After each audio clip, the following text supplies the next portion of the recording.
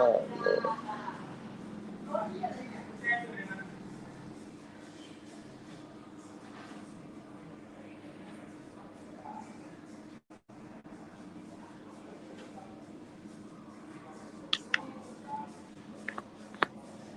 Yes, sir. We are back. Got the one wheel. All right. So let's go.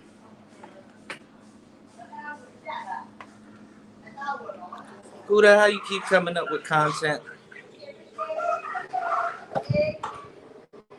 How do you keep coming up with content, y'all? I don't know.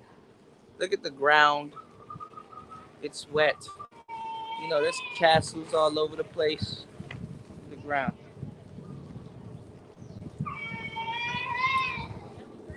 But it's nice out here. I kind of have an idea of where I'm going.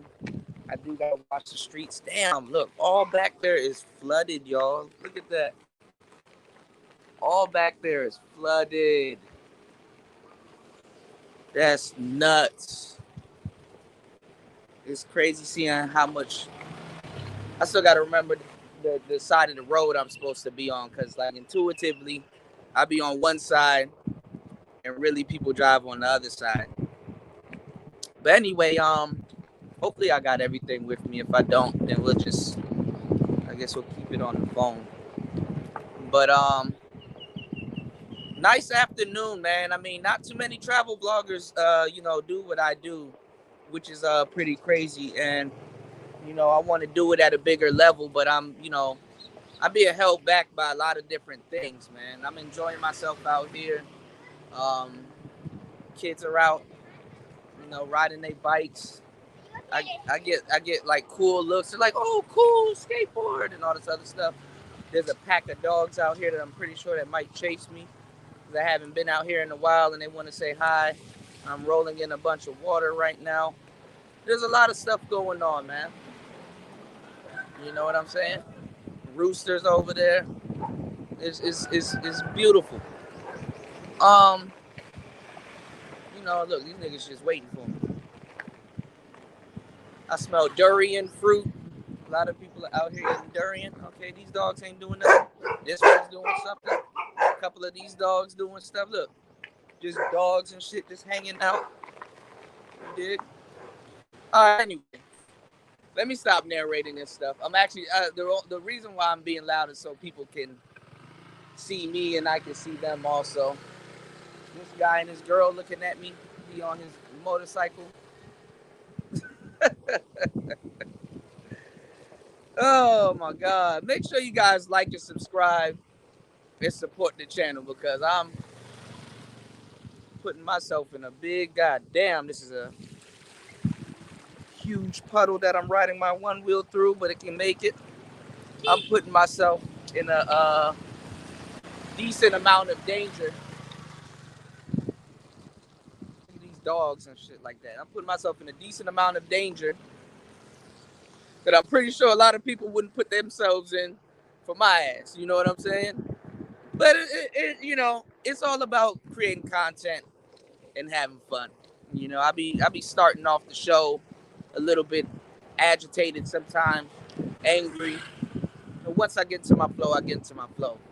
I was over on a couple of other people's channels, and some people actually know that I'm here in Thailand. And something really hit me when somebody said this in the chat. They were like, what's it like being a travel blogger? Like a travel YouTuber. And I'm like, damn, you know, I didn't really fancy myself a travel YouTuber, but I don't know. That's a fucking interesting question, because I do travel, and what's going on, man? I do travel and I do show you guys, vlogs and everything. And people out here looking at me weird and shit like that. I do travel and show you guys things. Um, Maybe I've been a little bit down because I haven't traveled or really moved around in the last week since I lost my bank card, you know? And I gotta make moves, man. That shit really holds me back. You know, I mean, not being able to move around and stuff like that. And then I gotta tell y'all, man, just to do little regular stuff that we can do back in the USA, it's easy to do. No, I'm lying.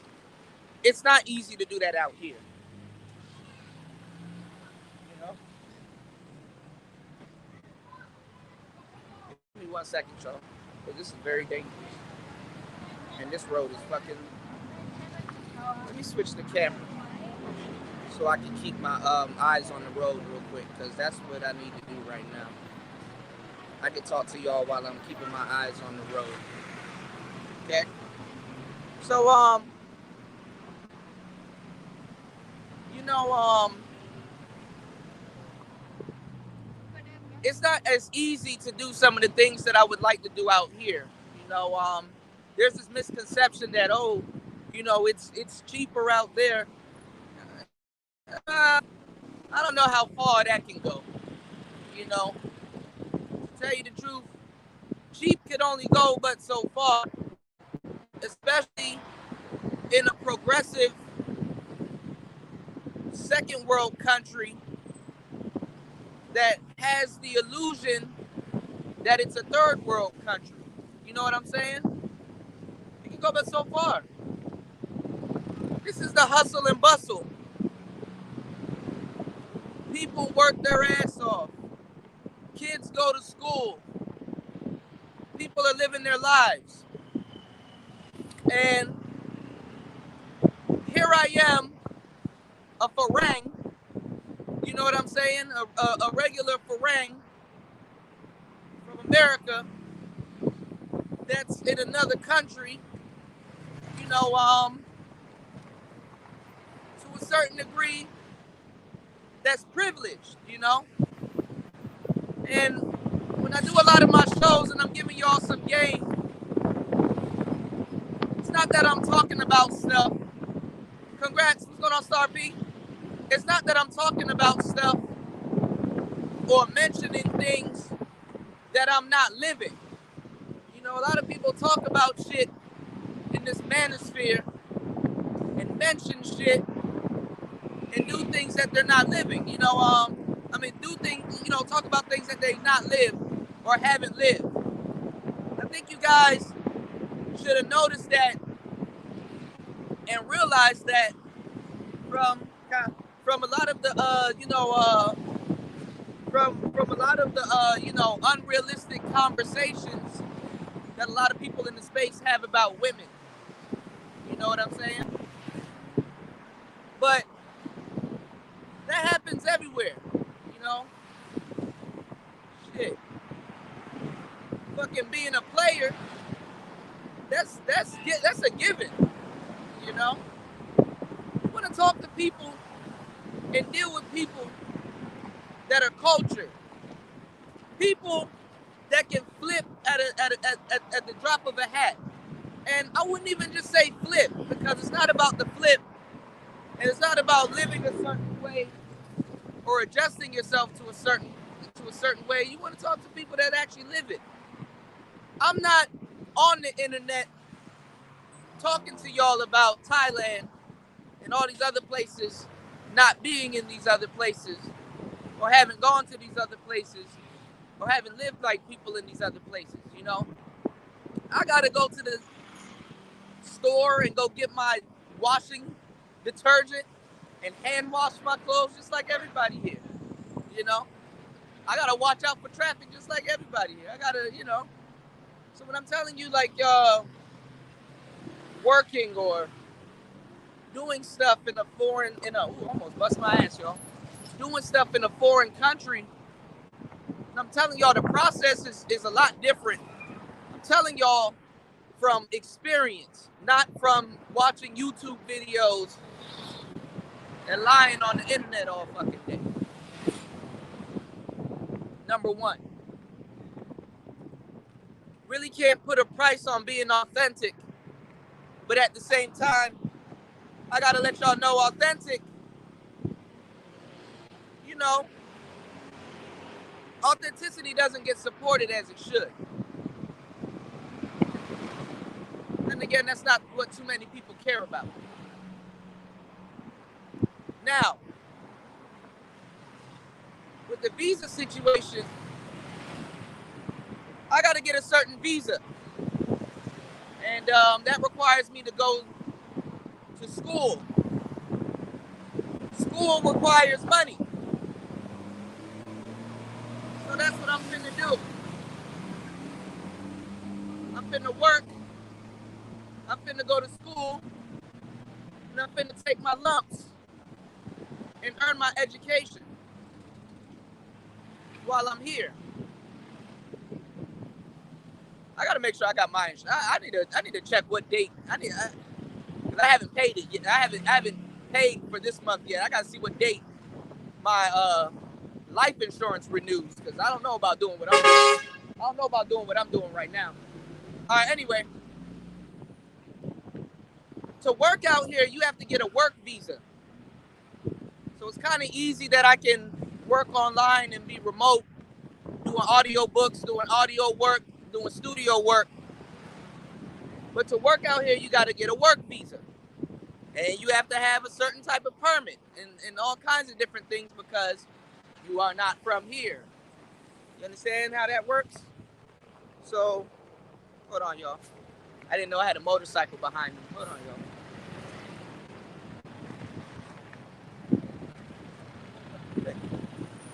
Anyway. No, you gotta know your requirements. You gotta know what you need. And you also gotta work, you know? Now there's places out here that if you want to get a job, because I know people have been asking me over at Base Pluto's channel and other places that are they're like, oh well, I gotta get all these certifications and all this other shit before I leave. Yeah, that's a good idea. You know, because motherfuckers will tell you it's cheap as hell out here, and it's not. Once you realize that you can't take your American budget mindset out here and think you're not going to run into any type of problems. Everything out here costs money. And some things are not cheap for the Farang. Yeah? But one thing I will say is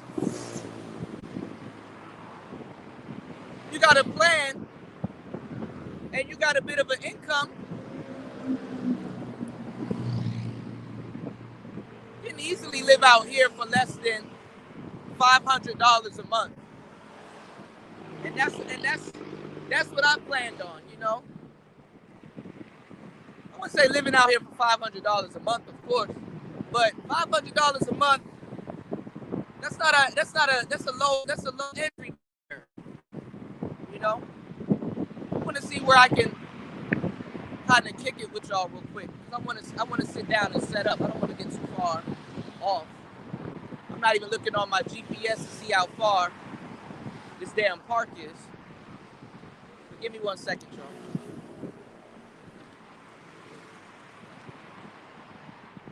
Yes, it's evening time here. Yep.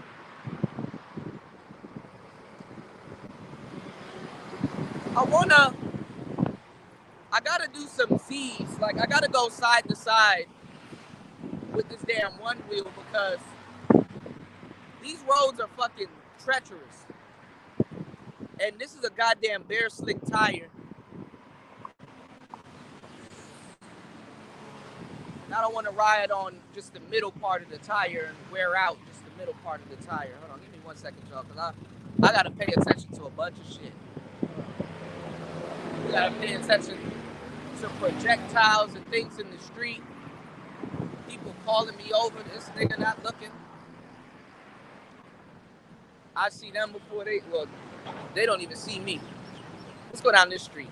Yeah. See what we can do down here. Everybody looking at me crazy. But it's beautiful out here, man. Can't shake it. Can't shake it. Let me get on the right side of the street. Make sure I don't get hit. This sky looks like it's about to rain, so I'm not gonna go too far from where I intended on going. You know. What's going on, Soup Bone? Sawadi Krab? Sawadi. Yeah. Motherfucking Xbox. I just paid Xbox. Shit. Taking shit out of my account. This is why I don't like Xbox. War Master. God damn it. I knew this was going to happen. About 4 or 5 interactions from the Xbox Live is going to come out of my account. Shit. Anyway. Look at this. Just all over the place. Just gorgeous out here. Let's find somewhere to sit down, man. So I don't fall into this damn pothole. He said, man, I commend you, bro. You said that's epic what you doing, living your life, getting your bread, man, trying. The getting the bread part, that's that part. You dig? Trying. You dig? I don't know if this dog or these dogs are gonna chase me. They haven't seen no shit like this. It be some beautiful. Oh shit! Hold on, y'all. Look at all these dogs. Hold on, y'all. There's a big ass garbage truck coming. These dogs be having fucking welts on them and shit from laying down all damn day. I don't know where the fuck I'm at.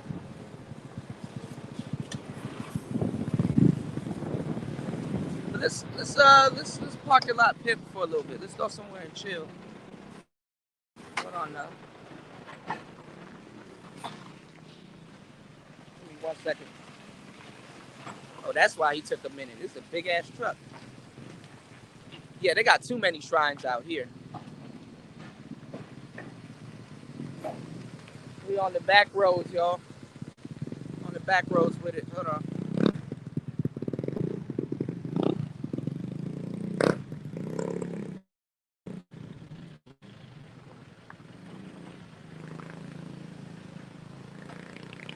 I gotta watch the road. Literally. Make sure I don't bust my ass.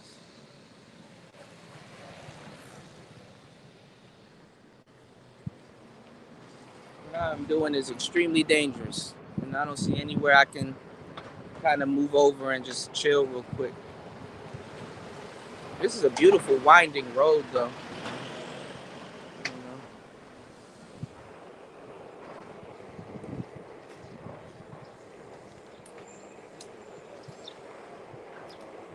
Should find a lake or something out here. Actually, I should go back. I should make a U-turn. Go back out to the main road.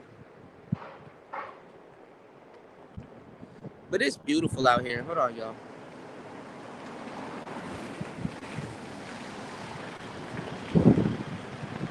I'm more likely to get my ass hit out here than in the damn States. I want to go somewhere, but also I want to be respectful. You know? All right, let me book it down this road real quick. Let me book it.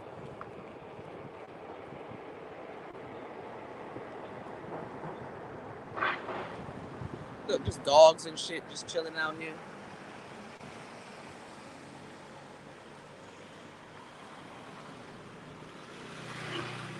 All these shops. I know, right? I feel I'm about to fall or somebody about to hit me soon. Y'all notice the talking slowed down a little bit. They're like, that nigga stop talking for a little bit.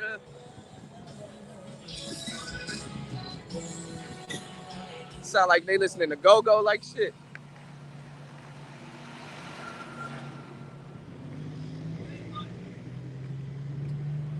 This person will watch the hell out. Hold on. This person almost hit my ass. Some people don't give a damn. They'll hit your ass out here. You think they don't give a damn in America, nigga? They don't know what a damn means to give out here. People don't give a damn, dog. So look at this. Ben's about to hit me. About to get hit by. Y'all be thinking niggas out here poor and shit like that, nigga. You will get hit by a Bentley. You know? Yeah, big truck out here. Look, there you go. What up, big truck? MOT out here. Oh, everybody out here. I know if MOT see my ass on the side of the road on his goddamn one wheel, he gonna hit my ass for sure. You know? What are yo? No, but all jokes aside, you know, I don't know where the fuck I'm at. All jokes aside, that part. But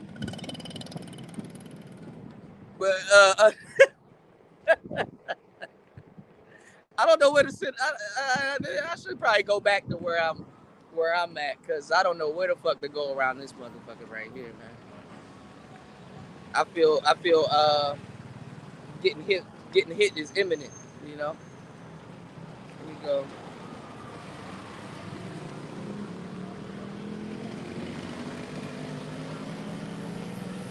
Hold on, yo. Look at this dog. He looking at me like, what is that? Oh, look, there's a park. I don't know how much of a park it is, but homie's over there playing soccer and shit. Kicking balls, no homo. I just don't know where. I should have went to a park, like a national park. But the park that I saw is like further out. And you know, I bought my battery with me, but I don't know if I got the battery for that shit. So I might bust this good U-turn. You said it looks like you riding on the wrong side of the road. I am. I rather see the traffic coming than the, you know what I'm saying? I rather see the traffic coming than the have some shit going on behind me, you know. So let's bust this good old U-turn real quick and get back on track. Roadman Kuda. Uh-oh, here you go. Here you go, yo. Here you go. It be strong breeds out here too. The breeds out here be strong as hell. Look at this. Hey, bomb. I personally like to yell bam when dogs are chasing me, because I feel that's what an Asian man would yell. He almost took my legs off, yo. All right, y'all. Don't hit this corner too hard now. Nigga on the one wheel. I personally yell bam. It sounds masculine. Bam. You know, but you gotta put some, you know, because these dogs gotta respect you too now. You know, you gotta put some veracity in your voice. You don't know if you're scaring the dog or yourself. You know what I'm saying? So let me sit my ass down and not do too much on today's show. Because I'm SOL. All right, hold on, yo. All right, so what were we talking about? We're talking about content. Just a tad bit. You know, you said dog speaks different languages. Yeah, they speak nigga real fluently too, as I've come to know. These dogs out here be holding checkpoints. Okay, hold on.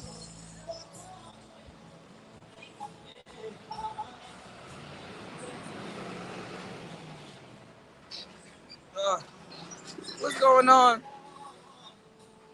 Why do people keep asking me that? Yes. you don't see this shit? I'm in Thailand, you know? But I get it though. A lot of people talk about it and they never go. Or they never been.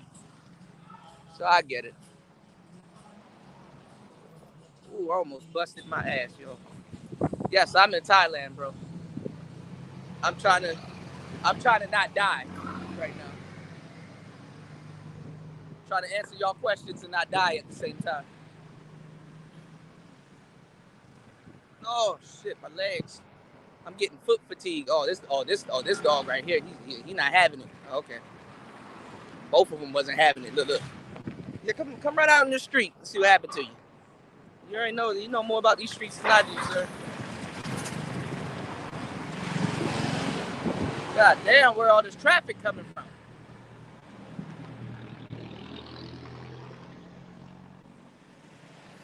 These dogs out here going through it. Look at this one.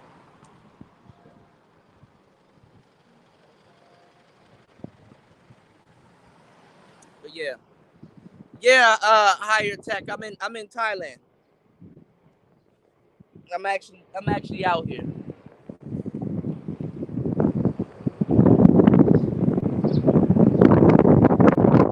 Gotta go side to side. I don't want to run my tires thin. All these rocks and shit. I'm running over these rocks sharp as hell.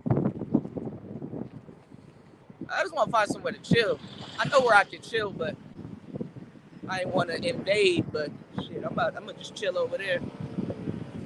It rained a lot last night. It was a big ass storm last night and all throughout the day. You know, it'd be a lot going on. It's monsoon season out here. My problem, y'all, hopefully I can get to Chiang Mai or whatever. My problem is that I didn't want to be in Bangkok. I did not want to be in Bangkok. I didn't come out here. I mean, I came out here to hustle reasonably, but god damn, like in Bangkok, it's more expensive in Bangkok. And you gotta be Rick Ross out here every day. I'm hustling. You take a couple days off, you're gonna feel it, you know.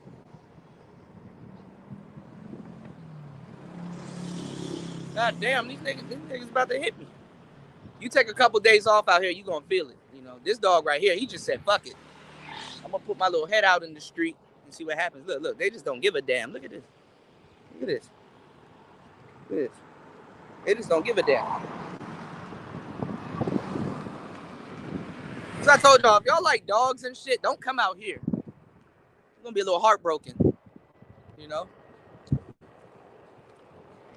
you're a dog lover, like a lot of Americans are, stay your ass home. You're gonna see some obtuse shit out here.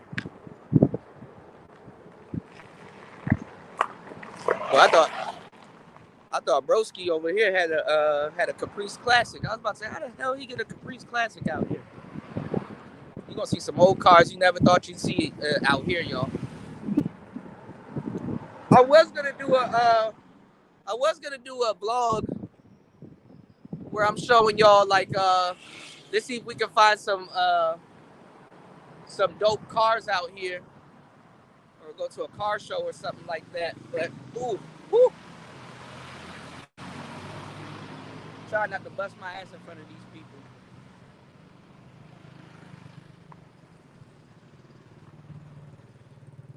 Oh goodness. All right, let's go. Everybody looking at me too. I don't know where the fuck this park is. Maybe let me actually go look for it. Now that we're getting off this road, I don't got to worry about dying. So I can find this goddamn park. Make sure you guys like and subscribe and support the channel. We got 19, 20 people in here. Let's get the likes up. Let's get the support up. We getting to where we going in due time.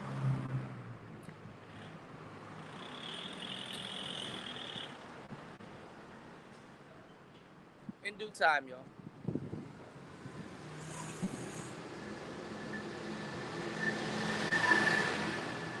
Let's get the likes and the support up. I got dust in my eyes, y'all. God damn. Ooh, this nigga coming in heavy.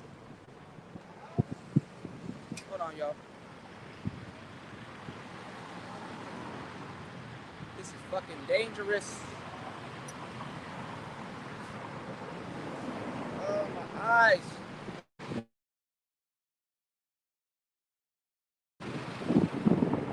Oh, some shit in my eyes. Goddamn.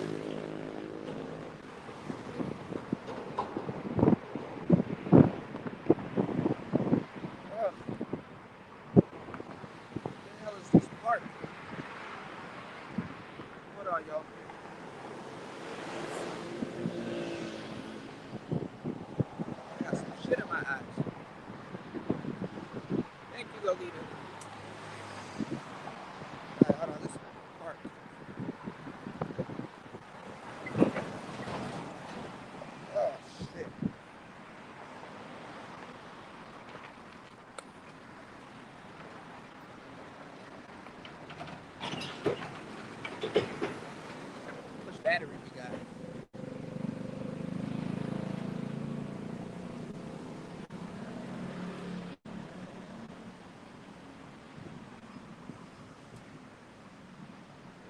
able to make it back too.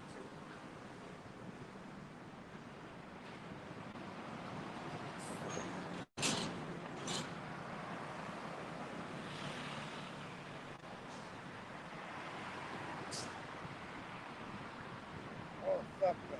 This part far as hell.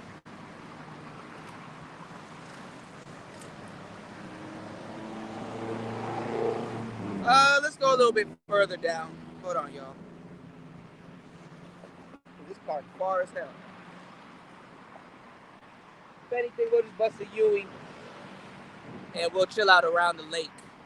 I'll just set up my cameras and everything. We'll chill out around the lake. I got some shit in my eye, y'all.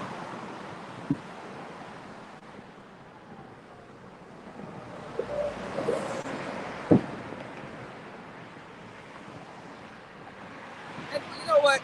Let's just bust a U-turn.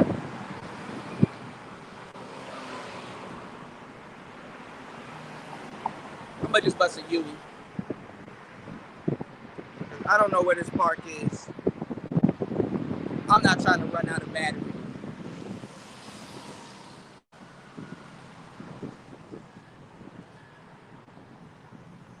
And I got a bunch of equipment on me.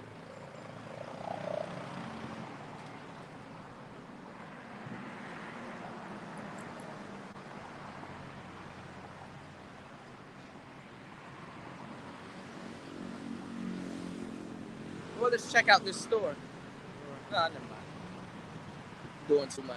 Hold on, y'all. Living dangerously. Look at this store.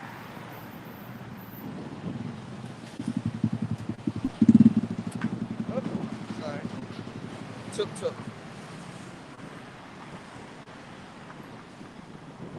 Yeah, GPS really don't. I mean, it works. The shit look further than what it really is. Like the park look like it's down the street. It's like an hour and 15-minute walk. So like with the one wheel, that's like another 30 minutes of riding. I'm like, I'm all right. I should have went directly there. You know.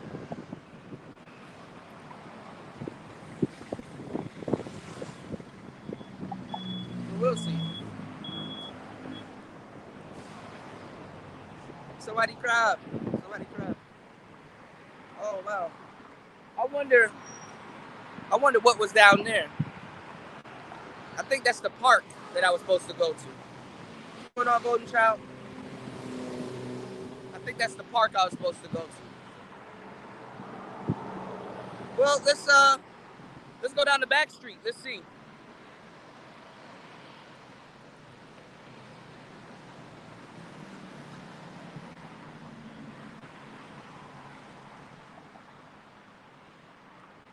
Let's go down this back street.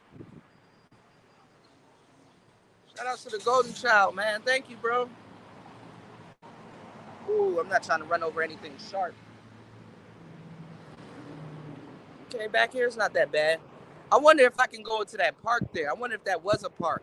Because usually their parks got like security in front of it and then they'll let you in. Sometimes you gotta pay.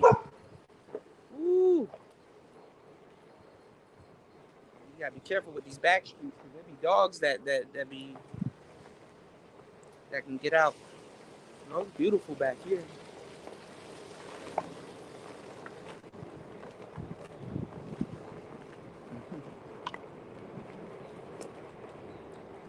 My man ain't got no legs, yo. I wasn't trying to talk shit to him while I was there, you know. Look at that.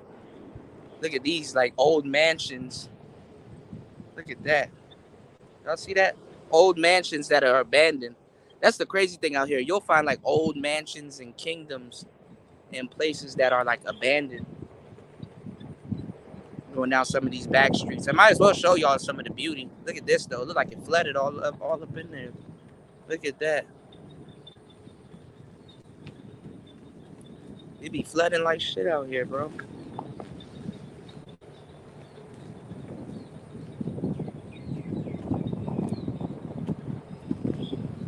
Like I said too, it's like a luxury. So, ooh, damn, this a fucking swamp. Let me get out of here for like run into a gator or something like that. I'm gonna make a U-turn. Look at mansions and stuff like that. Big old mansions. All of this is swamp.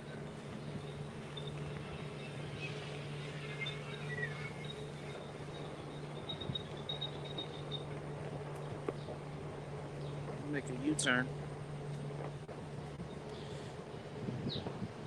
Yeah, there's some abandoned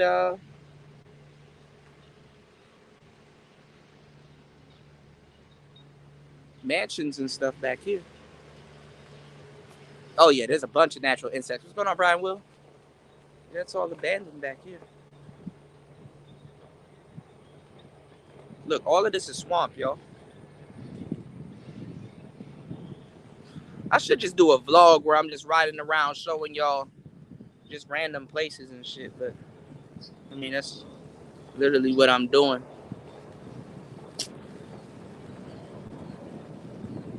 Man, I wish channels. I wish the good channels really like fucking get.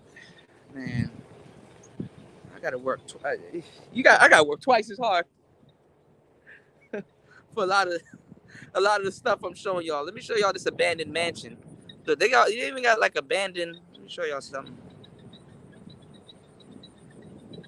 I don't know what this is over here, but it's like a, you know. I do want to like do something where I'm like going into this place, man. What's going on, Sock Passe? You say stuff like this is gonna make me cry. Look at this. This abandoned mansion right here. This abandoned little mini mansion. Look at that. Tommy Vercetti would live here. Look at this.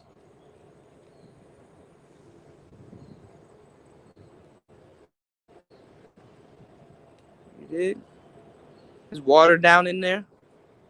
Like it had like a nice basement and stuff. Like it was a little bit off the ground. You know, it's beautiful. You know.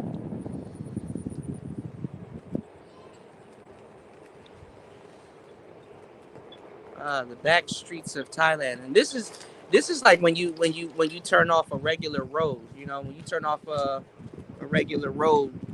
You know, out here.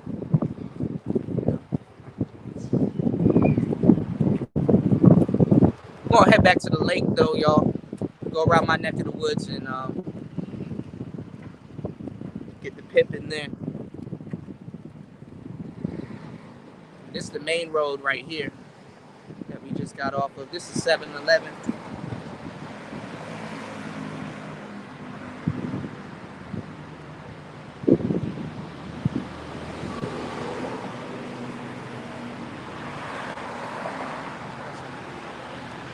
Out here.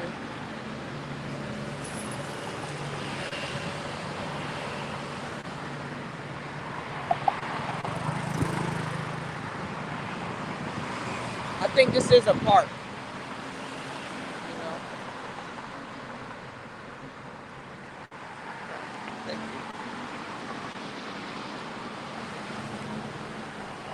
You know.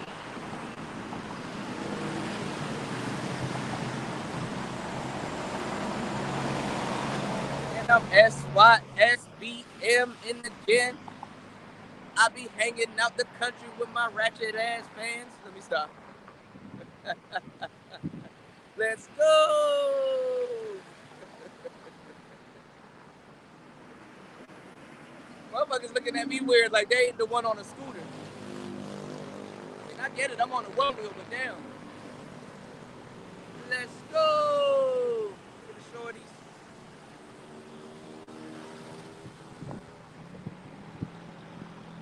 My boy Sock Passe. Mabule.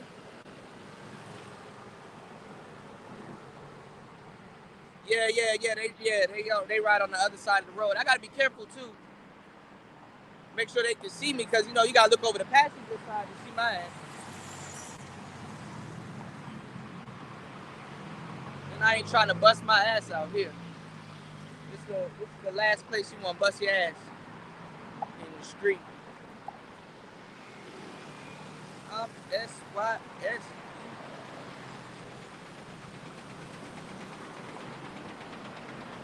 Up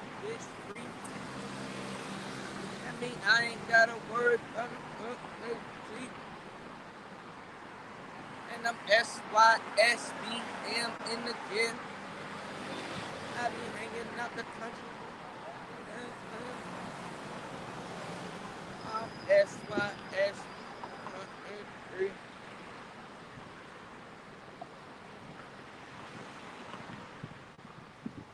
Hold on, y'all. Working with a monster.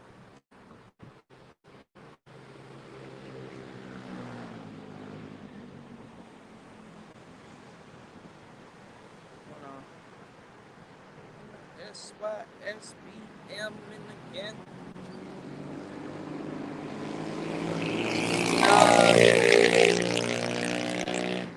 I got a one wheel, y'all. I got a one wheel.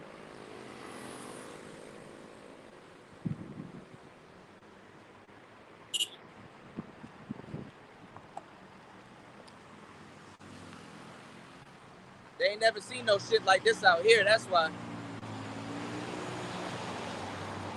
What I'm riding on is made in California. They got some one wheels out here, but they got to get them imported.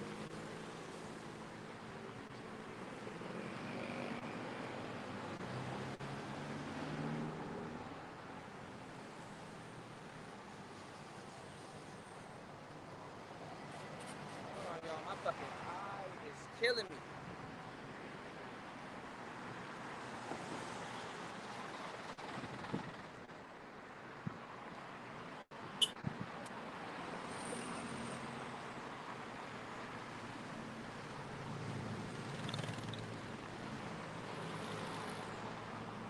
Look at this dog. Look at it. Look at it. Now it's a bunch of them behind me. Look. Oh, shit. Y'all would never do this for me. Woo.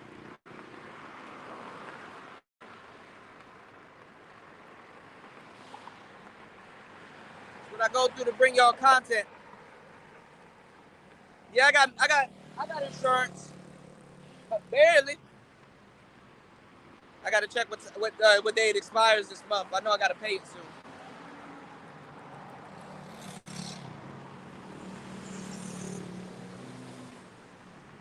Hopefully I can pay it without my damn bank card, because I don't have my bank card. My bank card is thin up.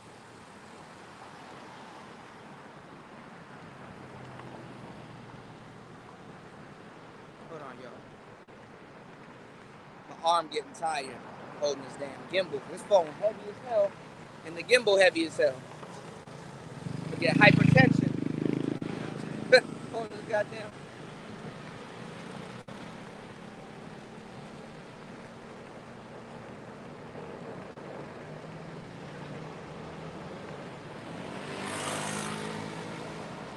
Oh, this is dangerous as fuck.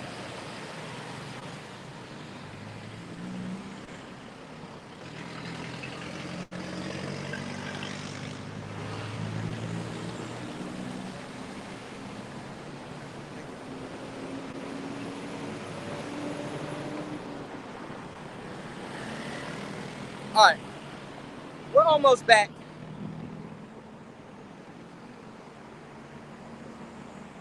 Please support the channel, y'all. Give me 1 second. Almost back. There's a pregnant dog right here. I'm getting foot fatigue.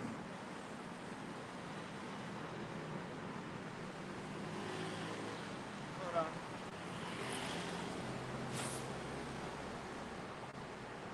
I gotta be careful because these people will pull off out of nowhere.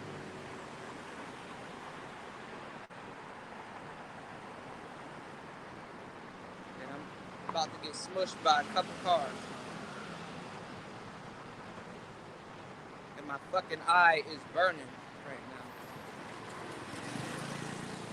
now. I don't know what got in my eye.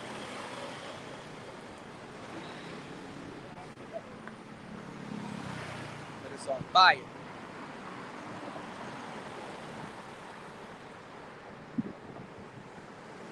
Alright, right, we close. We by my 7-Eleven that I like to go to whenever I have a bank card. They'll pull on the side of the road and just start frying fish. These my type of people, man. You know?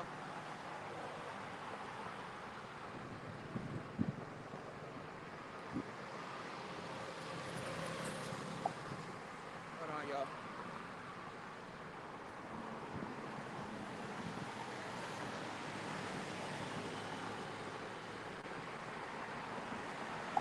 All right. Almost there. My bad, y'all. Please don't pull off. Thank you.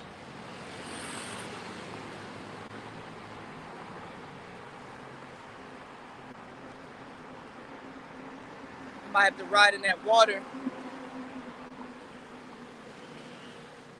where the flood is at. Or where the flood was at.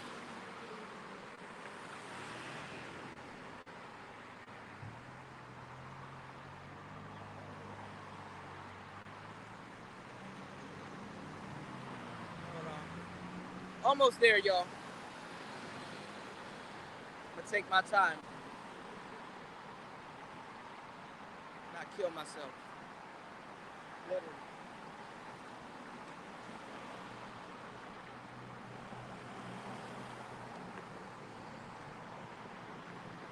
All right.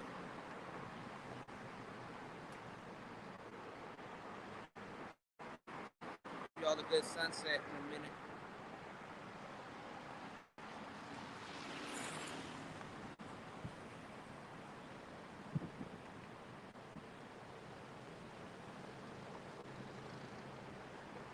That dog that usually chased me, he ain't out here today. The one with the one eye. I think that nigga learned his lesson last time.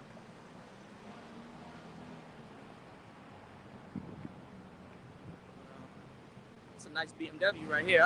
You know what? I always loved the Z4s. The Z4s were always beautiful. The Z3s also.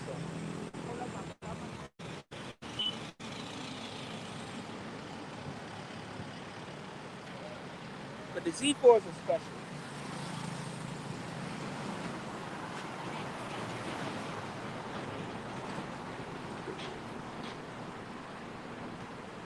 Almost home. Hold on, y'all.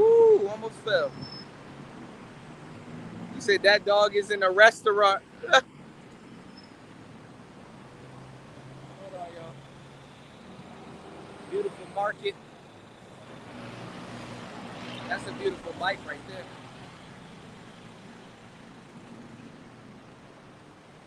Got all the taxi people and the Grab people. What's going on? You know, big Asians just getting on scooters.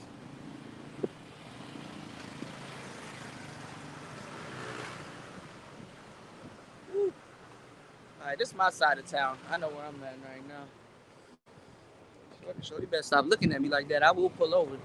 Hold on, y'all. Ooh. All right, so we back home.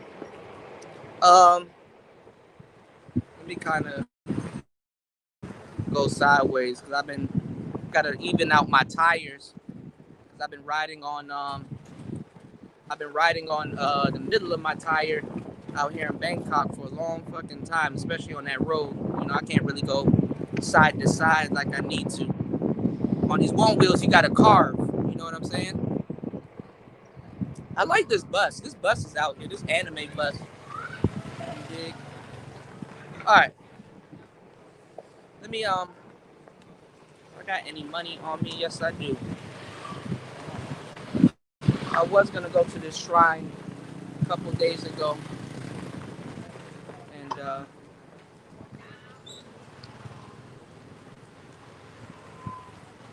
pay my respects real quick. Hold on, y'all. Look at this dog. Look at these dogs. Bum. Bum. Get out my face. Hold on, y'all. I'll probably go there later on tonight. God damn it. Ooh, kind of cakey over there, right? Shorty did have a little boot tie. All right, give me 1 second. I gotta run my wheels through this large river.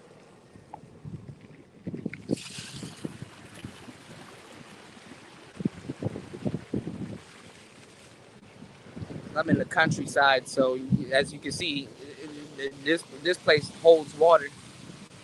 It was kind of full yesterday, well, last night. One wheels, though, the cool thing about the one wheel is that they're not waterproof, but they are water resistant. That doesn't mean that you should submerge it in water, but you did. But oh, my feet hurt, so we about to rest soon, real quick, because I can't feel my feet, and when I can't feel my feet, I can feel the board, and I need to be able to feel the board. Thing about foot fatigue, y'all, when you're riding around, especially in a place like this, you really don't realize it. And this is why I bought like this Cush High Nug and all the, some of the accessories for this damn one wheel. You know, when you're on a one wheel for a long time, your feet starts to get tired. You start to experience what they call foot fatigue. And foot fatigue is your damn feet getting tired. My fucking feet is on fire right now. You know, and foot fatigue comes from a lot of different things. I mean, you're literally absorbing all the bumps and cracks in the ground and stuff like that. I mean, of course you got a tire, but I mean it's one wheel. I mean, but if you could feel a speed bump in a car and humps and shit in a car, trust me, you could feel it on your feet too. You know.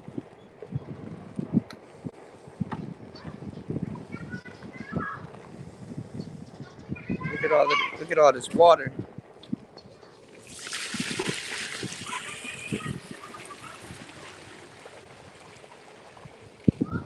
Oh damn! I did want to sit around here, but they hosting like a party. Hold on, let me turn around.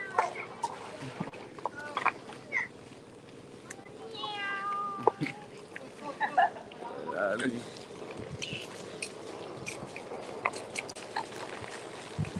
see if we can find another spot, y'all.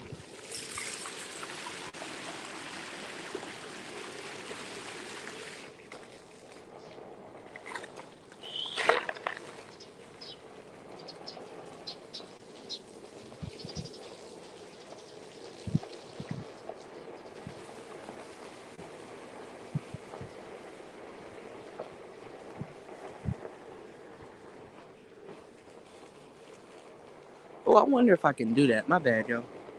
I wonder if I could PayPal. Anyway, I don't have my bank card. I haven't been down this street. This is down the street from where I stay.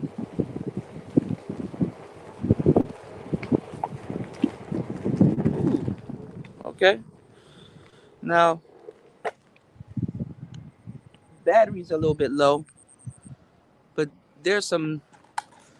Oh, my feet hurt. Ah, I can't feel my feet, y'all. Hold on, y'all. Yeah, it look like Call of Duty Warzone. There's a y'all see this? I'm not trying to bust my ass on camera, but there's a place right here where we can actually kind of parking lot pimp, as they say.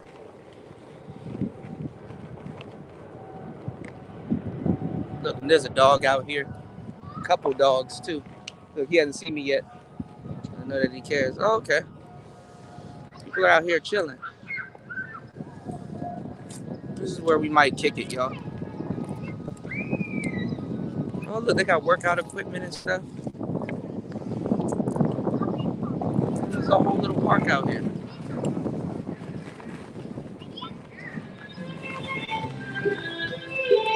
I like this. Hey, everybody looking. I want to do a show where I'm showing you guys what it's like out here. Um, This is actually this is a cool little park. I might just kick it around here, around the lake. This is where I'm at anyway. That's it. I like the other side too, though. Let me not go over here though. I think this dog gonna fuck with me if I go over here.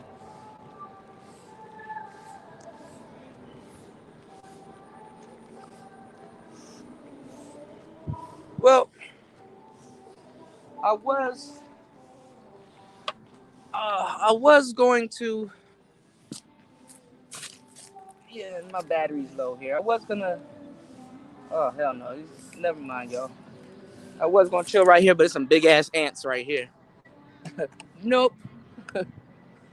No, no, no. Nope. Hold on, y'all. Yeah, you know what? I was just about to say, when I was watching those kids play in the water over there, I was like, man, I remember they used to do this stuff back in New York. You know, like, when you have like the block parties. You know, New York would shut down a couple of blocks and stuff, and you'll have like the block parties, and the kids will be playing with like like the fire hydrants, and stuff like that in the summertime. I don't even think they do that anymore. I think everybody wants to do drill music nowadays. You know, the lake is beautiful. How you doing?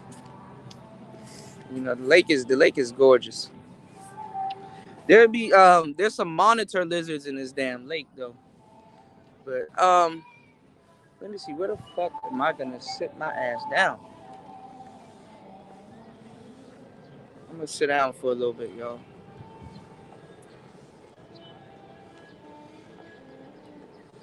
I can probably. They're kind of having a little party over here. I forgot it's Friday here already. It's Friday morning where y'all are at. Didn't even think about it like that. Hold on. Yeah, It's Friday here. Almost thought it was Saturday, y'all.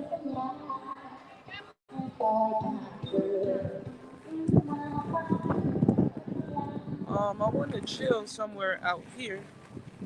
I just don't know where.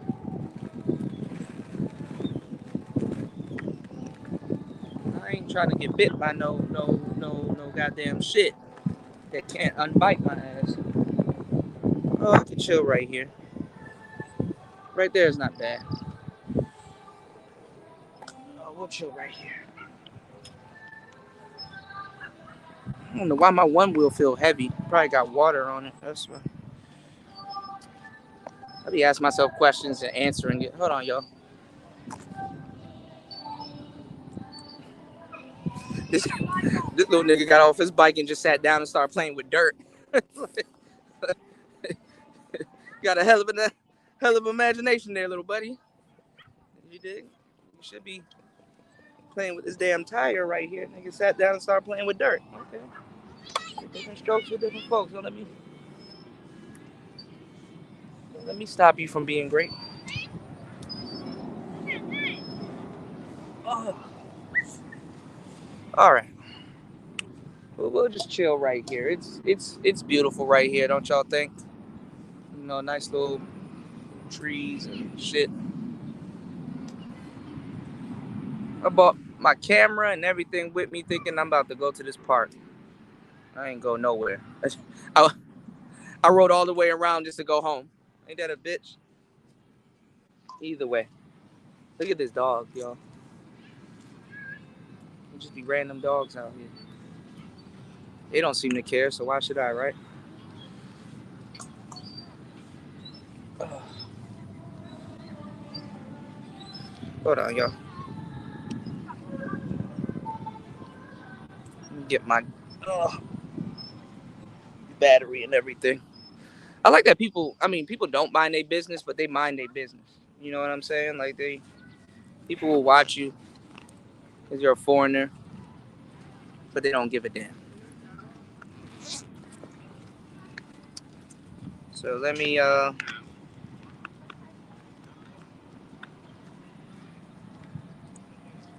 kind of set everything up.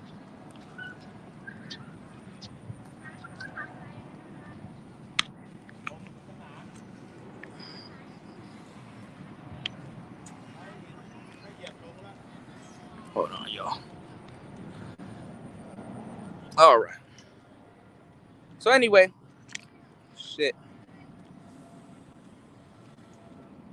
Anyway, I was gonna do a full-fledged show. I probably still can do it because I'm sitting under a tree, which is probably not the smartest thing to do out here. But fuck it. Um,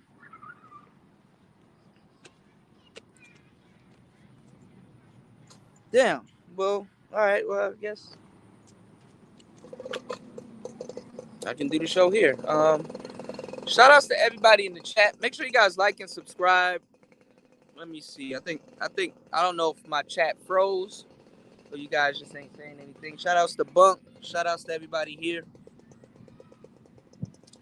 It's beautiful out here. I wish I can get my bank card so I can show y'all the hustle and bustle of downtown Bangkok. There's a bunch of shows that I wanted to deliver to you guys, but haven't been able to deliver it to you guys because of my whole bank card situation. Last time, y'all know when we did the mall porn and I went out to a mall in Bangkok, I lost my bank card. So I don't know what to say. I mean, hopefully it shows up. So it's gorgeous out here. I mean, it's not that much that I can it's not that much that I can really say. You know, make sure you guys are making the right choices in America. So, one day or shit. Fuck the right choice, man. Sometimes you just gotta say fuck it and just don't leave, just because, but put your ducks in a row and then, just go travel and shit like that. I mean, like I said, if America ain't offering what you want, you have the right to go wherever the hell you want, respectfully, and you have the right to your own happiness. I mean, of course, not everywhere is first world, and not everybody has the luxury to be up here arguing on the internet about how much niggas should be spending on dates and shit. You know what I'm saying? Not everybody have the luxury to do that. But just think about it. If you have that mindset, that abundance mindset, you should be able to travel. You should be able to go where you are, especially where when certain things don't serve you anymore. You know, that's the same type of mentality and mindset that you guys should have in relationships. People have that mentality and they have that type of mindset, but they have it for all the wrong reasons. You know, problem with a lot of people is that we think out of convenience and we really don't know that convenience is a luxury, but it's not always a luxury. We always try to apply convenience to certain things like relationships and certain situations and stuff like that. And sometimes you will apply convenience unnecessarily to a lot of different things that have nothing to do with convenience. They may have some convenience in them, but they don't have nothing. It doesn't have anything to do with actual real convenience. You know, this dog. What the fuck is this dog looking for? Look at this nigga. What you? Hold on. What you looking for? What the hell are you looking for?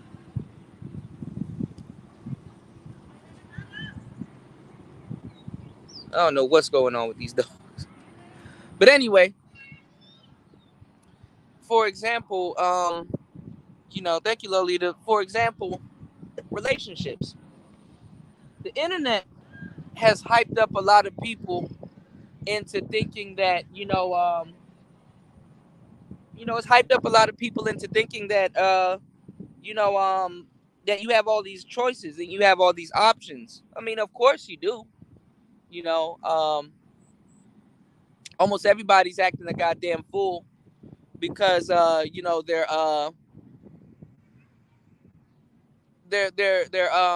choices went up with the internet. your everybody's dating pool greatly increased. And I'm seeing people ask these weirdo questions on the internet now, like, oh, why don't people work on their relationships anymore? Why are people so quick to leave and stuff like that? And this is the crazy thing. Some things that you think you're doing for yourself, you're not really doing for yourself. You're doing for other people. You know, you can, if somebody's not doing right by you or you're not happy in the situation that you're in, you can definitely leave. But a lot of people, they don't leave for themselves nor for their happiness.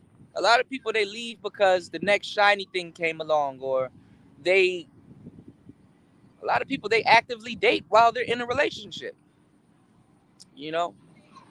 And the internet gives people the internet gives people the I wouldn't say convenience, but it gives people the mindset over time that that people are replaceable. Of course, people are replaceable, but certain people, what they bring to the table, they're not replaceable. So if you go around the manosphere and if you go around everywhere, you will see that there's an abundance now. I'm gonna start doing YouTube shorts to some of those videos and other videos, dating videos and stuff like that, right? Of women that's like, oh, I'm sorry, black men, or oh, we're sorry. The government tricked us and all this other shit, and you have some women that's like, fuck these niggas, double down on it, especially in the states, where that mindset is like running rampant, especially in the states. Getting back to what we talk about out here, that's first world problems.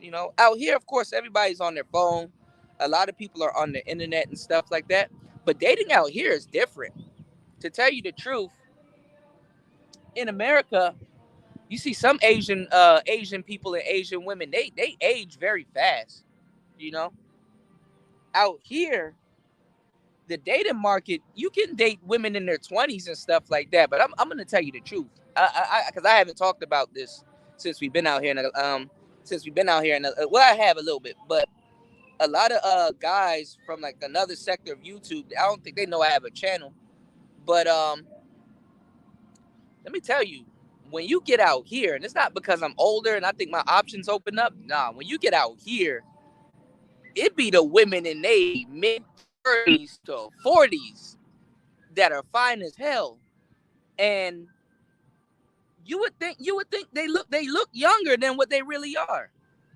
You know, they look younger than what they really are. That little thick joint that I showed you on live stream, man, y'all thought she was like 24, 23. That girl was 39. And they're in the dating market out here. That's the crazy thing. A lot of the older women, they on these websites and stuff like that and stuff. You in America, I'm not gonna lie, Asian kind of cracks in America because I guess they're not in their indigenous spot and they're not eating the foods that they love to eat and the foods that they cook and stuff. But out here, nigga, they look good. They work out. Bitches driving motorcycles, all kinds of shit. Driving motorcycles, eating fish, all kinds of shit. You know, it's just different.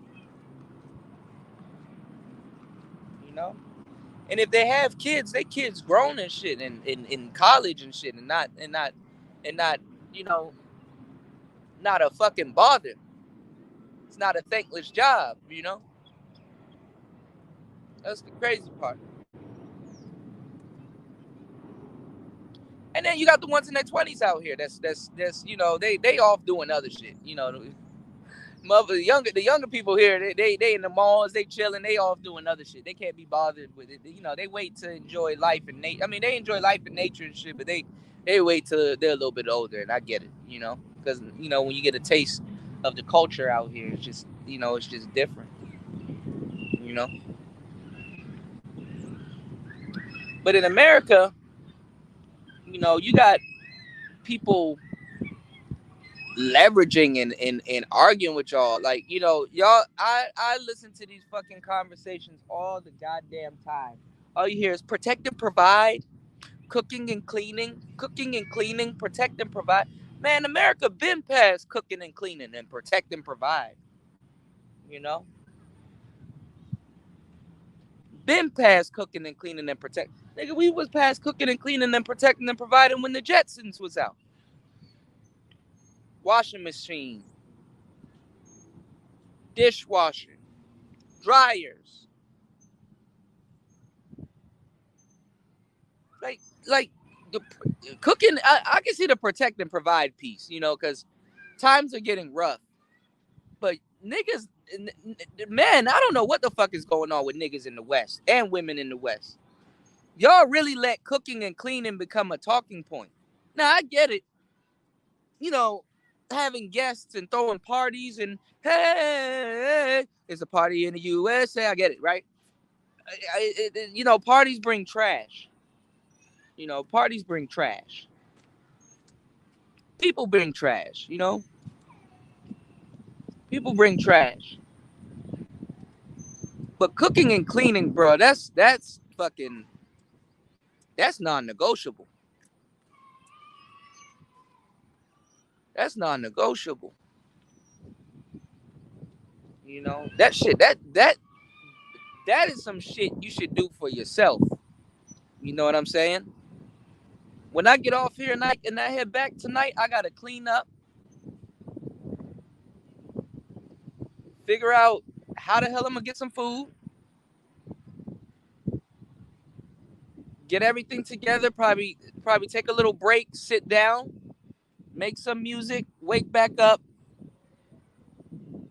and then do some live streaming. Oh, I got another book that I gotta finish narrating. So I when I get back in, I gotta get some food, work a little bit, then clean up, take a rest, and then get back live streaming. You know. So like I said, you know, it's like shit. This is like retirement, but it's a lot of work to tell you the truth. I still got to scramble and work just like anybody else. You know. So yeah, it looked like paradise. Yeah, it is paradise, but it's also a process. You know, just like anything else, man. But I'm loving it, man. I'm enjoying myself, man. But cooking and cleaning, man, you know, that's non-negotiable, man. And not even. I mean, of course, things get out of hand. Dishes be in the sink. Yeah, we'll clean that up tomorrow, which probably turns into a day or two. But to have somebody negotiating that with you as means of, hey, don't you want me to bring you peace? Don't you want somebody that's gonna cook and clean and do all of that shit for you? As technology moves on, we get rid of that shit. I mean, this is the gig economy. It's not like, oh man, we got a carpool to get to work. You know? Oh man, we gotta do this, that, and the third. Don't you want me to pick you up? Don't you want me to drop you off every single day? It's like, no, I don't need you. I got Uber. Don't you want me to cook for you? I got Uber. Like Uber is gonna be the answer to everything and shit in a couple of years, you know. Don't you want me to clean for you? I called the Uber for a maid that's also on another app. Like literally, the gig economy, got rid of all of that shit. You know. And I find it crazy because out here, yes, it's a little bit cheaper, but people go the extra mile. You know, people go the extra mile. So the cool thing is that it's like a waiter or a waitress. You know, what's going on, Skyfall? It's like a waiter or a waitress. You know, it's like living in what's called a tip economy, you know, like a tip economy. You know, if you like the service, you know, tip. You know what I'm saying? It's the same thing with social media. Um, you know, if you like the content, support. You know, and I appreciate you guys. Speaking of content and support, um, I do have to figure out how the hell I'm gonna launch this Patreon, because I'm gonna have to start taking some of the videos down from here and bringing it over there, so I can get some of the I can hopefully get my super chat back. God damn it, because I've been working on YouTube for free for the longest time, and YouTube, they won't hesitate to capitalize off of the work that I've been putting in on here also, which is why I ask you guys to like and support the channel. The likes are free, sharing is free, you know. But let me give y'all some game. YouTube actually got some good news for smaller channels and content creators. Um, Back in the States, I had a store. I don't know if I still got that store, but I probably got to fuck around and create another one, right? Where you know, when y'all asked me, hey, you know, Kuda, put that on a t-shirt. Hey, do this, that, and the third. And I sat down, y'all. Y'all don't understand. I sat down for hours. Y'all don't understand how much work I put in when I get off these live streams. And I be doing some long ass live streams. I don't know what the fuck that was that just jumped out the water, but I'm about to move soon, because I don't give a damn what that is. I'm about to leave. Um,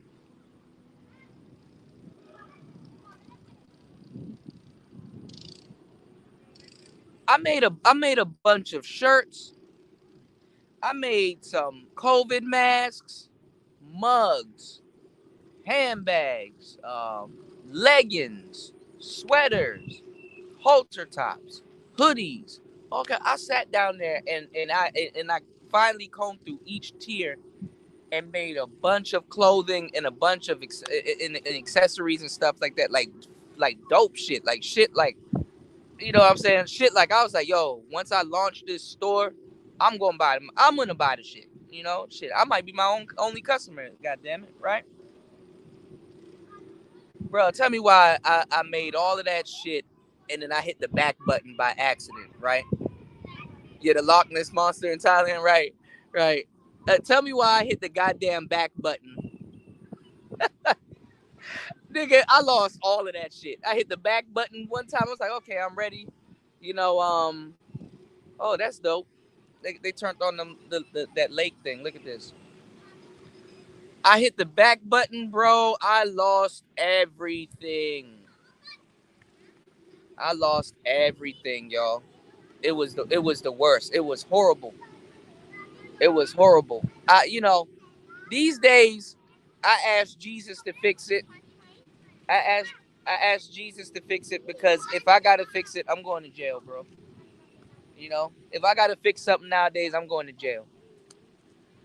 So I asked Jesus to fix it. And a couple months later, well, not a couple months, well, maybe damn, it's probably a year ago since that happened, because time flies.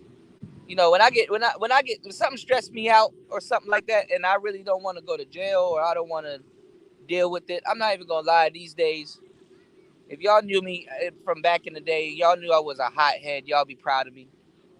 You know, now that I'm searching for more peace and patience. These days, I just take my ass to sleep. I'm like, you know what? I'm gonna just go on the other side of the room, or I'm gonna just go to sleep. I don't give a damn. You know, if I'm alone and shit like that, I just take my ass to sleep.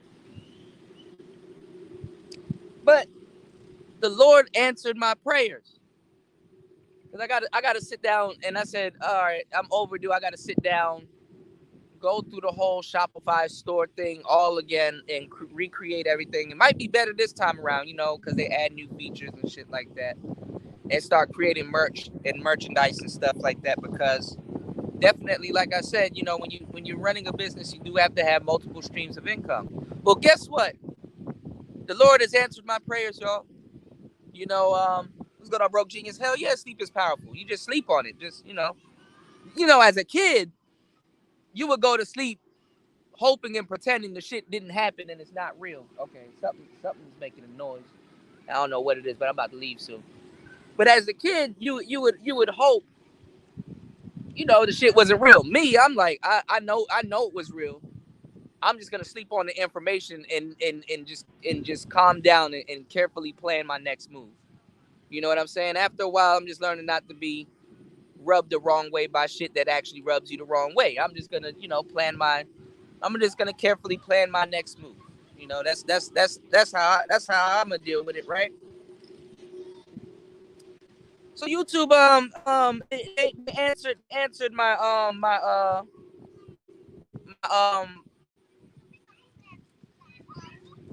they answered the call, basically. You know,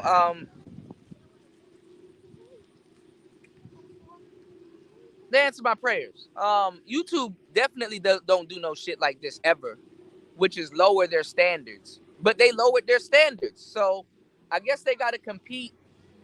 And oh, it's probably a fish. I guess they got to compete, and I guess they got to bring back content creators like smaller channels and help them and grow themselves, and I guess make up for their business market. So now, if you have 1,000 subscribers, right under like where you guys see the like button and the share button and all the other little buttons down there, I can post my Shopify store there, and y'all can see some of the merch and other things that I want to sell, or other companies that I may be doing partnership brands or business with in that small section. So that's dope, because prior to that, you would have to have 10,000, I think 5 or 7, but I know definitely 10,000 subscribers to do that, you know? So that's good news, That's definitely good news, especially for smaller channels and struggling content creators like myself. That's definitely some good news when it comes down to YouTube, when it pertains to YouTube, you know? So I was like, damn, you know, that's good news, but now I gotta take some more time and hours off air to really put stuff together and really definitely do a whole rollout all over again. So, but I gotta delete and clean up my channel, and definitely just to remonetize my channel. Also, y'all, and that will also ensure that I can stay out here and create content and get visas and all kinds of shit like that, right? But also, y'all, that mansion over there is nice too. I don't know if y'all can see it. There's a whole mansion over here. It's like a cross. It's nice. But also, y'all, what was I about to say? Something is in my fucking eye. Also, I'm gonna start doing player talk radio on my second channels. I'm gonna start doing player talk radio on my second channel. My second channel, y'all, is DJ Kuda. I'm live on that channel also. So if you can, that channel's at 560 subscribers. So I'm gonna start doing player talk radio, and I'm gonna start doing a lot of my live streams on that channel.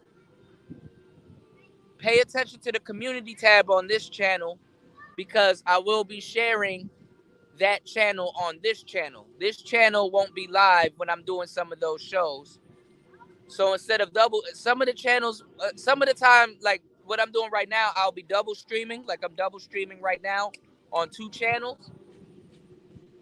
When I do player talk radio and I'm doing breakdowns and stuff like that, I'm gonna be doing it on my second channel, which was my first channel. So they think they're in the camera. but they're not in the camera. They don't know that it's flipped. It was like a bunch of kids that just came over here and they were looking at the camera and stuff like that. You know, it's so cool, man. I like being out here, man. Like the people are just nice. You know, they're helpful. The kids are cool. They're respectful and stuff like that. You know, and it's just crazy.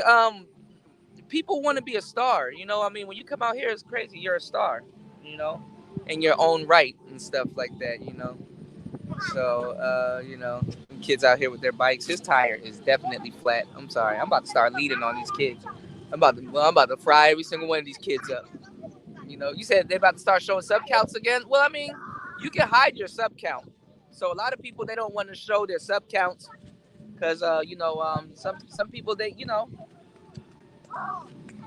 But I'm not gonna lie. I mean, sub counts really don't mean anything. I mean, you know, you can have 1 million subscribers, bro, and then you go live and ain't nobody, you know, you can't hold the audience. Ain't nobody, you know, really want to hear what you have to say. I mean, you'll be surprised. Like channels that got millions of subscribers, like this is like some behind the scenes YouTube shit. But honestly, as the audience, y'all know also. I mean, you got channels that got millions of subs, but you're not interested in listening to this motherfucker talk. You know, I'm not gonna lie. You know, being able to talk about something that's worth a damn, or some substance and stuff like that. Aside from living an interesting life, and that doesn't guarantee that you know how to speak to people or talk about something or make a topic that people normally wouldn't be interested in interesting. You know, this is a developed skills. You know, yeah, 10K and 4 niggas watching. And the funny thing is that, you know, not even that. It's how YouTube works also, y'all. Because live streams really don't get shopped around like that. See, I'm shadow banned due to the content that I put out and the type of things that we talk about and just how brashly we talk about it, you know? So I got to do 10 times the work, you know? Back in the day, oh shit, my channel would have been had 50K subscribers, you know? You know, and I'm not even gonna lie, I'm worth it, and I know that. I got the equipment, I got everything for it. You know, but I'm fighting a bunch of different things, y'all. I'm fighting the algorithm, motherfuckers flagging shit. You know, I'm fighting. Look, half the people that sub to me don't know I'm live right now. You dig? So I also gotta take the time out to script things. I gotta do pre-records. I gotta make sure, you know, I gotta make sure certain things are. I gotta make sure my ducks are in a row. You know what I'm saying? And then I got other channels. This ain't my first channel, y'all. I got channels where I gotta and I gotta keep up with it also. I got channels that I'm building on the side that y'all don't know about, where I'm sharing nothing but like hours on hours of rain videos, you know, just nothing but rain falling and stuff like that. I'm about to do a rainfall in Thailand video very soon.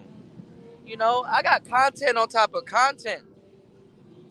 I just eclipsed and I know I did more. I got more than like 700 videos on my other channel, and I just eclipsed 1,000 plus videos on this channel. You know what I'm saying?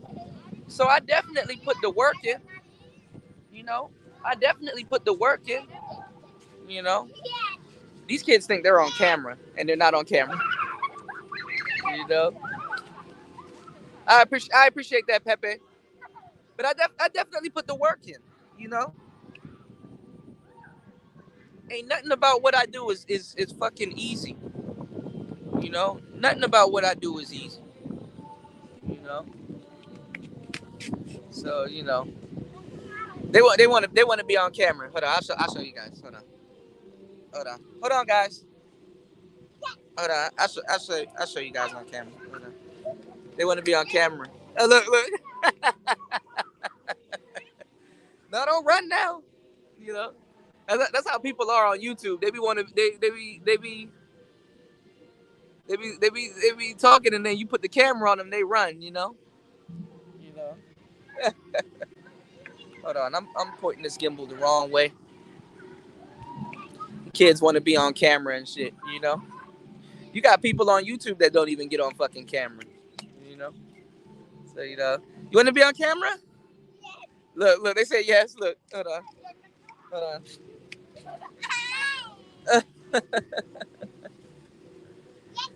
Say hello.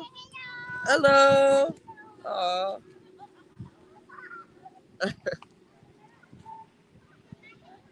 I would love to come out here and do some content for the kids and stuff like that. Get some sock puppets and shit like that. I ain't gonna lie, I couldn't do no sock puppet shit out here. It'll turn into what was that show that was on was it on VH1 where you got all of those action figures and like they're in like the wrestling ring and fighting and shit. I couldn't do no kids show. That shit'll turn into Robot Chicken real quick. I couldn't do no kids show with like action figures and shit. Fuck no. You know. That shit go from He-Man is trying to defeat Skeletor to He-Man goes looking for some pussy. Let me stop. That shit turn X-rated real quick. Goddamn, man. After a long day of fighting niggas with his axe, He-Man looks for some cooch. After a long day of swinging iron, He-Man is on the prowl for some vagina, you know? But nah, man. But anyway, man, yeah, Celebrity Deathmatch. Celebrity Deathmatch is pretty cool and fun. They wanna be on. Hold on, let's see if we can. They're cool, man. Kids are cool. Kids are dope. I would tell some of y'all too, man, if y'all raising children, because some of y'all, man, like, man, cool, I can't leave the country. I got kids, you know, like, bring your kids out here. Send them to a decent school out here. You know, at least your children will know how the real world works. You know what I'm saying? They bilingual. Hell, when they get back to America, they'll realize how privileged they are. They won't be wasting food and shit like that. When they get around other kids and see how other kids live. You know? Kids out here riding motorcycles and all kinds of shit. You know? You know? Yeah, they big on school. You know, your child would learn Mandarin. Your child would learn a whole bunch of different stuff, man. I ain't gonna lie, man. If you go look at if you pay attention to China, in certain cases, China about 5 years ahead of the US when it comes down to certain things and how they trying to get down with certain things. They about like 4 or 5 years ahead of the US, you know. To a certain degree, the US stifles its own productivity because we don't create a lot of the things that we use.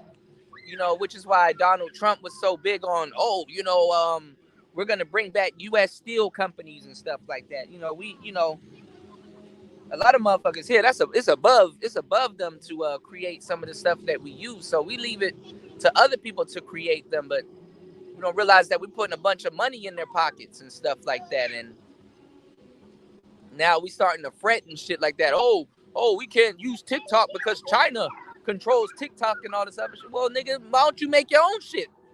So you won't be worried about that shit. Why don't you make your own shit?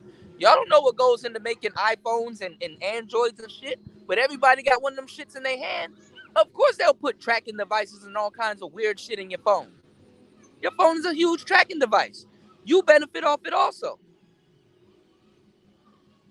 So, you know, we can't complain. And then you know what's going on? I don't know if y'all heard about it or not. Joe Biden got COVID. Oh, yeah. Get his ass up out of there. Joe Biden got COVID. He got COVID, y'all. Now, as somebody that caught COVID before, I don't wish that on anybody.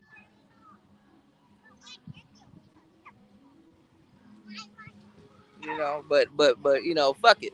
You know, You said hold the huh? Hey, you want to say hi? Say, hold on. Don't be shy. Say hi. Say hello. Hello.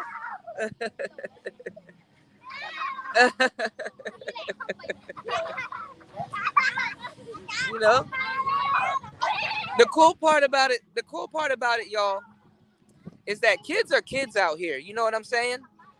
None of these little kids are out here asking for cell phones and stuff like that. There's not a cell phone in sight. There's broken bikes out here. These kids out here playing with bikes with flat tires and shit like that. And, you know, out here by the water and the lake. These kids having fun, and their parents over there dancing. Look, they having karaoke over there. Man, these people living their goddamn lives. These people living their goddamn lives, y'all. Yeah. You said the new phone 15 Pro Max coming out next month. Right, right. What's going on, Aaron B? These kids out here living their life. You said, hold on, baby daddies, about to find you Thai stepmom for tonight. Hey, look, there's some baddies over there too. The crazy part out here is that the baddies are the older women. You know, the older women are the baddies out here. You can do little swanky shit like this. You know, wear weird ass pants and shit. It's beautiful out here, man. Y'all need to come out here, man. Second childhood. I showed y'all when I went to the mall, and I showed y'all all of those Dragon Ball Z action figures and shit like that, man. You will have a blast out here, man. Go find you, get on the internet and play fucking. You can literally get on the internet and play Grand Theft Auto all day and live out here comfortably, chilling, house, car, crib, wife, all that shit. Your boy T Grizzly, your boy T you said Lao, Asian thickness, right? Your boy T Grizzly, just the people that's around him, cause I saw T Grizzly a couple times online and stuff like that, cause my friend Mike, and Mike be on my second channel. My friend Mike and my other friend Coop, they play Grand Theft Auto online all day. So I didn't know that nigga was making like 200K off of fucking Grand Theft Auto. And his little friends and people around him, they make like 20 racks. All legal money. You know, all legal money. So y'all can sit up there and play around if you want. Let me tell y'all something, man. People will laugh at you and talk shit about you when you discover something new, or not even discover something new. Just do something they wouldn't do. And then later on, they're gonna ask you how you did it. You know what I'm saying? They will laugh at you. They will talk shit. They will say all kinds of disparaging shit, and then later on, they will ask you how you did it. First, they laugh, then they ask you how you did it. You know. So never discourage yourself, or never put down the idea just because you necessarily wouldn't do it, or other people are doing it and stuff like that. And it's not even just like video games. I mean, niggas been could make a bank off of video games. That's why they got Twitch. What you think Twitch is for? Bitches go on Twitch and sell foot pics and shit like that and make a fuckload of money, bro. You know what I'm saying? Hoes selling their bathwater. If Sun P right now say, yo, I want to sell my bathwater, niggas gonna buy that bitch bathwater. You know what I'm saying? Niggas gonna be up there boiling tea with it. Niggas gonna be, man, I make some coochie tea, y'all. This is some Sun P tea. You know what I'm saying? I warm that bathwater up, you know? What's going on, American Negro? You said I was playing Valhalla last night. Let me tell y'all something. And it's been like this for a minute. Because y'all don't think about it. Let me give y'all the game. Make sure y'all hold me down, man. There's 27 people in here, man. So support the channel, show some love. I'm about to give y'all some staunch game right now. This is some news you can use that you need to take with you in the future. I'm gonna tell y'all some real shit. Make sure y'all hold me down. I'm gonna tell y'all some real shit. What's going on, RG3? You said, bro, T Grizzly World RP. You said it's so entertaining. Yeah, Grizzly World. Yeah. Yeah, T Grizzly is a beast, bro. That dude revolutionizing shit, and he works a regular job and shit like that. What's going on, Travis? But let me give y'all some game, y'all. Y'all hold me down and support the channel. if you are practicing, film it and record it. Because I appreciate you guys. You guys showed me that if I'm fiddling around with the OP1 and I'm just sitting down, just making music, not doing a damn thing, people will support you by practicing. They will support you by practicing. Anytime you sit down to play a video game, you might as well be streaming and talking. Because you're going to sit there for hours on end thinking about it, playing a video game, doing certain things. Some of the coolest shit happens to you when you're not streaming or playing, or when you're playing the game by yourself. You're like, yo, I can't make this shit up. Some of the biggest glitches and all kinds of shit, you can get paid to play your favorite game nowadays. You know? And talk about it. Yo, this is what I like about Metal Gear Solid. Yo, I'm gonna go through this whole thing without getting. What do you think when I sit down and play Hitman? What do you think? Yo, shout outs to New. Thank you, broski, for the 10 on the Cash App. I appreciate it. Yo, what do you think I'll do when I sit down and play Hitman? Y'all see me play Hitman. You see how much times I restarted the game? It's because I'm trying to complete the mission without killing somebody else or getting caught. It's called a silent assassin, right? You can sit down. Shout out to my boy New for the 10 on the Cash App. I appreciate it. You can sit down and play fucking video games. I can sit down and practice making beats and taking suggestions and stuff like that, or even starting a panel. Y'all be like, no, bring that a little bit closer.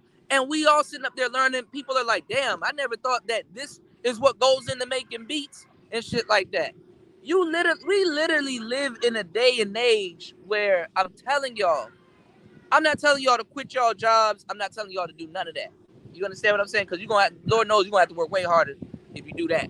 Well, I don't know. I don't know how y'all got things set up. But what I'm saying is that we live in a day and age right now where sometimes it takes you to sit down and sit back and realize that, damn, you know, I didn't have to do this. You know, I didn't have to burn myself out trying to impress other people or make other people happy or you know, I could have just sat down and just enjoyed myself. You know, people gonna talk down about you though. You know, I mean, people talk down about Twitch streamers. Oh, you know, blah blah blah. You know, all they do is sit at home and play video games. Yeah, because a lot of people, and that's another thing too. That's another thing too in this day and age though. Because it used to be easy where I used to say, because like, I got like a PS4 and I was going to redo all the old games and stuff like that. Like Legacy of Kain, Soul Reaver, a whole bunch of old games, you know. Because a lot of people, to tell you the truth, they want to relive their childhood. You know what I'm saying? Why you think there's kids on the internet? Shout outs to my boy. I don't want to say your name because I don't know. I don't know if you want to put your name out there. Shout outs to my boy A for the $5 on the Cash App. I appreciate that, broski. I appreciate it. Thank you. I'm gonna tell you the truth. A lot of people, and I notice with kids, they wanna relive their childhood. Shout outs to American Negro for dropping 10 on the Cash App. I appreciate it. I'm about to give y'all the gems. I'm about to give y'all the gems right now. Let me turn facing y'all real quick. Let me give y'all the gems. Because we sitting down and we kicking it. Shout outs to American Negro. I want y'all to get a nice little view. Nice little view behind me. I appreciate you, bro. What it is that, and I want you guys to just experiment with this, okay? Your children has a you know, PlayStation or whatever they have. Just experiment with it. Let me tell y'all something. A lot of people want to relive their childhood. You know, a lot of people want to relive their childhood. You dig what I'm saying? And when I saw kids paying attention to kids playing with toys and action figures on the internet, and action figures on the internet, I looked at that and I said, well, damn. You know, I had a Farouk moment, a Farouk moment. Damn, you know, I had one of them moments. You know, a fucking kid would rather sit down and watch other kids play with toys than actually play with the damn toys themselves. You know,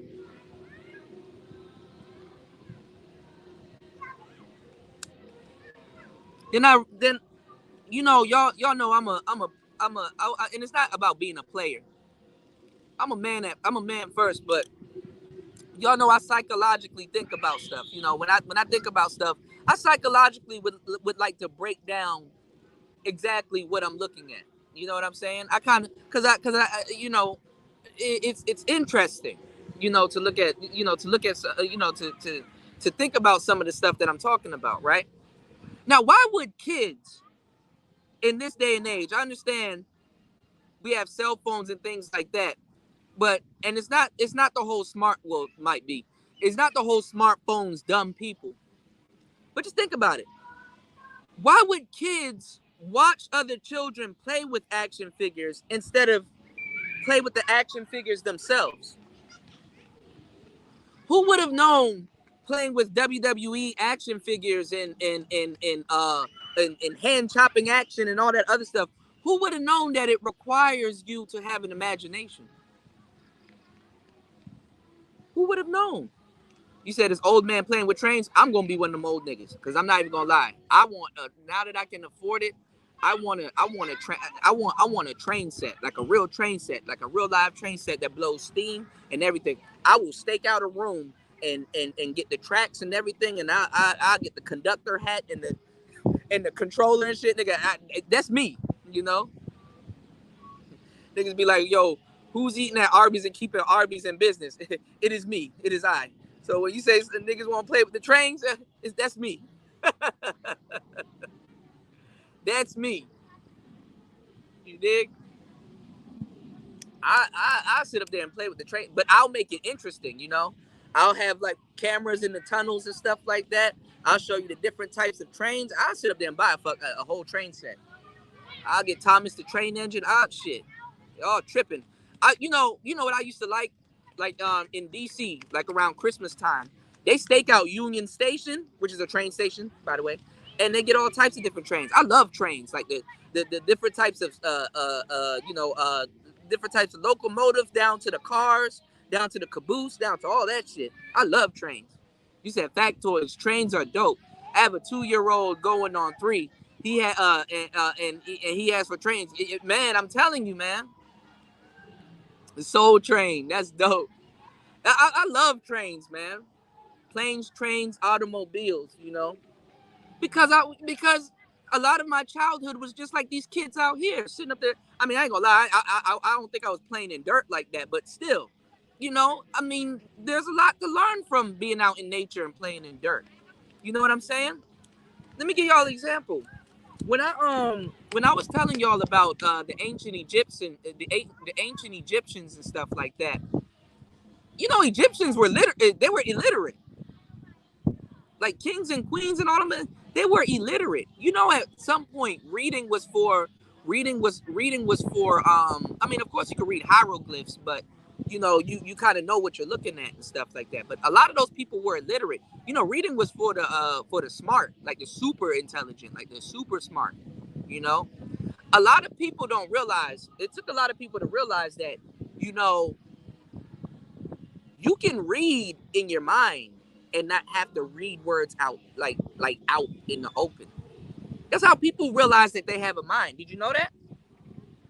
Some people know that, of course, but they don't pay attention to that. You can read in your head.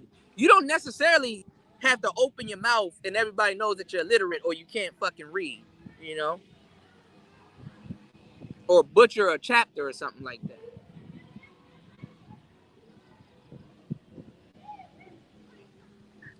So, you know, oh shit, I didn't even know. Look, my little pent right there. Anyway, but like I'm saying, you know, who would have known that playing with action figures and toys and all of those things? Hello. Who would have known that playing with action figures and toys and all that stuff, it requires you to have an imagination. I'm not gonna say everybody, but there are people that look to people on the internet to have an imagination for them, or not even have an imagination for them. Some of the lives that we live, like as adults, I'm gonna tell you the truth, man. A lot of us give up our imagination for the lives that we live. Like you really don't have enough time to sit down and and imagine and really put stuff together. So that's why sometimes watching other people do things, even live a life that you would like to live, sadly, it becomes something that like people watch on the internet. You know what I'm saying?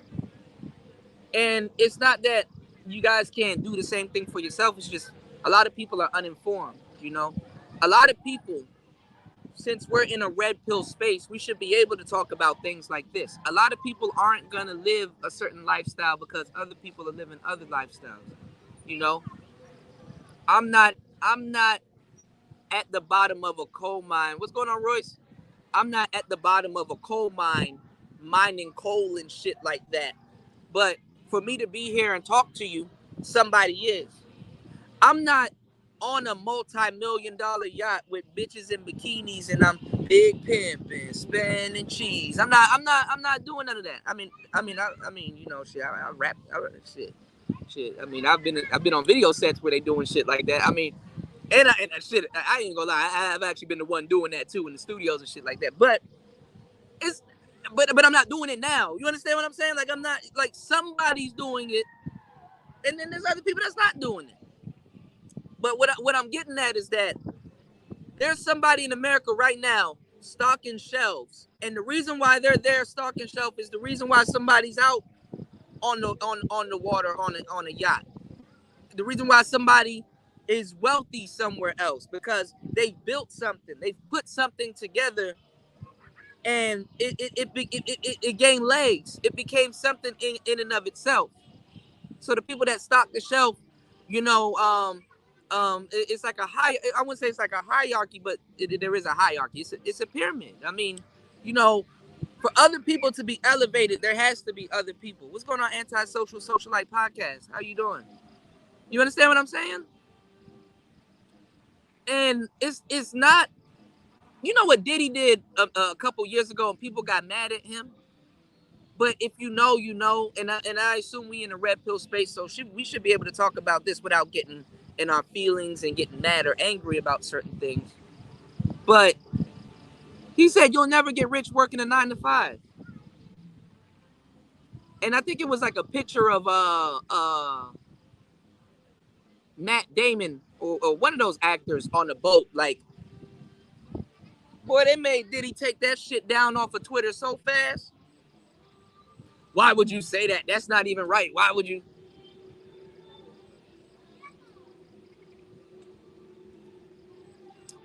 You can get rich working a 9 to 5, but it's an anomaly. You know, you take that money and you invest it in all kinds of different stuff. So was it entirely not true? Was it a half truth? It wasn't a full half truth. There was some truth to it, but a lot of people got mad. And the reason why a lot of people got mad was because it was too much truth at one time. A lot of people don't like that. It rubs people the wrong way. You know, you gotta have training wheels. You know what I'm saying? Yeah, be an electrician. Um,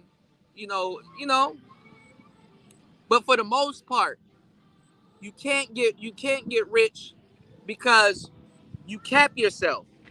The we got to realize that the wage that we choose to work for is in a lot of cases the cap that we put on ourselves. They say how much you make a year or how much you currently make per hour, not even a year, per hour, because a year, that don't matter. On paper, you can make 30K a year, but you clock in 60. You know what I'm saying? With free stuff that's been given to you, with some of the things that you sell, all kinds of stuff. You make more than what you see on the paper. So that really ain't shit. That's really not. when you really know a thing or two about proper appraisal, you'll know that you know shit. The fucked up part is that you could have made less.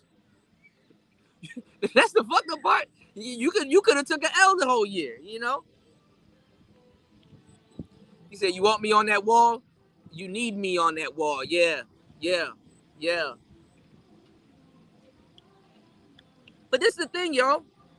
You know, I would like to bet. Like I tell you, develop a talent and get paid for that talent. That's. I want this to be in the back of your mind every single day. And actively develop a talent, actively develop a skill, and stuff like that. You said factoids. I literally build sets. Yeah, you gotta, you gotta be irreplaceable, man. You know, um, I got hired by a guy, because I had problems with somebody else that I was working with, and they know each other. And the guy that I got hired by was a white guy, right? And he never had no kids, right? I almost doxed myself. I'm trying not to dox myself, right? But I mean, I don't give a damn if y'all know who the fuck I am or not. I mean, I'm the same nigga, you know what I'm saying? But I guess for other purposes, I don't know why. But anyway, um, he didn't have no kids. His wife, she was very well. I mean, he was wealthy. She was wealthy. He was basically a manager, and the manager that I was working with, he wasn't a bad guy, but he'll work the shit out you. He's one of those dudes. He literally said to me, I didn't know he was a twin until later too. He literally said to me, "Yo, I'm trying to get as much work out of you as possible without killing you. I'm trying to get as much productivity out of you as possible." One thing that I admired about him was that he wouldn't ask you to do some shit he wouldn't do. So the shit that he asked me to do, I seen him do it. And it was a lot of labor. And I wasn't making a lot of money. And maybe out of resentment, I used to always show up to work. Like, damn, I used to, at this particular job, I used to always go late, because I would put in a lot of work. And just like, I feel like with a lot of things in life, a lot of the work that I put in is not recognized, right? So maybe by proxy or vicariously, I would just show up late for work. But they couldn't fire me, and they wouldn't fire me because I was a good worker. You know what I'm saying? When I left from doing that particular job, he had to hire 3 to 4 Ethiopians to do what I did myself. You know, that was a clear indicator that I should have been working for myself. You heard? That was a clear indicator that I should have been working for myself. At the time, this is oh shit. This is a minute ago. I got hired by another guy. He didn't have no kids. He was basically a store owner, but acting as a manager. A lot of store owners. Sometimes you working with the store owner. A lot of y'all don't even realize that you working with a owner of a company, and you don't even realize that. They actually had a show back in the day that was based on that, where like the owner of the company or like the head of the chain. If a lot of people didn't know who they were, so they'll put on an apron and just go around in the business like they're regular people, and like people will be like, "Man, fuck this company," and the nigga will be like, "Yo, why you said that?"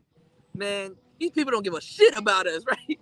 And sometimes the store owner would fire these people, or sometimes the store owner, they would look at it and they would be like,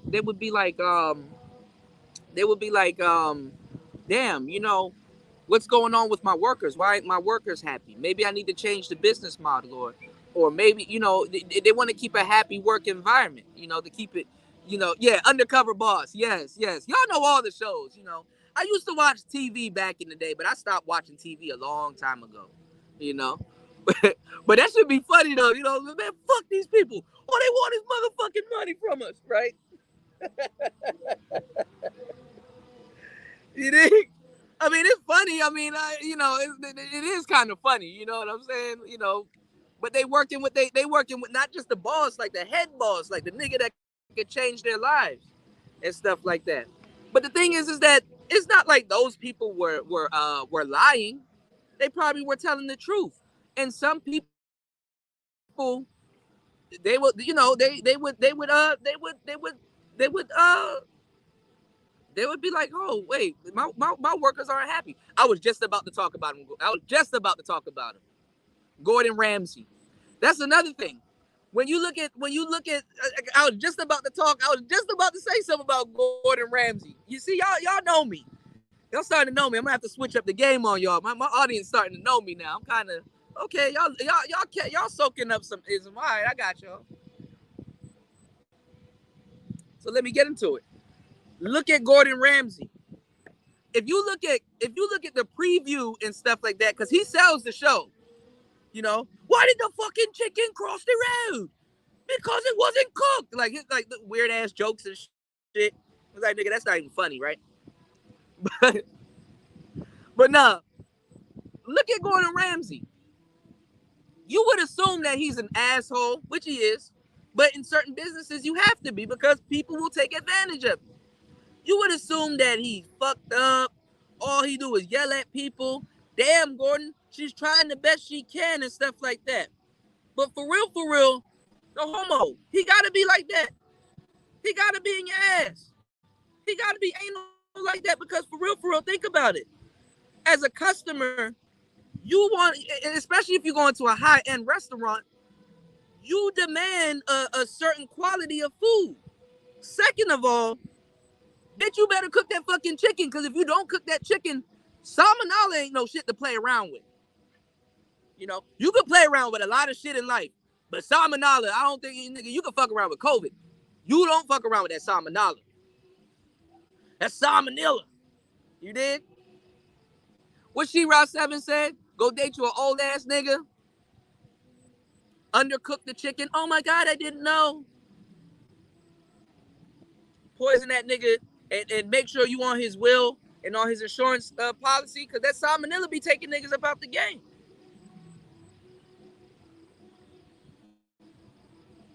You said that project I'm working on is Nintendo Land. You said it's like a Super Mario Brothers world. That's dope. Shout outs to War Master. I was talking to War Master the other day, and we were talking about video games. I wonder if they got it on Xbox, which I doubt they do because it does. It's Super Mario. You know what Super Mario looked fun, and I didn't, and I haven't played it, and I want to play it. Super Mario Sunshine. I recently read somewhere that Super Mario Sunshine was actually they said the best Super Mario 3D game ever made. I actually like the old one, Mario 64, where you're running around in the mansion and he's like yoo-hoo and jumping around and shit and jumping in photos and portraits and shit like that. I love that game. That's one of my favorite Mario games. And Super Mario 3, where he got the tail and shit like that. That shit was fire. Super Nintendo. I found the Super Nintendo out here for $32. In the box. Still in the box. Yo, when I come up, I'm going to tell you right now, yo, I'm going back to that mall. I'm buying all that shit. And reselling that shit in the U.S. for a truckload of money. Because clearly they think different out here. These kids go outside. You understand what I'm saying? They're not sitting inside playing video games. The kids that was just out here, not in America. Not in America. Not in America.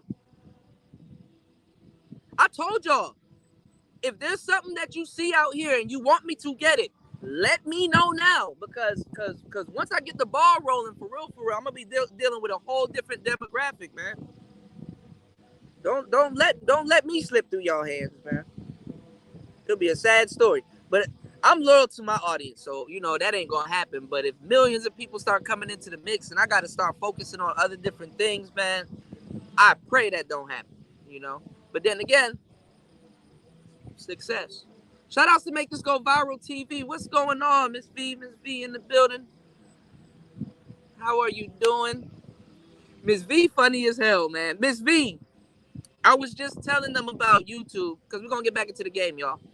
I was just telling them about YouTube, Miss V, because I stopped by the channel, and I saw you were talking about the monetization thing, right? And about the reused content thing, right?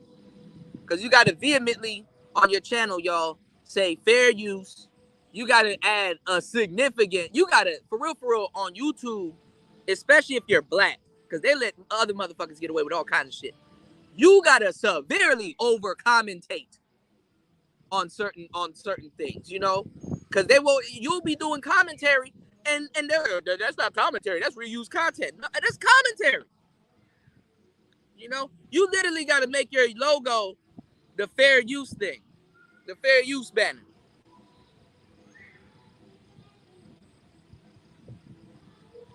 I'm getting struck for shit I did years ago. So Miss V, I gotta come by your channel, and we gotta do a chat. We gotta work on something, because now you can start posting your Shopify store. You can start doing any type of endorsement that you have and stuff like that. Now YouTube lowered that with 1,000 subscribers, you can sell merch and stuff like that, and they will advertise it and stuff like that for you, and all kinds of different little perks that they're introducing, which is dope, because I thought I had to wait till I got to 10K to do that. You know what I'm saying? So definitely we got to do a talk about that. So I'm gonna especially when I get back to the penthouse, I gotta clean up. I gotta do some book narrations, and I gotta do some work. And then I gotta do another live stream tonight. Like I said, I work 25/8, y'all. I work 25/8. You said that's how your channel got demonetized? Yeah. But we say demonized, right? They demonized me. You know? Yeah, white people out here sharing all kinds of shit. Sharing your video and making buku money off of you. And you can't even share. Man, get the fuck out of here, man. I get mad as hell. As y'all know. I get mad as hell. Hell yeah, the algorithm's racist. I'm not gonna lie. And maybe YouTube's not gonna monetize me because I said this shit. But at a later on date, the manosphere gonna cut the manosphere, because I see other people winning lawsuits and shit like that. The manosphere need to, and it's already recorded. They just be deleting channels so that you don't have the recording. The manosphere need to sit down, and some of the women that's in this space too, because y'all get the after embers also. The manosphere need to sit down and gather up a folder on all the isolated incidents and stuff that YouTube has done to them over the last 10 years. And we need to put a bid in for all of us to get some type of perks or a fucking check. But knowing this space, niggas won't do it. Because we're owed a check. Because now, the shit that we used to get kicked off the internet for, motherfuckers used to call our jobs, get us fired. Oh, he on the internet talking about this. Now everybody talking about it. Your boss is at work right now talking about some rest in peace Kevin Samuels. You know what? Fuck you. You know what I'm saying? Fuck you. You have, some of y'all have the right. Some of y'all have the right now to go back to your old job that you probably got fired for listening to the shit or doing content and say, you know what? Fuck you. Literally, fuck you. Cause when I talked about it and I was an insubordinate worker, but now rest in peace, Kevin Samuels. Fuck you.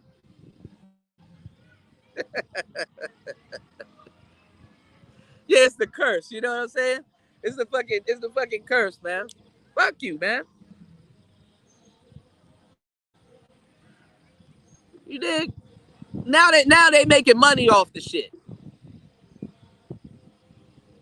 I'm literally demonetized for that fucking reason right now. They making money off of me. And they're like, yo, man, if you want to get monetized, right, this is what you need to do. Make a video. I ain't gonna beg. You understand what I'm saying? But I'll show y'all my work process because I have equipment. There's a process. There's a process, you know, that I put together when I do work. But then them niggas want you to beg. Like Miss V will tell you, yo, record a 5-minute video. No more, and it has to literally be 5 minutes. No more, no less. Record a 5-minute video of you explaining to us why we should give you back your monetization. First of all, nigga, y'all making money. That's number one. Second of all, I didn't do nothing wrong. Third of all, what the fuck? Fourth of all, if DJs like me didn't play other people's music and stuff like that, a lot of this music won't get played. A lot of y'all don't think I know, but I know. Y'all will listen to this show and be Shazamming and Shazam me. I know y'all Shazam me. There's people that email me off that, but I Shazam you. Yo, Kuda, what was that song that you played at the minute marker? This, that, and the third, and that. I'm like, oh, that's such and such. Oh, what's that instrumental? Can you send that to me? Oh, that's such and such. Word of mouth. You understand what I'm saying? What's going on, Rogish? Word of mouth is always going to be the best form of fucking advertisement. Being a DJ, why you think DJs are so loved in the community? We break records. We break artists. Damn, I never heard that before. Who's that? Let me go look it up. Let me go check this out. Let me go do this, that, and the third. We put a lot of people on. Literally, what I do as a DJ or spinning music and doing whatever, because I brought my turntables out here. I got the small one. I didn't bring the big one because I didn't try to get my shit fucked up in the airport. But what I'm saying is that, because my shit already got fucked up in the airport. What I'm saying is this. We literally embody word of mouth by spinning certain music. Damn, I haven't heard that song in a long time. Then you go on Apple Music and you buy the fucking song. We put money in the now I know some of y'all don't give a damn about that. I do because I'm a DJ. But we put money in the artist's pocket. I play copyrighted music on a lot of my live streams because I like that artist. I like what that artist does, and hopefully they own their publishing. We put money in their pocket. You know, some of y'all checked out Geneva's album. She got a great album. People wouldn't know about that young lady and all the nice music that she's putting out. Not saying that she doesn't put in work. She puts in hella work. But sometimes you want your work to get recognized and somebody be like, yo, go check out this person. It's a cosign.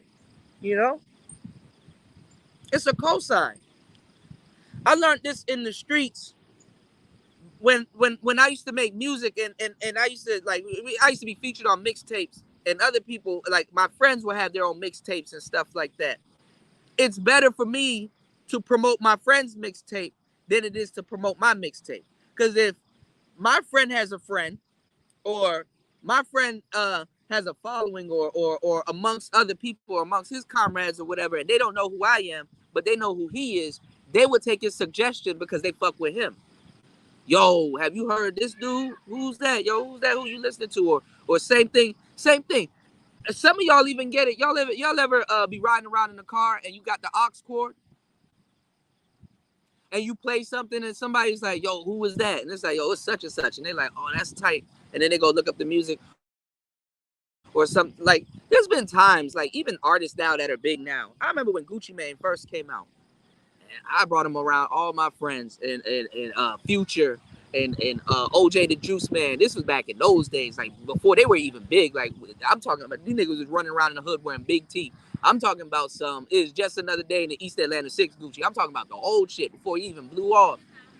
Them niggas used to be like, oh, that shit whack. Oh, that shit trash, blah, blah, blah. Look at them niggas now. I told people Future was going to get on because I knew about Future a long time ago. You know, I was real tapped into Zone 6. Look at it now. Look at them now. So, you know, that whole shit is bullshit. Like we break a lot of people in. Like New said right here, he said 95% of my streams got copyright claims. I don't tell anybody where I get my music from, you know? Yeah, Gucci in 05, man. Yo, Larry don't let me do it, bro. You know, I know. You know. If you know, I know, you know. Just another nigga. You're just another bitch. She choosing me. So she on the dope man dick. Said she choosing me. So she on the dope man dick. Yellow Corvette is the dope man whip. Bruh. I tear this whole shit down. He said, "Yellow Corvette, that's the dope man drop." The police. He said the police. Where he said the police keep begging. He said the police begging dope man stop. And he said the fiends like dope man, can I please cop? I'm butchering the lyrics, but y'all know what I'm talking about. But it takes dudes like us to do stuff like that, you know, in the club and stuff like that. Who, if you were in Atlanta right now, who you need to break your music? Them club DJs, Metro Boomin, DJ Khaled, DJ.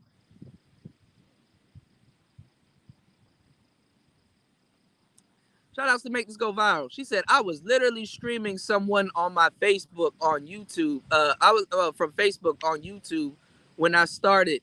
It was reused content because I wasn't talking. So and that's the thing too. This is what I don't get. Because when you do commentary, you literally gotta over commentate for them to get it. It's like, okay, we get it. You gonna keep talking, you know? It got damn near YouTube want 95% of commentary you talking and shit. Now, ain't nothing wrong if you know how to talk or you know how to bust down a clip like a swisher or something like that. Ain't nothing wrong with that, right? But some things, like sometimes that goes against your teaching style, you know? I have a teaching style where I will brief you guys on something, then I will show you guys something, but I want you to see it for yourself. And then sometimes we have a conversation about it right after. That is a form of commentary. But guess what? You got to curb the way you do things to fit in the way somebody else do things, you know? And you're doing commentary. I wouldn't say, I mean, all right, I guess you're offering criticism or whatever you think that you're offering. You know, you're still doing commentary on it, but some things are better off observed, you know? And it's not to question the intelligence of your audience, but it's also to show your audience, listen, did you pick up on what I picked up? Did you see what I saw? What are your thoughts about it? You know, what are your thoughts on this? What are your thoughts on that? How do you feel about this? Did you catch that the first time around? Or do I got to play it again so you can see it the second time around? You know? Because a lot of things are like books. You don't catch it the first time around because guess what? You didn't know to look for it until somebody said something, and now you know to look for it. And now you can properly teach. You can properly teach people to have a sharper eye or how to pick up on certain cues and stuff like that. So a lot of times that stifles the content creator's ability to create content. You know, you would think you're a creator. Now I understand that certain things people are altering it and stuff like that. Like for real, for example, like great example. Earlier this morning, I put out a fuck nigga free freestyle, and I called it SYSBM. SYS. You know how Glorilla got F and F, the F I F F N fuck nigga free. That mean I ain't gotta worry about no fuck nigga cheat. And I'm SY. I was about to say SYSBM. And I'm SINGLE again. I be hanging out the window with my ratchet ass friends. I took the instrumental and I did an SYSBM version of it. Just playing around because I was talking to some homies and some friends and stuff back home. And they were like, yo, you should do an SYSBM version of it. And I was like, you know what, I should troll and do it. Because usually when you troll and do something, that's usually the shit that takes off. So, but I just did it for fun. I don't know if it's going to take off or not, but whatever, right? You will get copyrighted because you use the beat. Okay? Now, I didn't buy the beat. I didn't lease the beat. Fair enough, right? I'm a beat maker now, so I know about these things, right? And I've been knew about these things. As a rapper, you're supposed to know about these things. Whole time, sometimes, Glorilla didn't buy the beat. Glorilla don't own the beat. She didn't lease the beat, you know? But I understand the copyright. But it's still your intellectual property mixed with somebody else's intellectual property. On the back end, yeah, of course, right? So it should be up to the producer if you want to took it down or not. Or if the producer feels that you gave them enough credit or not. Not YouTube. You understand what I'm saying? But YouTube becomes the unnecessary entity in the middle because they want to make some money, or not even. Maybe you did use copyright material. Because I'm about to put out a screwed and chopped version of that SYS song, right? That shit is fire, right? I ain't gonna lie, I kind of snapped on the verse. It wasn't that much space, but anyway. You know, hold on, y'all. I really don't like to turn my back to the water because shit be walking out the water. You know what I'm saying? I'm black in a foreign country, so I'm really about to move like shit. Nigga, you turn your back, nigga, a fucking Komodo dragon just be walking up. Anyway, you know, when I put out a screwed and chopped version of a song, they're looking at it of like, oh, that's reused content. Oh, you didn't mix it a little bit different, or oh, you know, you slowed down the tempo and added in a couple of different things. That's a fucking art. You would think that people would recognize that. Okay, this is like art. You know, how you doing? Screw and chopping something, cutting it at a certain at a certain point. It's a fucking art. It's a whole different. It's not even fucking art. It's a whole different genre. You know, that involves other people's music, by the way. But see, in the music game, I'm gonna tell you the truth.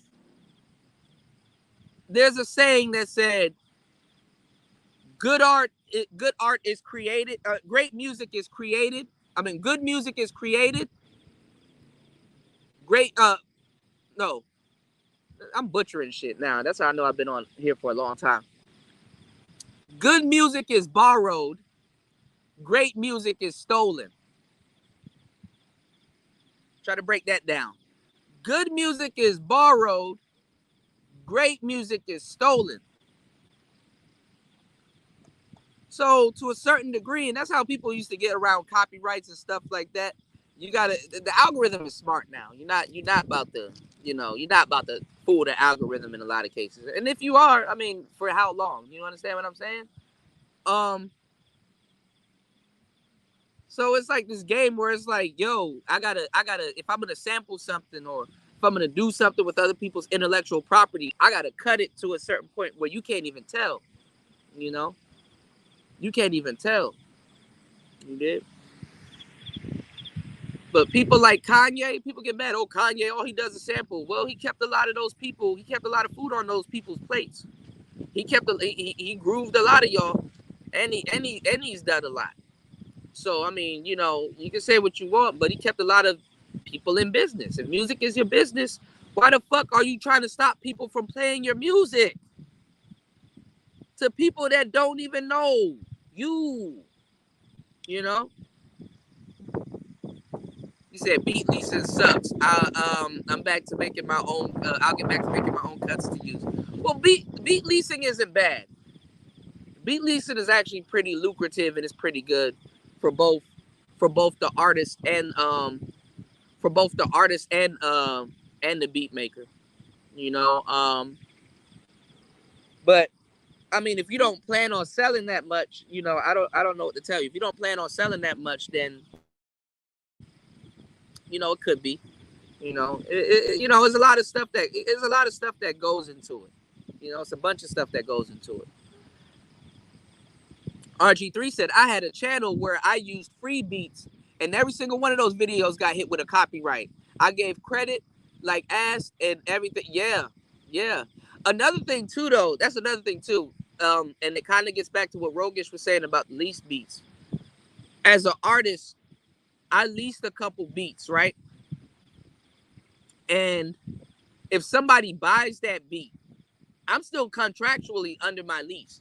But if somebody buys that beat and creates a song with it, and they bought that beat, they can take your chance. They can take that your song down or whatever, even if your song was created before that, right? But you have to make sure you got your contracts. And a lot of people, they don't have their contracts with them. They gotta search their email or figure out how to get into their email and show YouTube proof that you got your contract and to put your video back up, and you can also make money off your video. But certain things that you gotta look at your contract, because sometimes you can only make money off the first 1,000 spins. You know what I'm saying? So you gotta get with people that's like giving you like an unlimited amount of this, an unlimited amount of that, and stuff like that. So sometimes too, it's not good for the leaseholder also, because if a bunch of people bought that lease and stuff like that, you know, I'm not saying that you're gonna miss a bag that way, but some people, they miss a bag that way. You know what I'm saying? You said just get GarageBand and make the beats yourself. That's what I do. Yeah, I'm not gonna lie. I mean, until you get into it, that's the best way to do it, you know? Because at one point when I was rapping, man, I was high out of my mind, man. It was just a party. It was just a party for a long fucking time. And we were drinking, smoking, running through women, flying through cars, cribs, you know, food, all kinds of different stuff, performing and stuff like that. And I'm so fucking mad, y'all.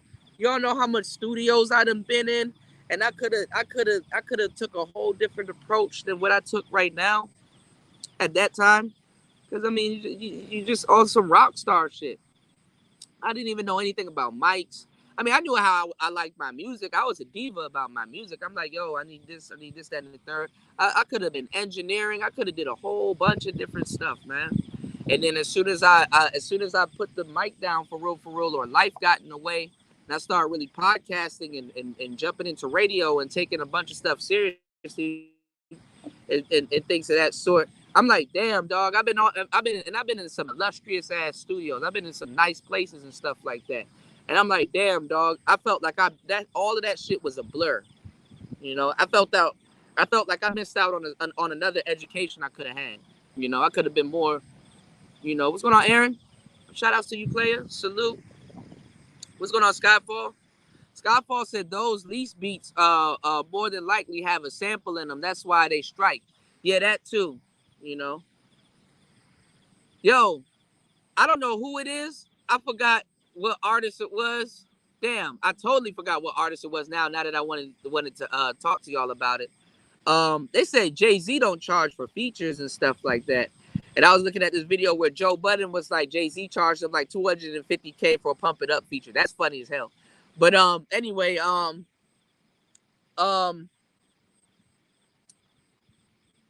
Jay-Z recently cleared another artist recently. I don't know, it's a newer artist, and I think somebody else that we know. Jay-Z recently cleared Song Cry. For an artist. He said he didn't think nobody could do it better. Who else was on it? It wasn't Pharrell, and it wasn't Kid Cudi. But Jay-Z there's a new version of Song Cry Jay-Z approved of, so I can't wait to hear it. But yeah, man, yeah, a lot of those lease beats got a sample on it that's not clear and stuff like that, you know. And sometimes too, they'll let you go. I mean, YouTube and the families like Marvin Gaye, they let a lot of people go. They were like, okay, we're gonna see you put out that song with that damn sample on it, if we catch it, right? And we're gonna see you build a bag. So we know you got the money when we sue you. You understand what I'm saying? And not even, sometimes they get the revenue from that. You know what I'm saying? They get the revenue from that. Like, for example, Bruno Mars, that don't believe me, just watch. Don't believe me, just watch. That bullshit, right? I didn't know certain phrases, but then again, yeah. Trinidad James, he put Trinidad James in the writing credit. So Trinidad James gets a check. He gets a royalty check. He gets a residual check. You know what I'm saying? He get a check in the mail every time that song gets played.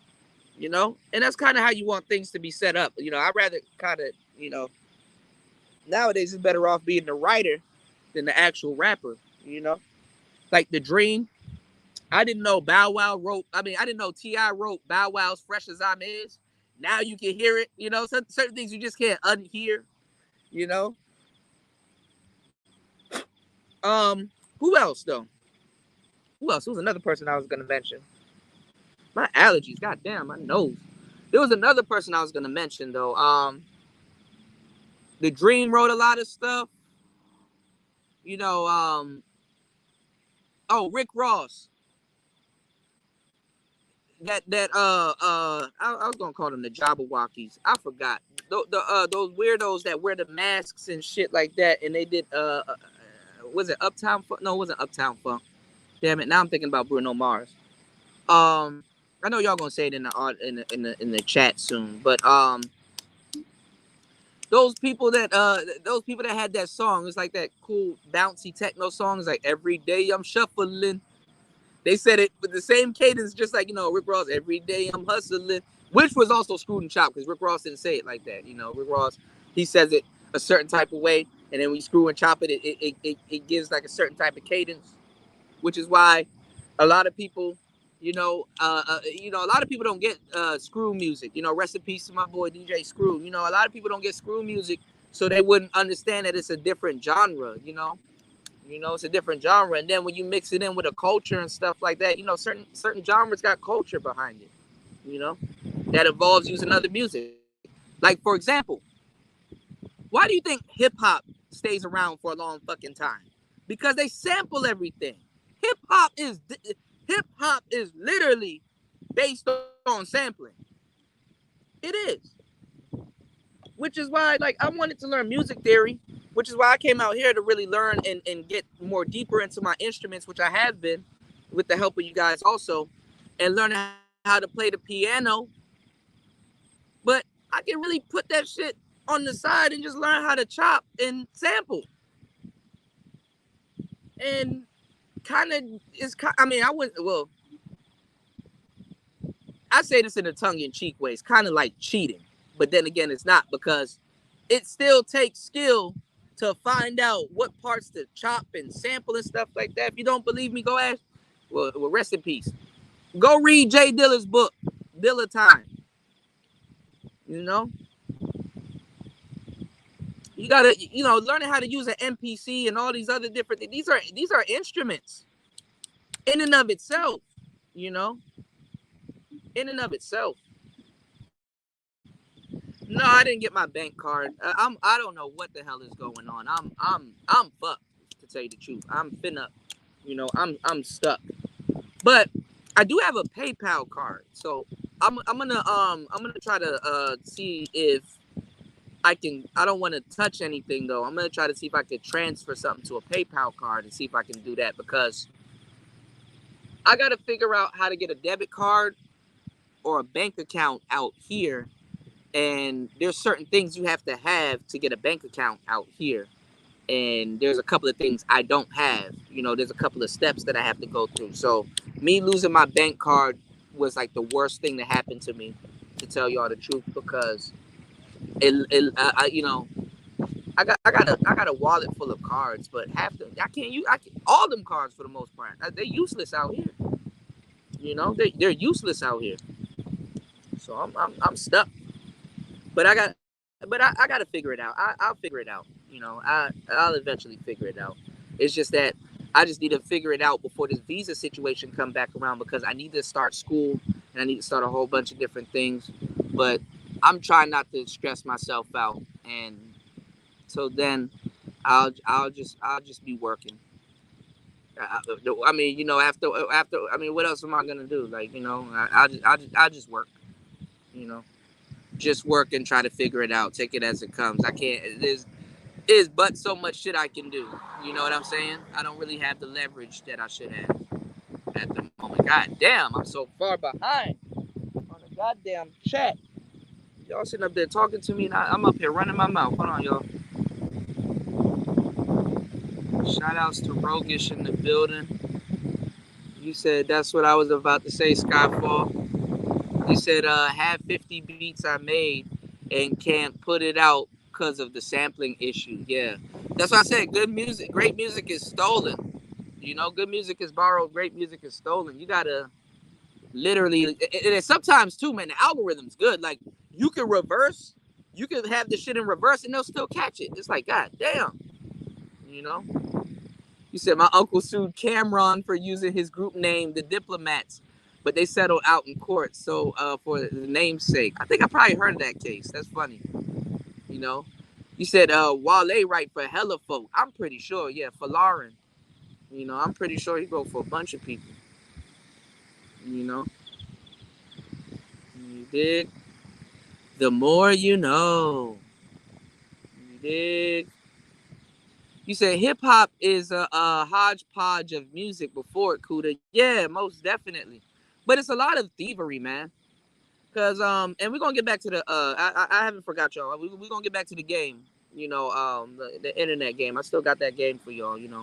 Make sure you guys like and support. There's 33 people in here. Let's get the support up.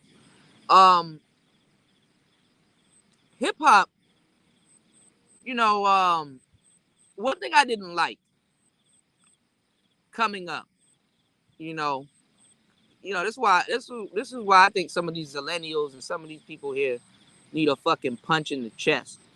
Because the only reason why people are emo now, like, all right, you know how in the 80s they called y'all crack babies, right? In the 80s, right? And I found some old funny ass hip hop songs like "Your Mama Smoking Crack Rock." Remember that song?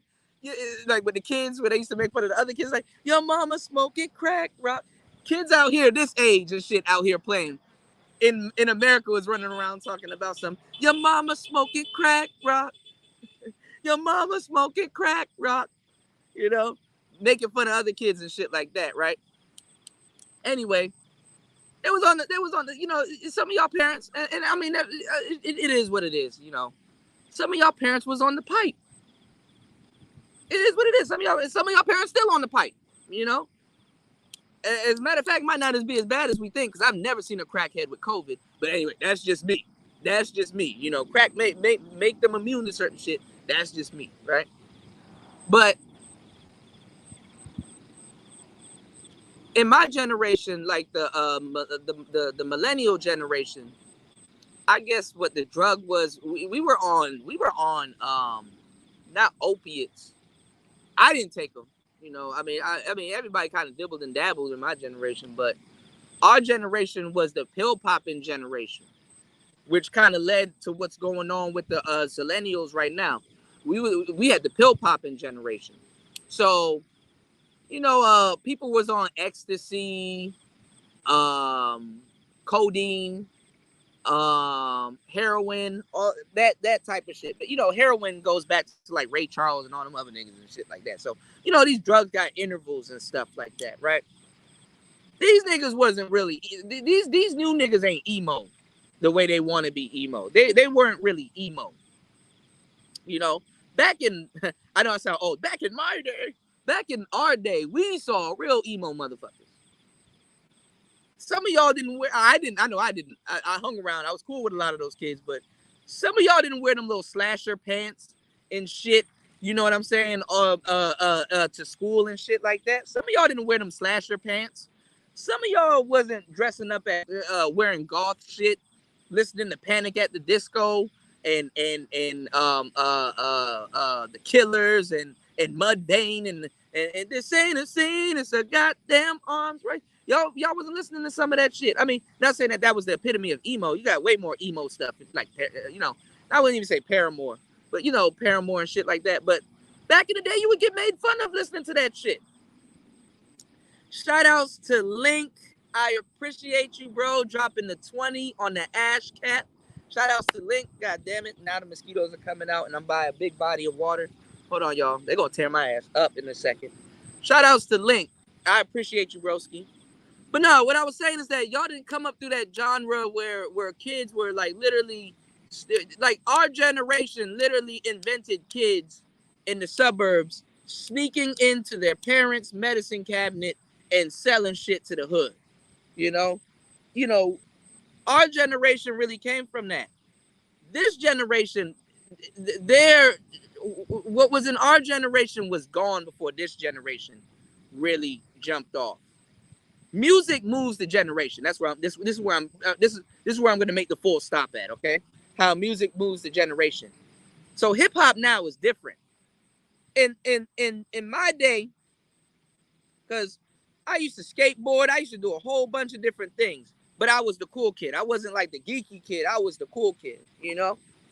Did I have to deal with bullies and shit like that? Oh, I think we all did at some point, or certain groups of people and shit like that. But I've always been the cool kid. I always could hang with all of them. I was the type of kid too, also in high school and everywhere, that I just kept it cool with everybody. I was the homie. That quiet kid at the back of the class, I sit down there and talk to him. Everybody would think that quiet kid was crazy and shit like that. I will go over to him and talk to him and befriend him and keep it cool. It's like, dog, you good, bro. You're not crazy and shit like that. It's just I know you stay to yourself. These people doing the most anyway. So, I'll talk to the quiet kid in class. I don't give a fuck. If that motherfucker got to shooting, he wasn't gonna shoot my ass. You know what I'm saying? And back then, kids wasn't doing shit like that. We didn't look at all the mass shootings and shit we got right now. We wasn't doing that shit, no matter how of a rock bottom children in my generation thought we hit. Like I said, when I got to high school, I thought we could still be kids. I was wearing Pikachu shirts and shit like that, Yu-Gi-Oh shirts, holographic shirts. I was like, nigga, I'm about to shit on y'all with this damn shirt. Then I started getting made fun of because I ain't have polo on. I ain't have Jordans and stuff. What's going on, Toya? Oh, Toya in the building. I didn't have polo on. How kids can be cruel. Kids are some of the most cruelest motherfuckers on the planet. You did? But the radio, if you were a hip hop, you had designated hip hop stations. You weren't playing pop music on the radio. You wasn't playing none of that shit. Some of the shit that we listen to nowadays. And to tell you the truth, what really started culturizing niggas in the last decade was 2K. Them video games. Niggas was not listening to rock or none of that other shit, nigga. It was NBA. It was the video games. Game Day, NCAA, 2K, Madden.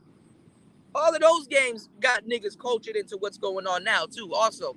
And Rock Band. Rock Band was a nail in the coffin. But anyway, when you played hip hop, you had to play hip hop on a hip hop station. You pop niggas couldn't go to Rap City in the basement because they like, nah, we straight hip hop. We don't want to hear that shit. Everybody was from New York at that time. At that time, they were making fun of niggas from Atlanta. This was before Atlanta had the chokehold that they got right now in the game. But everybody was into sampling. Like hip hop to a certain degree was classy because they didn't go full pop, but they may have sampled lyrics from a famous pop song or things like that, and it was dope. And it kind of made brothers cultured. You know what I'm saying? Shout outs to Link for the 20 on the Cash App. It made brothers cultured. So a lot of us wasn't really looking at. A lot of us really wasn't looking at hip hop as like and this was when hip hop was at a bottom genre. Now hip hop is the top genre. Hip hop was supposed to be dead a long time ago. That's what Nas said, and a lot of people thought it was, but it started taking on a different meaning. Now you don't really have to have lyrics. Now you don't really have to know how to rap. Now you can just kind of do ABC stuff and just make it catchy. You know what I'm saying? Look at the girl Glorilla. You know, I'm F. I'm F.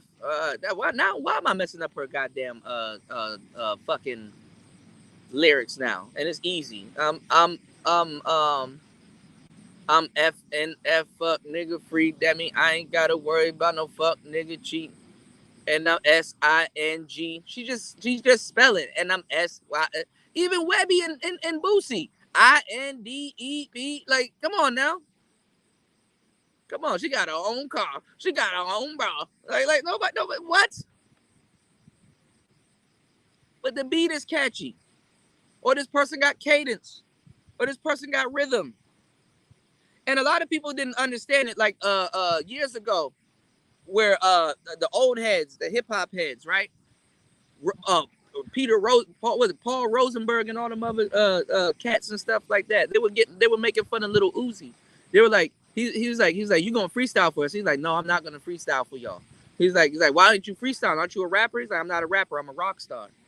Go listen to Playboy Cardi right now. Black people took over that punk rock genre. Go look at Trippie Redd. All them niggas would have been a weirdo. And you want to know who really pioneered it, to tell y'all the truth? And I know y'all not going to know who I'm about to say. I'm going to catch up on the comments. Who do y'all think changed rap into what it is right now and pioneered what we have going on right now? Let me catch up on these comments. Shout outs to Toya. What is going on? Shout outs to Link in the building. Yeah. That's Bunk. That shit go deeper than you think, man. But you know, you create beats, so you know. Shout out to Lolita in the building.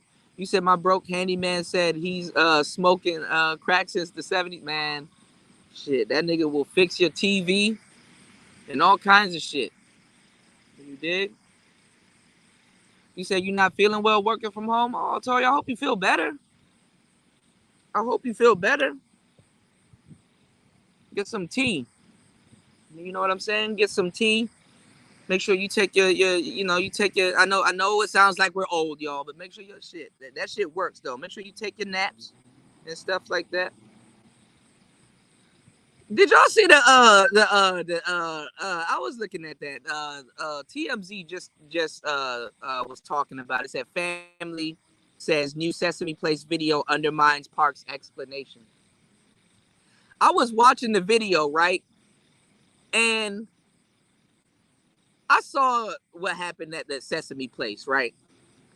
And it looked like he was talking to some other people, and then he just kind of looked the other way, and just two kids happened to be there and stuff like that. He just didn't pay attention to the kids. You can't pay attention to all the kids. I'm not gonna lie. Kuda loves the kids, right? But goddamn, some kids are annoying. Some kids are annoying. I couldn't be Spider-Man or a clown at a party and shit like that. And then y'all don't, and then that's y'all fault. That's y'all fault. First of all, that's y'all fucking fault. Because we talked about it before. Because this generation are a piece of fucking wusses, yo. Y'all are fucking scared of clowns. And y'all scared of the wrong clowns, too. Y'all not scared of it. Y'all scared of Ronald McDonald and other people and shit like that. Ronald McDonald used to be able to come to school and bring everybody Happy Meals and shit like that. He can't do it no more because the kids are scared of clowns. McDonald's ain't even the same anymore. McDonald's is like the Social Security office now, or the DMV now. McDonald's don't even have the little playpen with the balls and all that other shit. Kids scared of Grimace and shit. Like, y'all, these kids don't even know who Grimace is. Or the Hamburglar. So you can't be mad at these little Sesame Street characters. I don't even know who the fuck was that? That toothpaste colored Muppet. Who is that? You ain't paying attention to my kids. You don't pay attention to your kids. The fuck?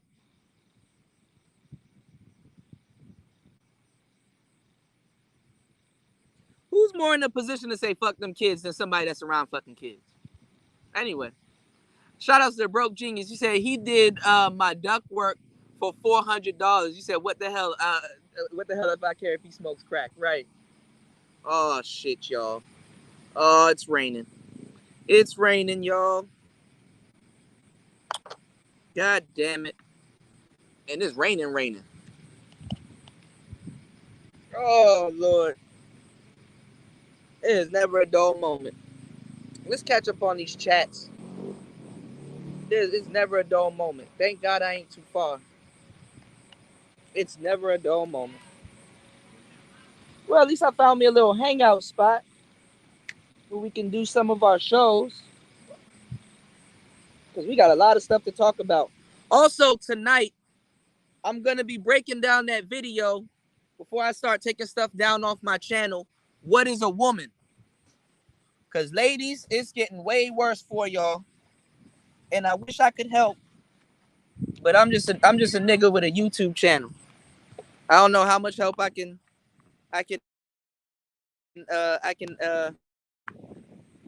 well, shit. What I'm doing is enough help to tell y'all the truth, because I swear to God, they don't do this for black boys. You know what I'm saying? Fucking She-Ra 7 and them putting out, hey, I want to help out the Negro. Ooh, it's raining like shit. Hold on, y'all. God damn. Okay, god damn, I'm moving. Shit. Oh man, you could fish. Whoa. That's a huge fish. Hold on, y'all. He caught a fish.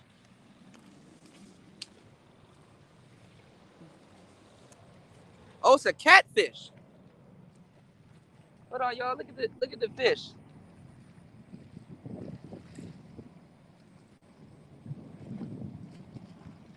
That's a how do you say fish in Thai? Isan?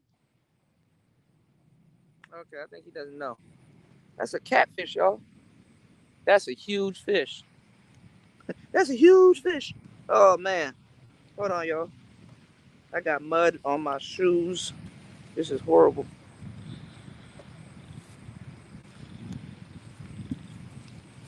God dang. I'm getting more mud on my shoes. All right, let me go because my battery about to die. Hold on, y'all.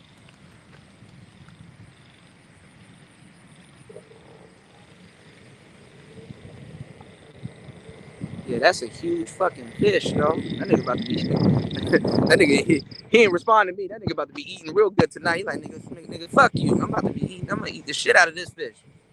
It's my fish, nigga. Get your own. It's my fucking fish. All right, player. Oh man, it's raining like shit out here. Hold on, y'all. Thank God I got this waterproof. They out here barbecuing. I knew I smelled something. Hold on, y'all. We gotta go. We out here all the way 100, all the way to dumb. Hold on, y'all. I don't want to fall in this mud, but I don't think I'm gonna make it. So, I could do that. Ooh, hold on, y'all. Oh, what the fuck is this?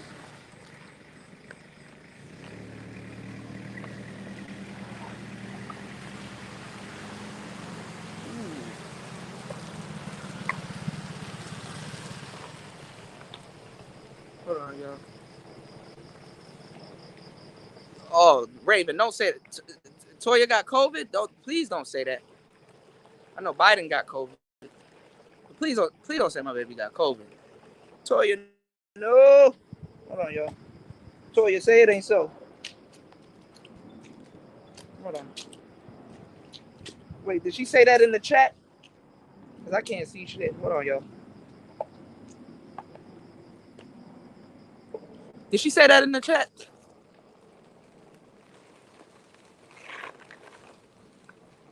That can't. Her birthday coming up. You can't eat birthday cake. You got goddamn. Hold on, Toya. How you doing? Good. Rain. It started raining. See it? With the light. You can see it through the light, see it? Yeah, it rained. Hold on, y'all. I'm home.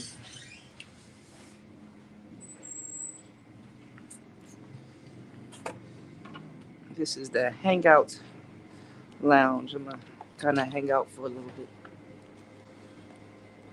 Oh shit! Hold on, y'all.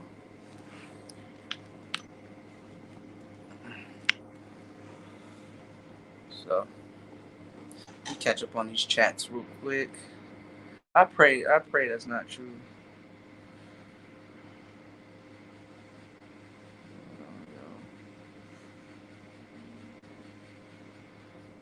Thank you, Lolita.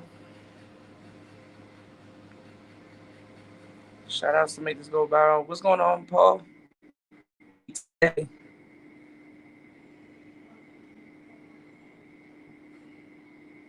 You said, Toya, you said, whatever. You said I had my squad at North Park. You said you do not want one. You are in violation. That's why free weed from me. Y'all crazy. Larry Legend said Soldier. Actually, Soldier Boy did kind of start a lot of shit that he's not getting credit for. But no, I was gonna say Lil Wayne. And remember, Lil Wayne had a rock album, and that rock album was actually pretty good. Lil Wayne started the whole. Actually, a couple other people started it, but Lil Wayne kind of pioneered, a lot of what's going on right now. But I think Soldier Boy did. You said XXX Tentacion. No, but he did XXX Tentacion. He did benefit from it. So XXX Tentacion, Tekashi 6ix9ine, Ski Master, Slump God, Trippie Redd, all of those people, Playboy Cardi, they're all in a small niche. Them suburb white boys, they love them. Hold on, y'all. Give me 1 second. Hold on. Give me 1 second.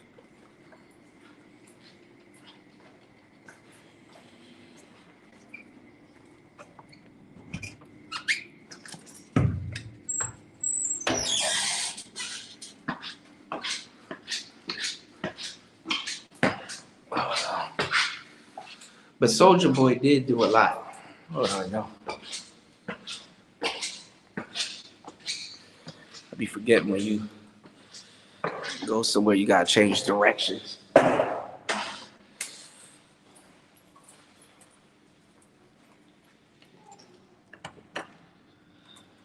my shoelaces are untied. How convenient. I didn't turn on any of the lights. Hold on, y'all. Turn off the lights. I'm looking forward to.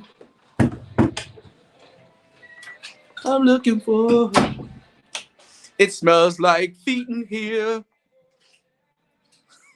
I should have did laundry today. Hold on, y'all. Y'all can't take me nowhere, man. Hold on, y'all. Shit.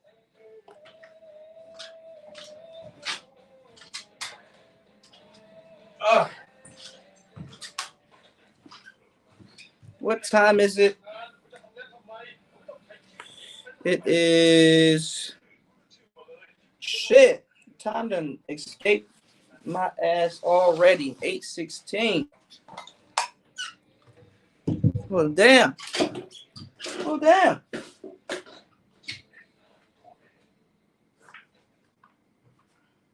The day is over. I woke up a little bit late today anyway.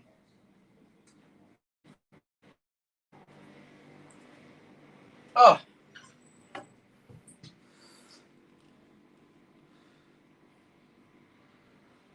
Oh, my ugly ass. Hold on. I gotta wait to give you guys a wrench because I'm on StreamYards. I'm not on my actual page. I'm on StreamYards, yo.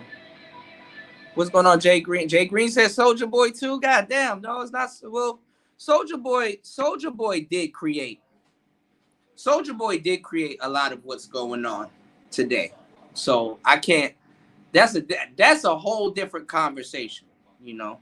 But Soldier Boy didn't pioneer like a rock sound, you know.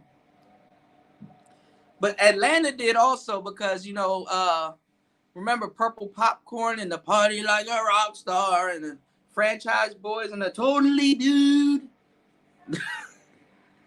you know, you know. Uh, uh, sort of. So I hated when Lupe Fiasco came out because between him and Pharrell, they were posers. Like they weren't skateboarders. Like at that time, I was ass deep in the skateboarding. Me and my homies, we like certain homies that I used to hang out, we was ass deep in the skateboarding, you know. Um it was either the streets or skateboarding. We chose both.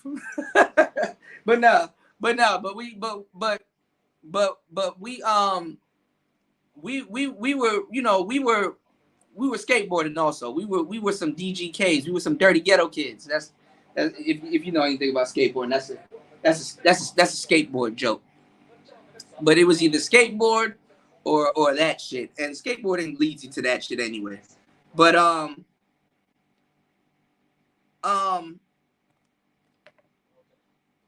hold on, y'all. Who the hell is this? Agent me at 8:46. Okay, yeah. So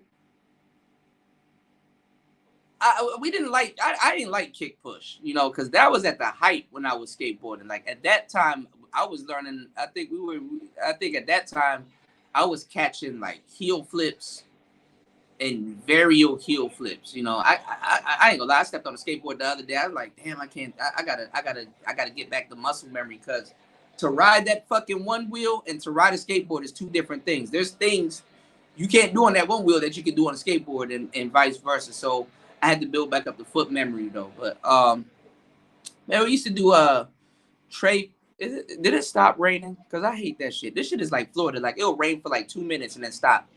Um, we used to, man, at that time we were catching tray flips, and we were catching we were not catching, but I was practicing tray flips, and I caught them every once in a while, one footed and shit like that. But we were practicing tray flips, and we were jumping stairwells at that time. You know what I'm saying? Like that was a big feat, you know. And I right before I stopped skateboarding, that was when I was learning on how to jump up and control the board and actually get the board on a rail.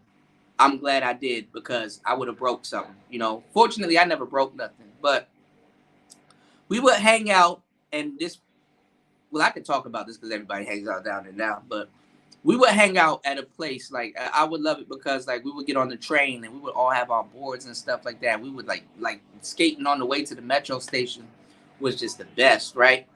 And practicing all your tricks and your moves and skating on the way to the metro station was just fun. And then we would get off at either Archives or we would get off at Gallery Place Chinatown. As soon as you get out there in the middle of DC and just the air and everything, y'all know how it is downtown, right? Man, the shorties, we used to have our headphones in, bro. We used to drink beers and smoke right in front of the White House, mind you, right? We used to skate down at Freedom Plaza. And we love Freedom Plaza because Freedom Plaza was like it was made out of marble, and we used to skate at the courthouse. We used to skate everywhere, but we used to skate down at Freedom Plaza, and Freedom Plaza was just awesome. Like I love Freedom Plaza, but when the park police come or the FBI police come, man, you had to get off your board and run. We was running into dead traffic. It was just a very fast life. Like I've seen people get caught. I remember one time one car pulled up, but like 5 cops got out the fucking car. It was like, oh shit. They start running in all different directions.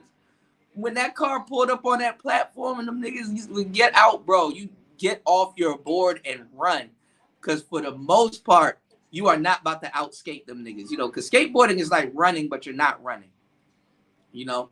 So I used to do this trick where I used to like hit the front of my board and the board would pop up behind me and I just grab it like this and just start dipping like all in one motion. I would pop, get off, and just start running, grab the board and just start running. we used to I used to throw my board in the bushes and then run.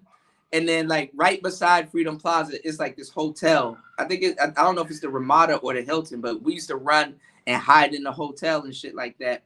And I remember one time, like, the hotel has like this balcony and they can see over Freedom Plaza and you can see all the way down I think Pennsylvania Avenue in the monument and everything, right? Not the monument, the Capitol, right? There was a whole bunch of people on the balcony like, go, go, go, go. They were like rooting for the skaters to run and shit like that, man. Those are some fun fucking times, man. Those are some fun fucking times when they catch you and they'll like demolition your board. Like they confiscate your board, you'll get a fine. They'll destroy your board. Your folks got to come down to lock up and come get your ass. It was crazy, right? So when Lupe Fiasco put this shit out, I'm like, because like before all of this stuff popped off, like the kick push and all of that other weird shit and Pharrell and all and the ice creams and stuff like that, we were wondering why are all these new people coming down to the skate spots and just holding their boards and just hanging out and shit like that. It's like, y'all don't skate. Like you could tell who was the newbies or who wasn't the newbies and stuff like that, because it would just be a whole group of us just like even before school, after school, it would just be a whole bunch of us just like skating and falling and stuff like that, trying to perfect our crafts and stuff like that. People nowadays, they go somewhere like, well, watch him bust his ass and stuff like that. We never looked at somebody like, yo, this person bust their ass. It's like, yo, you almost got it, bro. Keep trying, And like, it takes a lot of fucking balls. Like, people think skaters are bitches, bro. Skaters are not by the stretch of the imagination, They're not these little snot-nosed kids. Like, some of these niggas will beat your ass with the board. I've seen cops, they take the board, the truck side, not the wooden side, the truck side, and hit them niggas with the damn board. Like, y'all, man, shit. So when Lupe and all them other people came out, we were like, man, y'all not outside skating like this. You are not outside skating like this. I know for a fact y'all not jumping stairwells. Y'all are celebrities. Y'all don't have no reason to do that, But they made a fuckload of money off of it, and you niggas. This is why this goes back to the hip hop conversation, because this is what I was getting at. Y'all was not emo. Y'all was not doing that. Black people are the biggest biters of everybody, And it's funny because it's the teapot calling the kettle nigga when they get mad at people biting from black people for some shit they bit. Right? For example, I'm gonna get all of I'm no homo. I'm gonna really set y'all straight. I'm gonna give y'all examples because I know what I'm talking about. Those skinny jeans. You want to know why skaters wore those skinny jeans? Those skinny jeans were fitted jeans. A lot of those skinny jeans, like the khakis and all that other stuff, that was for springing ability. You can spring, like it'll literally give you bounce. A lot of people weren't wearing baggy shit when they skated because it weighed them down. You understand what I'm saying? When you do an ollie, and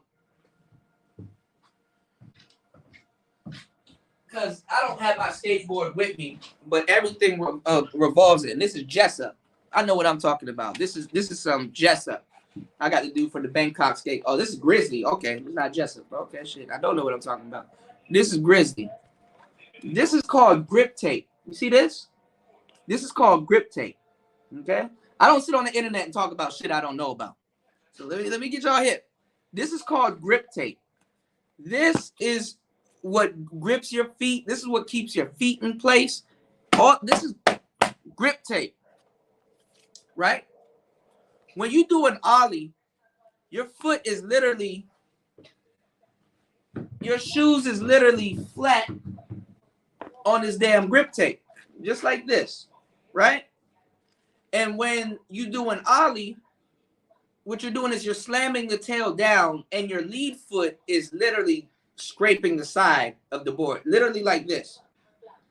You literally, when you ollie, you roll your ankle, but upward. So when you do an ollie, the board literally does this and then comes down. Does this and then comes down. Fakie, this, and then comes down. Depending on what direction you're going. So you can do an ollie or reverse ollie. Ollie is basically jumping the board. Basically, if y'all don't know where it comes from, A guy named Oliver made the shit. All right. So that's why they call it Ollie for short. Right. So you do this and you scrape your foot on the board and clear whatever object that you're trying to clear. You bam, bam. A lot of people didn't know how to do an Ollie. A lot of people didn't know how to do a lot of different things. Lupe didn't know how to do it. Pharrell didn't know how to do it. They were around people that did do it. But, anyway. So when you get those skinny jeans, it gives you that bounce. Like you can literally boom and like literally bounce, and it'll make your ollies higher. You're catching the board higher. You can follow the board a little bit more easier. You don't have these baggy ass pants in the way. So you're not gonna be we call it either mob or we call it sketchy. What you're doing is not gonna be sketchy. So what was I about to say? I can't believe I'm walking y'all down the skateboard rabbit hole. Black people weren't wearing those skinny jeans like that. Those fucking Motley Crue jeans and stuff. Niggas don't even know who Motley Crue is. Niggas be wearing fucking what's that? Damn it! Now talking shit. I done forgot. What's that shirt with the fucking triangle and the rainbow and what's that group? Damn it! Now I done forgot. The Pink Floyd and niggas wasn't listening to Motley Crue, Pink Floyd but they wore all those shirts because they saw them in Target and shit like that. You know what I'm saying? Niggas didn't know the Misfits. Niggas don't know what the Misfits is. But the little skull shirt, they be wearing all of that shit. And I'm like, oh man. And then the same thing with the skate companies. The people don't even know when they're wearing skate companies. Ithaca, America, Habitat, Zero, all them those are all skate companies, right? Etnies, all of that shit, skateboarding, right? Black people bite off of all of that shit, all skate culture. Bape, Supreme, all came from skateboard culture. Call them hipsters. Niggas was not tattooing their knuckles and their hand. Niggas was not tatted like that.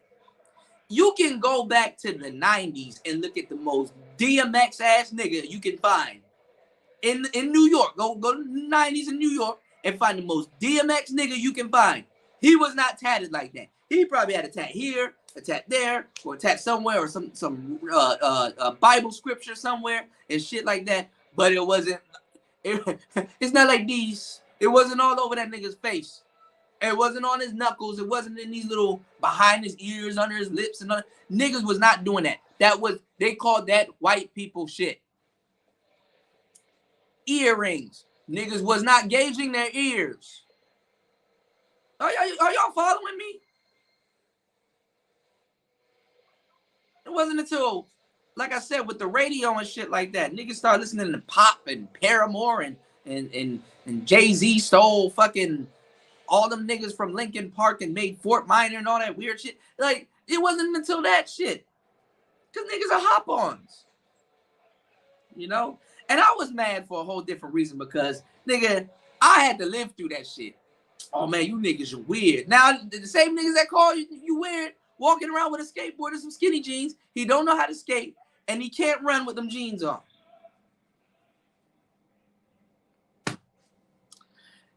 It's happening right now with Dragon Ball Z. What that idiot say on Fresh and Fit the other day? Oh man, if you watch anime, I'm gonna she said, what did Kazumi say? I'm gonna fuck you so hard. First of all, bitch, who says shit like that? I'm gonna fuck you so hard because you watch anime? Like, y'all can't even lie correctly. Anyway, I stand corrected. So this is why hip hop will never die, because all they do is just bite off the next shit that's coming out. Indian flutes, all kinds of stuff. It's a perfect time to be a producer, though. I tell you that. It's the perfect time to be a producer. But I'm not gonna let y'all niggas live that down like y'all sitting up there tattooing your face and all that other shit, and splitting your tongue and all that other weird shit. No, y'all made fun of white people for doing that shit, and then you turn around and start doing, oh, that's that white boy shit. That's that white boy shit. That's that white boy shit. What is that white boy shit nowadays? Niggas already done took it. You said y'all worried about Sesame Street and the damn economy collapse.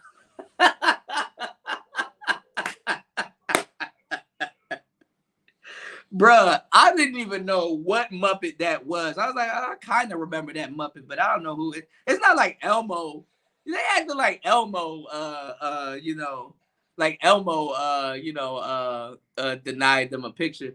You said, go watch my live on Sesame Place. All the kids they happened to miss were black. Not. Oh, okay. Okay.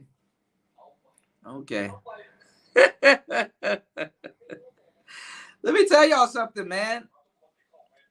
This is a clear indication, black people, that you got to understand that times are getting hard. Because black people don't know what role y'all play in America. Like, we don't know what role we play in America. Black people don't know shit. And then we get surprised all the time when racism rears its head. When times get harder, racism gonna rear its head. When times get harder, you know what I'm saying? Prepare for racism. We should already know this by now. Think about it. Even in the South, slavery was bad, right? And that's why I say, I'd rather deal with somebody I know that's racist than not racist, not caping for no butter biscuits or nothing like that. I'm more for the honest. It's the honesty for me. You know what I'm saying? When the slave master was happy, oh, niggers, oh, y'all come over here. Y'all get some of that chicken, nigger. That's a good chicken over there. Get it, have some. You used to eating chitlins. It tastes what a real chicken tastes like and all that other stuff. A party for everybody. Good times. It goes to the saying that good times breed weak people. You know what I'm saying? Because being nice to people and shit like that will leave you open and vulnerable for some other shit that happened to you. You know what I'm saying? So it goes back to the saying, good times breed, weak people. Black people need to know when motherfuckers don't have it nowadays. Times are getting harder. Racism gonna come out in all kinds of shapes and forms. And the funny thing is that we still don't get it. It doesn't really come out. Like, nobody gives a damn about being racist to some old Jim Crow ass nigga. Like, Jesse Lee Peterson, he not about to experience no fucking racism. Not like that. They go after the kids. It tells you the health of a society. You see, when they kill a lot of black people, they kill the children. They're not killing. And I mean the cops, of course, but that always happens. But they go after the kids. You understand? And it'll tell you the health of the people that you're dealing with when you got to go after youth and shit like that, and things like that. Come on. Black people are here in America for the sole purpose of other people to say, damn, it may be bad for me, it may be bad for a lot of people, but shit, at least it ain't as bad as it is as the niggas over there. We are here for people's entertainment. Even us getting mad that, oh, you mad that Elmo don't look at you niggas. Niggas gonna laugh at that. That's a victory in their book. You know what I'm saying? The school that I went to, that's where Jim Henson came from. The guy that created Kermit the Frog. I met his wife, and I kind of got an inside look at all of, inside look at all of that stuff, man.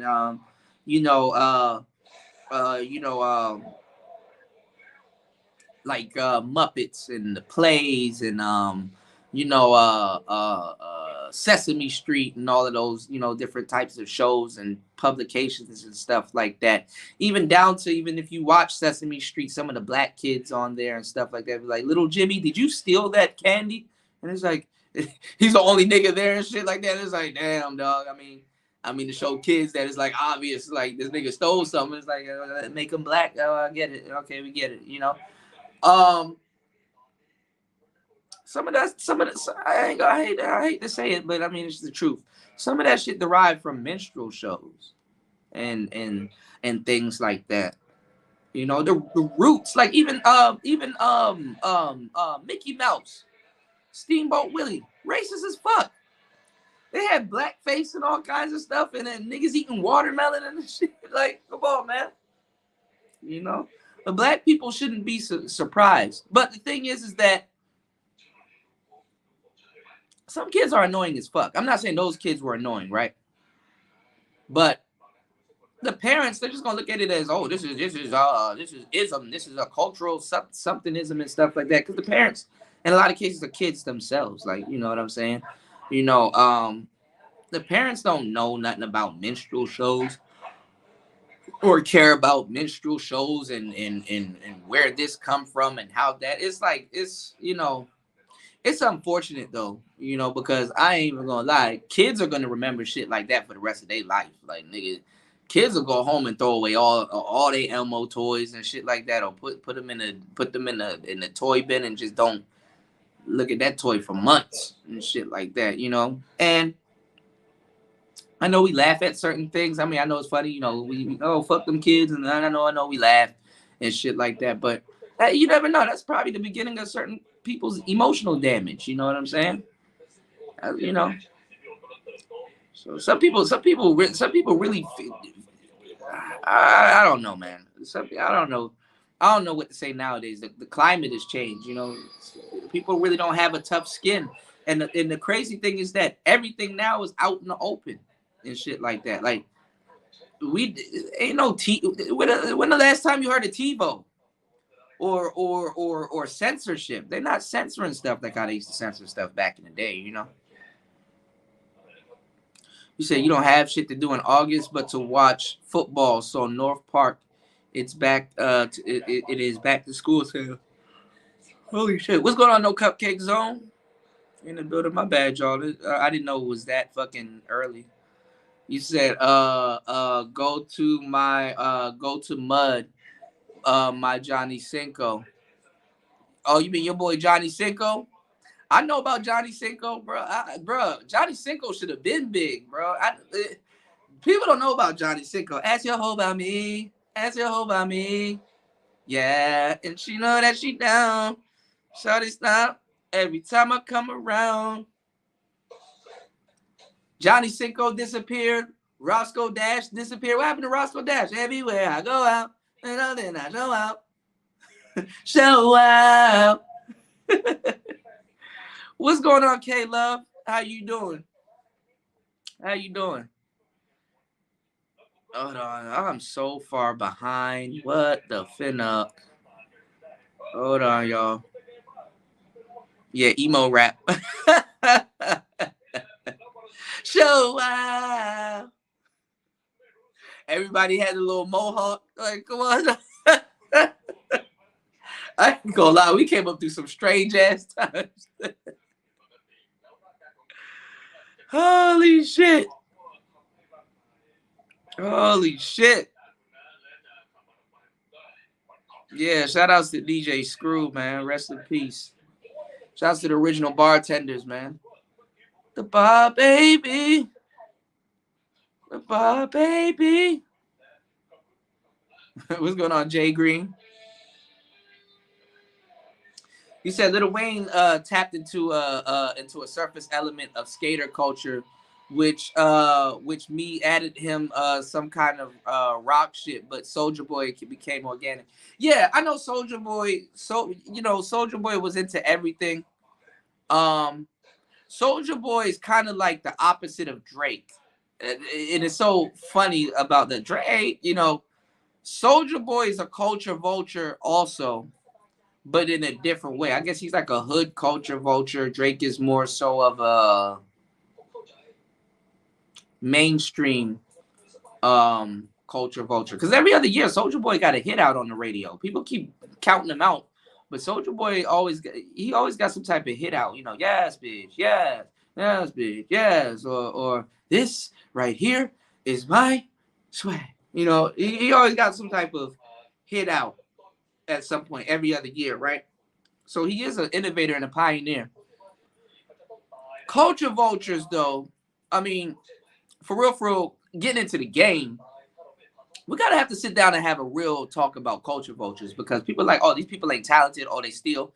Granted, yes, it might come off as that they're not talented, and it might come off as that they steal, and it might come off as that they get information before everybody else, and they styles switch, right? Or they switch how they rap. Like Soldier Boy now, he raps like Hood Rich Pablo Juan. You know what I'm saying? Like everybody's kind of doing that. Like Gunu and all them other niggas, what they do is they punch in and stuff like that. NBA YoungBoy actually does it, but in a different way. He niggas sings. He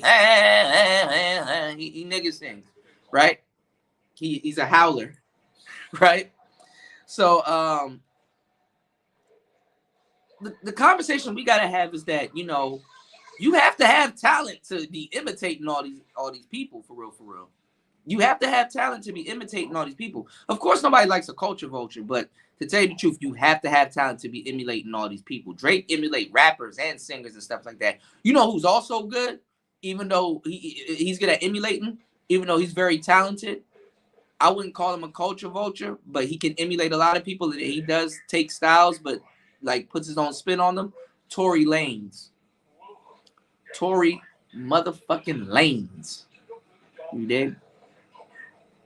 But Lil Wayne tapped into like the more mainstream kind of rock album and stuff like that. Because that rock album was pretty good. It was a pretty good shot at a rock album. You know what I'm saying?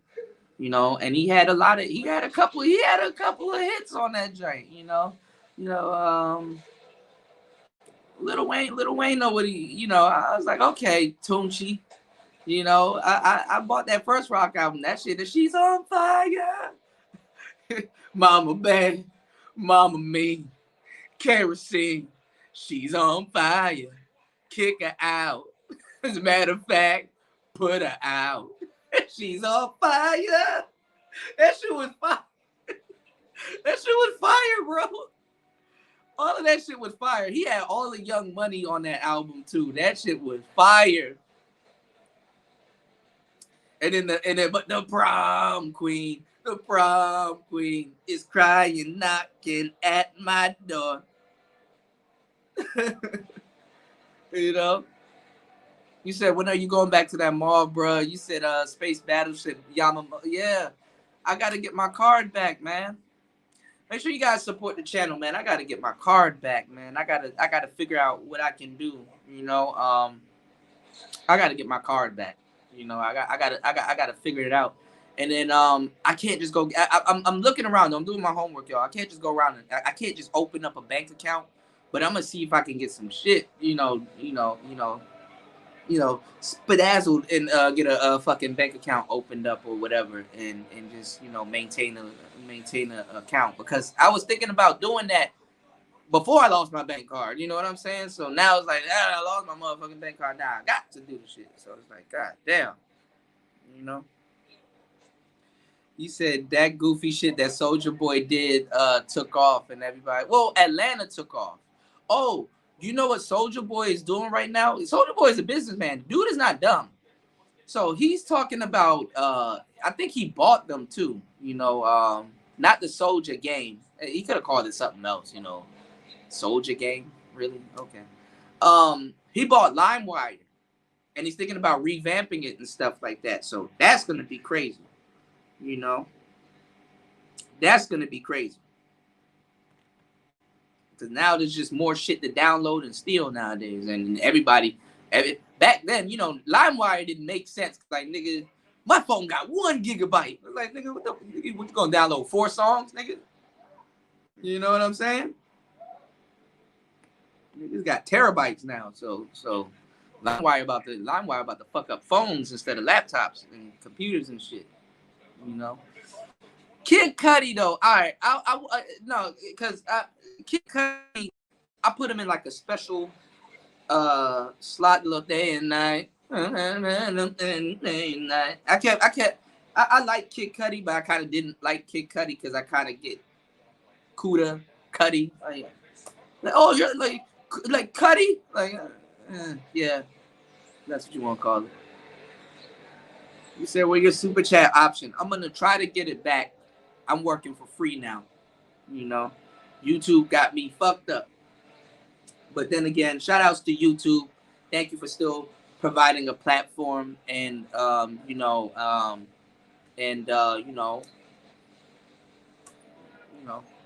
but you owe the manosphere, YouTube. I'm not letting that go. Because y'all put us through a bunch of shit and now y'all profit off of it. Like that wasn't what people was doing anyway. You know, y'all took down a lot of people's channels and did all kinds of debaucherous stuff, man. That's not right. You said you made a stream out there once, I believe. What you mean, Gemini? What's Gemini? What you talking about? I could have streamed anywhere, bro. You said I heard back then real skaters couldn't stand. Yeah, we couldn't stand kick push. They were posers, and that's always gonna be because the thing is about skating, and this is why I actually respect Lil Wayne. Speaking of Lil Wayne, because every skateboarder will tell you it's like the same courage that it takes to ride a skateboard is the same courage that you'll find in somebody that does any extreme sports like motorcycling, snowboarding, and stuff like that. You know, skateboarding is a way of life. That's the way a lot of people get around, get back and forth to work. That's what people do on the weekends. It's a culture. It's a way of life, to tell you the truth, when you really get into it and see it for what it is. But every skater will tell you, skating is very dangerous. That shit I was out there doing on that one wheel in Bangkok earlier on this video, dangerous as fuck. That's even more dangerous because that thing got a motor. I'm the motor on the skateboard. You know, I can control. I'm a little bit more in control. If I want to stop on that motherfucker and that thing decides not to stop, what am I do next? What am I do next? And sometimes that shit is not even I got time to think about it. That's a split decision, you know? Skateboarding, man, ain't nothing pussy about skateboarding. You know? It's just a lot of people don't talk about it. Skateboarders, and shout outs to Raven, because I saw Raven said something in the chat about the GT. I'm sorry, I got to paraphrase and kind of skim through the chat. Raven, Raven got a good taste, all right? But he going to get up and get back on that GT, though, unless you want to sell it to me, though, Raven. I'm just saying. But every skateboarder or everybody in any extreme sport, whether you ride a dirt bike, motorcycle, snowboard, whatever you do, all of y'all take that one good fall. You could break something, you can have a concussion, or you can be okay. But you take a serious fall, and that serious fall either does two things, actually three things. That serious fall either does three things. Right there and then, you got to make a decision. Yo, that serious fall is one of those things where it's like, yo, is this something that you want to do? Like, is this something that you are going to do for the rest of your life? Is this going to be the end of your career?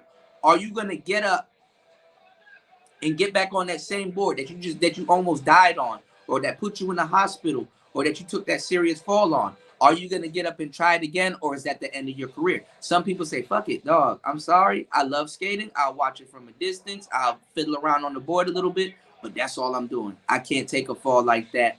I'm not willing to take a fall like that. I'm not willing to disregard my health or my safety to put myself on a contraption like that, to take a fall like that.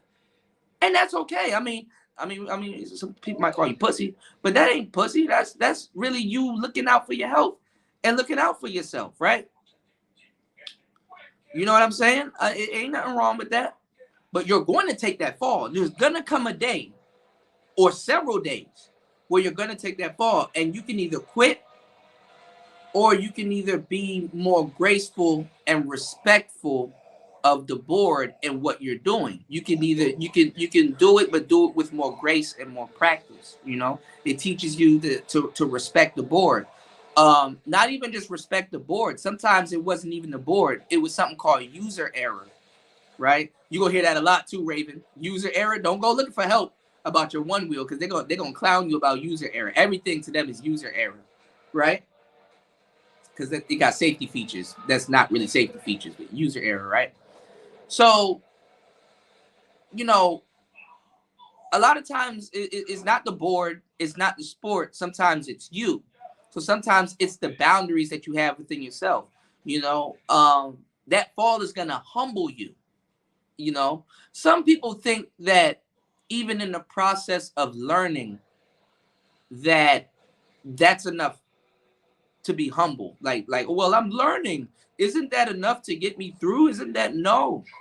You still gonna get laid on your ass when you're doing the right things and learning and humbling and stuff like that. You know, when I skateboard, I have a fear of doing things backside. You know, other than heel flips, I like doing things backside. So in skateboarding, you know, you're either facing this way or you're facing behind you. So backside would be if I'm gonna approach a curve, the curb is behind me. You understand what I'm saying? The curb is behind me. So before I do any type of trick, I would have to look over my shoulder and be good at judging where I can catch this curve on my backside. So I got to be good at looking over my shoulder when I'm going in a direction, or even when I'm going in the opposite direction. I got to be comfortable with looking over my shoulder. I didn't want to do anything backside because when you fall backside, it's harder for you to catch your fall, and then you can also hit your head. But also, I've seen guys, and when you skateboard, you got to learn how to take a fall. See, there's so much stuff that goes into it that we just don't respect posers at all. You know, shit. Even if you out there on a fucking scooter and shit like that, and doing them little where the shit spins, or you on a BMX bike and you doing a bus driver or a triple what you call it spin or whatever. You on your Dave Merritt shit. Like them niggas get their ankles chopped and all kinds of shit. Like the shit we go through, man. And people just standing out there like, I do it. Yes, you know. So people get mad at that. Reasonably, rightfully so. But anyway, you got to learn how to take a fall. I've seen people, because when you're falling, you kind of really don't know if you're going to face plant, if you're just going to smack dead into the ground. Um, you don't know what you're going to do. Sometimes your fingers, I'm surprised I still have my fingers, you know, because I done skinned my hand. I'm surprised I healed. I done, there's calluses and shit that I got. I done skinned my hand several times and stuff like that, and stuff falling, you know. Um, I done took my falls, you know. I didn't break anything, you know, but and I sprained, I rolled ankles. You know, when you do stairwells and shit like that, you see the end of the stairs and you ride up to the stairs and then the stairs just like shoot out, just like each step shoot out just like that. And you got to make sure when you rolling up to the stairs, you got enough speed to clear it. And it's not even just the speed to clear it. You got to make sure when you ollie at the right time, because if you don't ollie at the right time, you gonna have to kick the board away and try to land on your feet, grab your board, and go right back there and do it again. And then not even that, snap skateboards. Skateboards are expensive, all kinds of stuff. Of course, we're gonna get mad. You know what I'm saying? And then you kids, you a broke kid. Man, when I used to be out in Freedom, you know, I showed y'all dudes like Darren Harper. There's real skaters used to come through. Y'all don't even remember from the hipster era. Y'all remember Famous Stars and Straps? Darren Harper skated for Famous Stars and Straps and Pit Crew and all these other skateboarders and stuff like that. Black dude, gangster, right? Used to hand out boards and stuff. Now he's on the news, which is cool, teaching his daughter how to skate, and she's a good skater. But the sad part is that she's skating. They did the story on him, and I gotta holler at him to tell him to be safe because they did the story on him teaching his daughter how to skate, and he's teaching his daughter how to skate at Freedom Plaza, and it's like, bruh, you shouldn't have had the news had you. You shouldn't have the news have you on the news teaching your daughter to skate at Freedom Plaza because it implies that you're out there breaking the law. That's federal property. You're not supposed to be there. Of course, we like marble because we can grind on it. A lot of people don't know to grind on stuff. You got to get candle wax, and you basically wax the surface. So when your trucks meet the surface, it's not like a hard grind and stuff like that. But the grind does deface the marble, and the candle wax itself leaves like a black tarnish on the marble, and it does deface the marble also. But News segments will set you up like that. Have you on, nigga, we got you on the news skating on federal property. You did. I don't care what you're doing. Yeah, that's actually teaching your daughter. That's just as bad as teaching your daughter how to steal. You know? So I gotta holler at him about that. But anyway, when you learn how to take a fall, I wasn't comfortable falling backwards. I would rather see the fall so I can put my hands out and catch the fall. I would rather do stuff front side so I can actually see the curve below me when I'm grinding on it, or if I'm doing something on the curve. I would rather do stuff front side so I can have a standing chance, even though front side ain't no better. But I've seen a dude fall, right? And when you fall backwards, sometimes your initial reaction is to do this, right? Is to do this to catch yourself from not falling backwards. Sometimes that's your initial reaction. But when you're on a curve and you're on a ledge and there's a gap and you hold your hand like this, sometimes your shit go the opposite direction. I've seen niggas shit get snapped. Like that remember that show on YouTube, I mean on MTV called Snap? That's some real shit. These people are like bean bags throwing their bodies down stairwells and stuff like that. That's real. That's fucking real. Dudes that I look up to, Stefan Janowski, Dustin Darlin, dudes, there's skate companies that we know of. We used to watch before we used to go. That shit was like gang politics. Like before we used to go out and get geeked to skate. We used to watch skate videos, like mixtapes. The skate and rap go hand in hand. That's why I knew Lil Wayne was gonna love that shit. We used to sit back and watch New Blood from Zero, because like Zero was like one of the like if you wanted to get sponsored where they give you free clothes, fly you out to LA and do all kinds of stuff. Man, Zero was Zero, and all those were the big dudes, and dudes were like clearing 20 stairwells. I mean, 20 sets of stairs, 20 sets, double sets, and stuff like that. And like we used to watch all of that shit and go out and go skate. And it was more fucked up for us on the East Coast because like California, they could practice and skate all day. Us, we had to try skate. You ever fell down in the snow? It's cold as shit outside. Like I'm telling you, it'll be cold as fuck outside, but if you like warm up and you start skating, you'll be warm as hell and you'll be out there skating and shit. You know, so skating in the wintertime, I'm sorry, them falls are a little bit more harder. You walk around sore all day and shit like that, but it's so rewarding when you do learn a trick, you know. Man, we used to watch Rodney Mullen. We used to watch go look up, man, I got my laptop right here. I should pull this shit up because I'm on StreamYards. Go look up Chris Cole tray flipping the Wallenberg gap. Go look up Chris Cole tray flipping the Wallenberg gap. How he just, I showed it to y'all several times, how he just used to throw himself just off, man. And not even that, just like just kicking the board away and landing on your feet. It's like, you know, it's fucked up. You did? You said we used to play hacky sack. I never considered myself emo. Yeah, but that ain't gonna lie. Hacky sack was emo as hell. In Florida, we used to also. This was the most dumbest shit I've ever heard. But apparently people love it. In Florida, we used to play handball. It's like, nigga, just get a tennis racket or something like that, where you used to hit the ball and it used to go bounce off the back of the wall and come back, and you would come back and slap the ball and shit like that. You know, handball. Yeah, Pink Floyd. Yeah, Ungrateful Dead, Motley Crue. These niggas never listened to Led Zeppelin. You know, I've been dazed and confused. I ain't gonna lie. I don't have no skincare regimen. I got the skincare regimen is outside. Let me stop. But no, I am gonna start getting some skincare stuff because I ain't gonna lie. When I need to get like a shaver because using them razor blades is fucking my face up. You know. Dun, dun, dun, dun, dun, dun, dun, dun, Come on, man. Niggas never listened to Achilles' Last Stand. I ain't gonna lie. I wanted. I knew the Beatles were fire, but I was more of a Led Zeppelin guy. I kind of got into Led Zeppelin more than the Beatles. You know, the Beatles was one of those groups where I was like, I'll save it for later, but then I kind of never got into a lot of their stuff. But I like the Beatles though. You know, I also like the joint "Fool in the Rain." That shit's my shit, bro. I'm telling y'all, man. You gotta be cultured, man.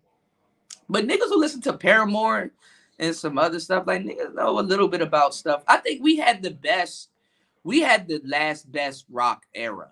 Like rock really took on like coming up as a millennial. I'm not even gonna lie, rock really took on a whole different like I understand how some people don't like. You ever see how some people don't leave like a generation? Like they like, oh nigga, you stuck in the 70s. Some things were that good, you know. Some things were that good, you know. You said Tyson was one of the first. Tyson was one of the first for mainstream black folks. Yeah, I mean, you know, there was a lot of you know, you'll find like your niche guys, and they're usually like musicians. You know, like fucking Ike Turner, you know, he created a lot of that shit they don't give him credit for. You know, he's gonna go down as a woman beater, but that nigga was an innovator. James Brown, a whole bunch of people created a whole bunch of shit that people don't give them fucking credit for and shit like that. Like now you got this movie that came out with Elvis and shit like that, man. Niggas should have locked that down. And fucking y'all got R. Kelly locked up. What about your boy Hugh Hefner? Bitches coming out now saying Hugh Hefner had a gang of revenge porn and stuff like that. They just make up laws and then turn it into something and try to bam niggas on that shit. Like, come on now.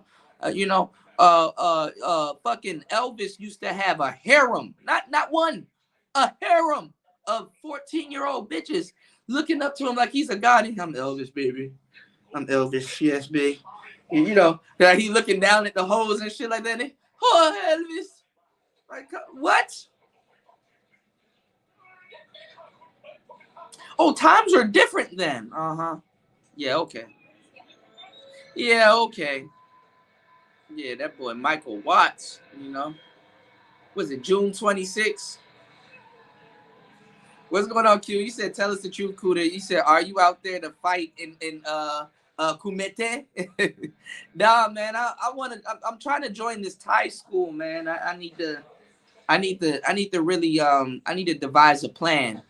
You know what I'm saying? I need to devise a plan. So I mean, that's what I'm gonna be doing tonight once I get off air, and then it's gonna be the afternoon for you guys, and then I got to get back on. I got audio books I got to do. I got an audio book I have to do. Oh wow, there's a lot of shit going on right now. But yeah.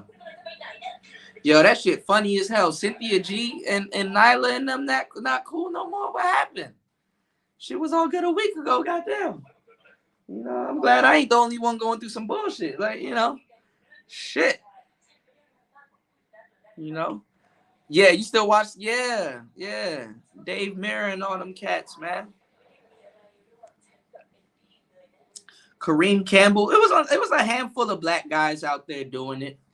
But the black people, our style was more aggressive. Like Darren Harper, like he was violent with the boy. He just bam when he catch the boy, he slammed down. But he got more. A lot of those black dudes, though, I will say once we really get into our groove, like we get more graceful with our skate moves and stuff like that. You know, because you got different types of skateboarders. You got the technical skateboarders. You got the swaggy skateboarders. You got the, some people are textbook, like Stephon Janowski.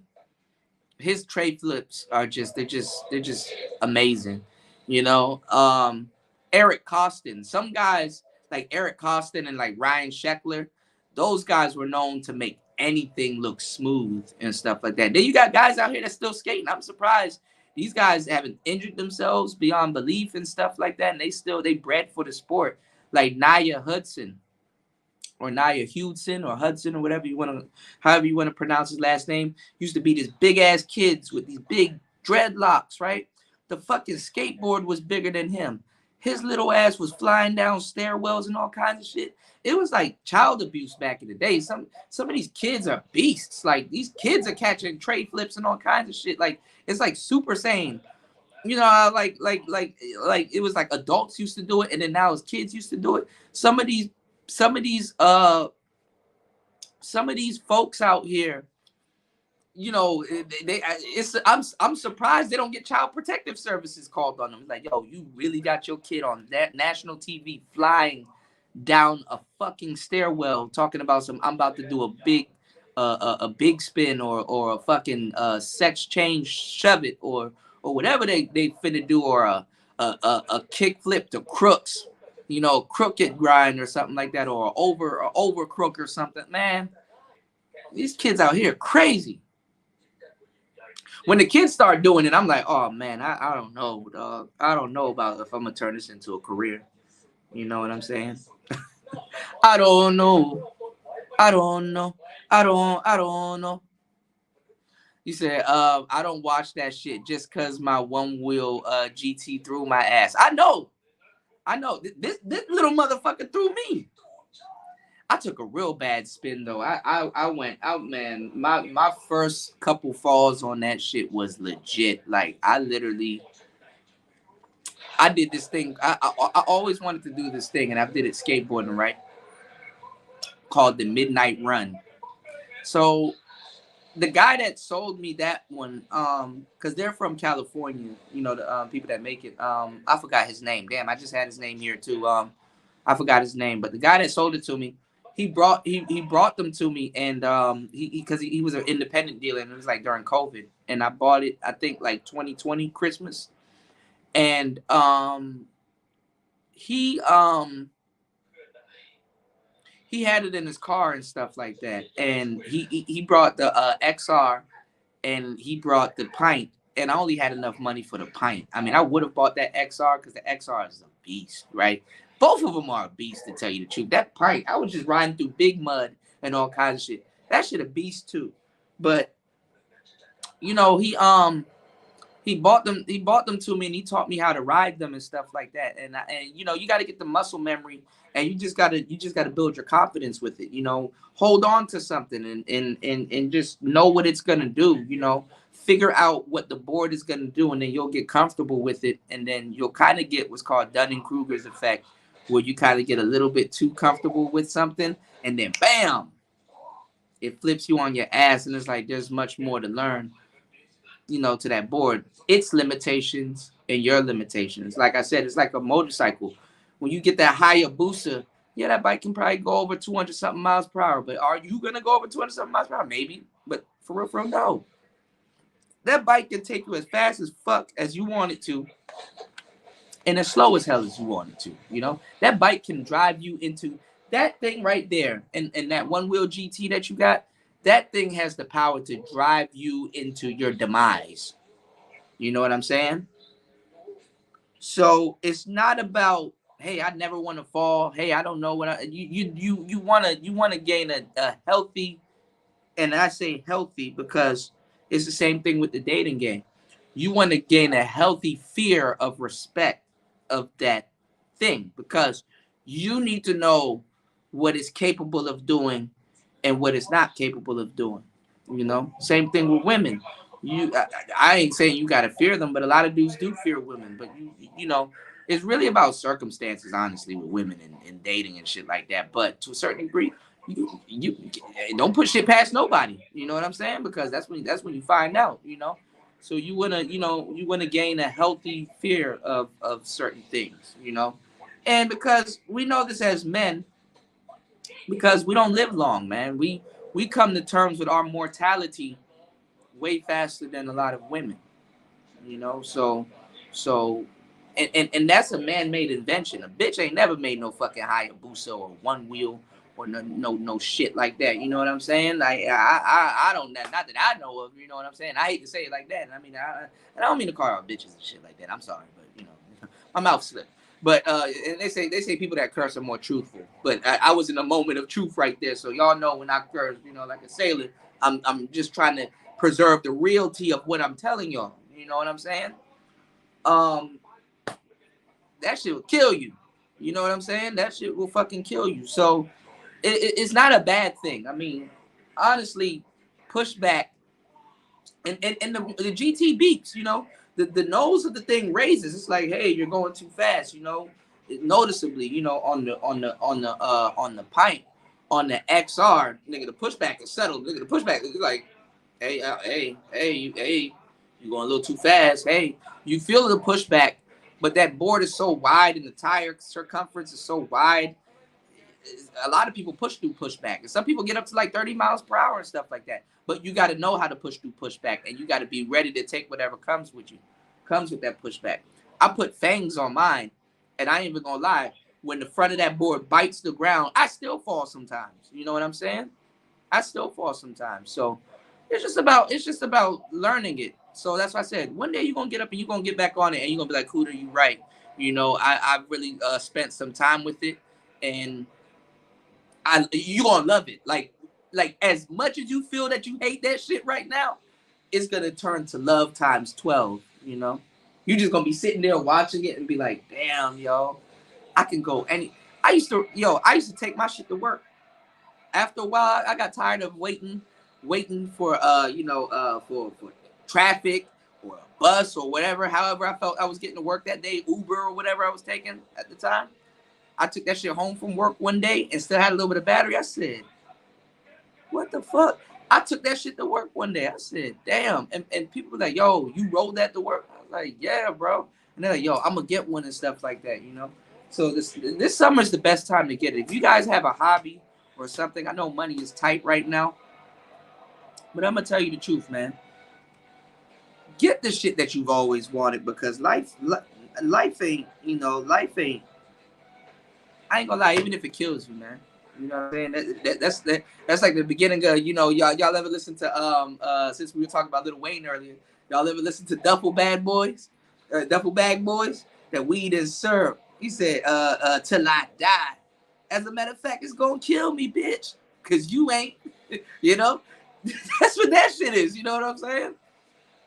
But be respectful. Don't worry your family, don't hurt yourself as much and shit like that. It's a commitment. You know what I'm saying? It's a lifestyle. Same thing with skateboarding. It's a lifestyle. There's a lifestyle that come along with a lot of the stuff that we do. Especially as men.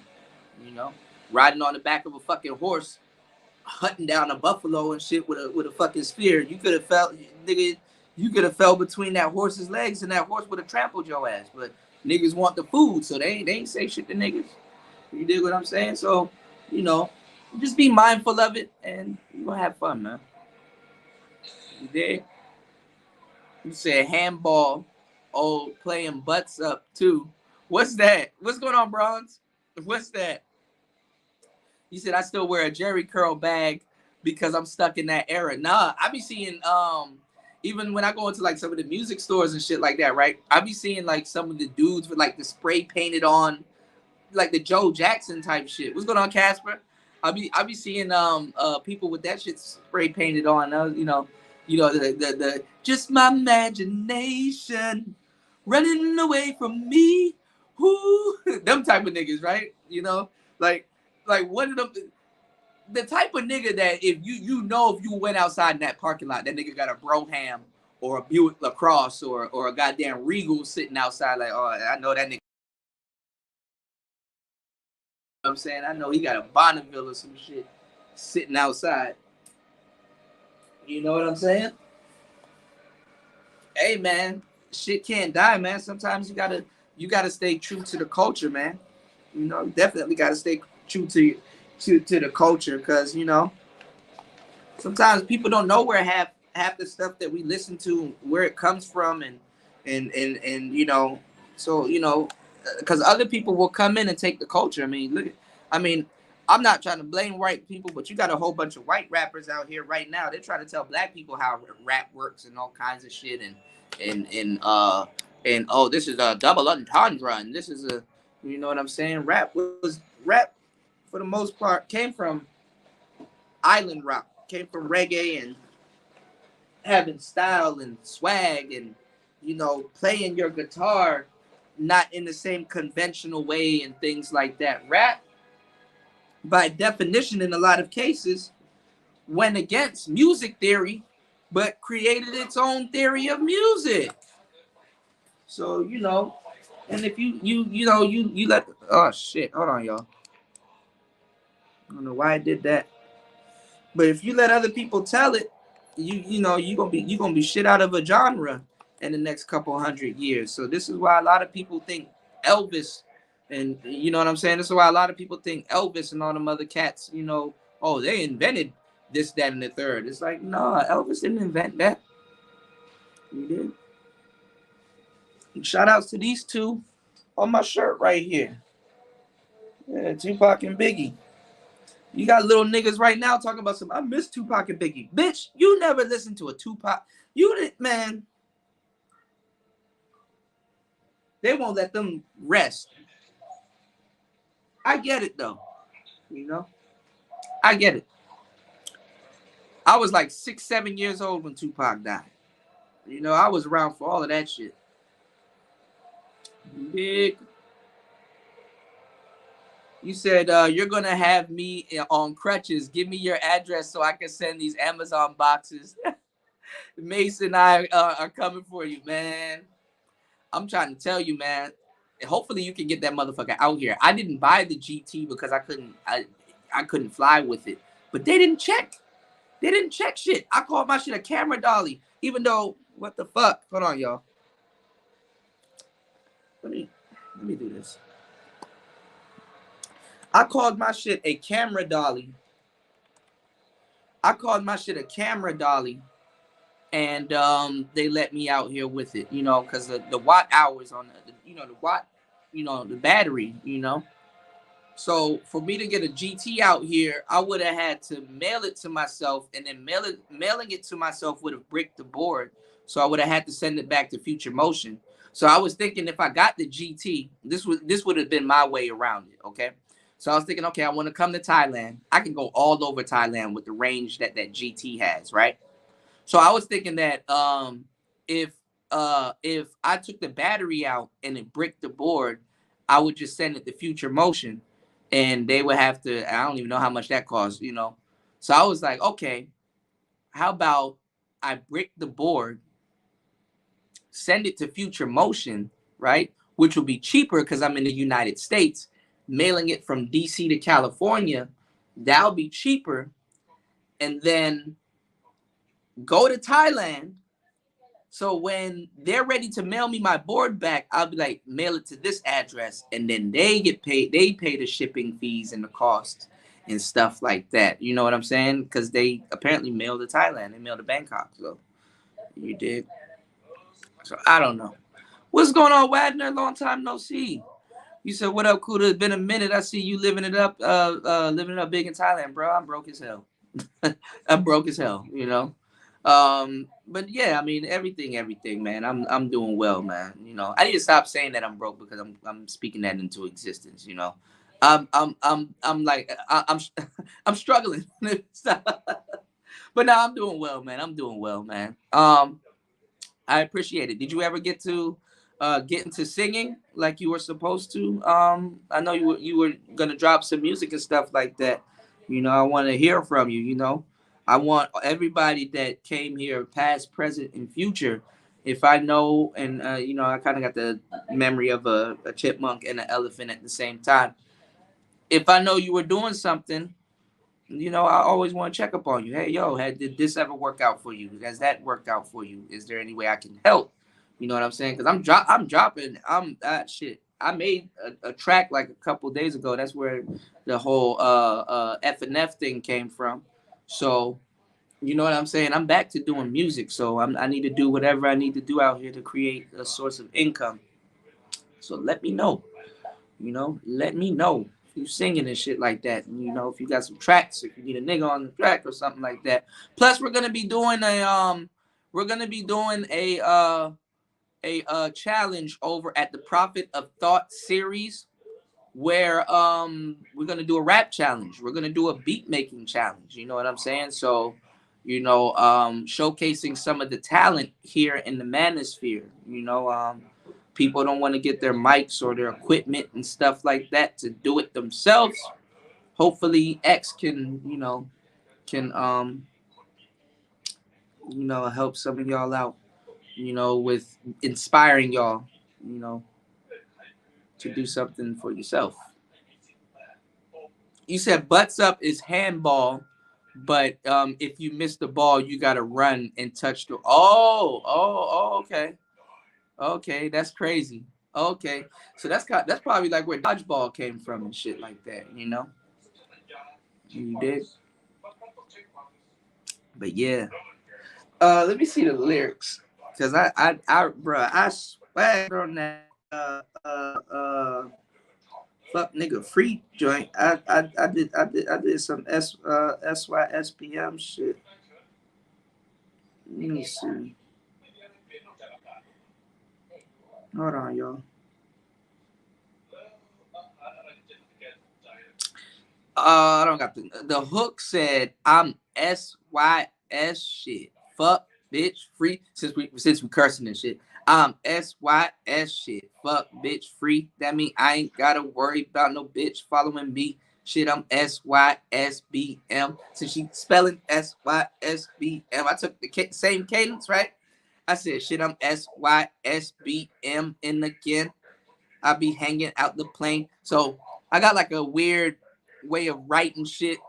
I said plane/jet. I was supposed to say jet on the second go around, but then I was like, what's another good word that can go? Because I write my stuff, right? What's another good word that can go in the word of plane? I said, oh, country. She's like, and I'm SINGLE again. I be hanging out the window with my ratchet ass friends. So I said, and I'm SYSB, and then again, I be hanging out the plane with my ratchet ass man. Or I could say country. You know what I'm saying? So country was kind of cool too. So I like the ping pong type of flow where you can switch words and shit. That shit is cool. And that song is actually pretty catchy. I was listening to it. I was like, this is actually very fucking catchy. Let me put it out, right? So I ain't gonna lie. I was gonna write a second verse because sometimes your first verse is like your first verse idea is like, okay, that's cool, but let me see another verse, or mix like two verses that I wrote together because it's only one verse. The song is like literally a Oreo. You know what I'm saying? But shout outs to Glorilla. Shout outs to Russell Simmons. I think Russell Simmons is somewhere out here with me in Thailand or Korea or wherever the hell. I know he ran from MGTOW gangster rap. Yeah. I call it the MGTOW mix, right? But I know Russell Simmons is somewhere out here. They were talking to him about like R&B and rap and how it was kind of like the same. And he was like, no, it's different. He says it's always been the same. And he was talking about Glorilla and congrated her and how he congrated her on her deal and stuff like that, and gave her some money tips and stuff like that, which was pretty cool. Shout outs to Russell Simmons. But basically, rapping now, you don't got to do shit. Like it was literally, we call it Oreo. It was literally hook, verse, hook, done. That's the end of the song. No second verse. Hook, verse, hook, done. Oreo, right? So I said, I'm SYS, goddamn, sis boom. Like that's a SYSBM joke, sis boom. Shout outs to Marco and Zero. I said, I'm SYS shit, damn, sis boom. Got a couple Thai bitches in my hotel room. New music coming soon, and I'm getting you in tune. Western bitches, they don't clean, and they need to grab a broom. And I think I need some room. And I think, I said, and I need another drink. Bitch, I'm leaving. What you think? We got dishes in the sink, and that pussy kind of just going with the, cause it's a Memphis beat. So all you gotta really do is just be childish and go with the snaps coming, right? So I said, oh, that's funny. They playing an Eminem song. That's funny. They play all the movies out here. They be showing nudity and all kinds of shit. I'm like, damn, it's TV. This bitch naked. Anyway. It's different out here. I said, I'll be flipping, I'll be turning all this money in the bank, basically turning over currency. That's what I wanted to do, but I couldn't really fit too much in that bar, so I said I'll be flipping, I'll be turning all this money in the bank. And they legalized the dank. They just legalized weed out here. It's the craziest shit. I got to do so much podcasts on Thailand alone. Like, you see them little kids that we were looking at earlier? You go down Bangkok, there's little Indian kids and Ethiopian kids and shit out there selling weed to tourists. Now, I bought dank from a bunch of different shady characters in my life, but I've never bought no dank from no fucking kid. You know, I mean, I know kids that was around that shit and smoking that shit, you know, young and shit like that. And I ain't never bought no kush from no kid. So some about that just don't sit right with me. You know, little kids out here selling weed and shit. So I guess legalizing it is one thing and regulating it is another thing. So anyways, I said they legalized dank. Damn the song kind of crank. Anyways, I got my stamps. Left the hood. She was like pussy good. So I said, anyways, I got my stamp. Left the hood, and I swapped that part with Visa good. I'm in DR with the PR and the wish a nigga woods. And then I don't know, I added some more stuff to it. But it was I actually started kind of having fun with it, and then it started getting like, you know, pretty catchy. Now I gotta y'all can't see it. I literally sat in my bed and recorded that shit. I literally sat in my bed and recorded that shit. I got to do a tutorial teaching y'all how to use the isotope Spire part 2, because I can literally drop a track. Toya said Diamond. I can literally drop a track or music at any time that I want.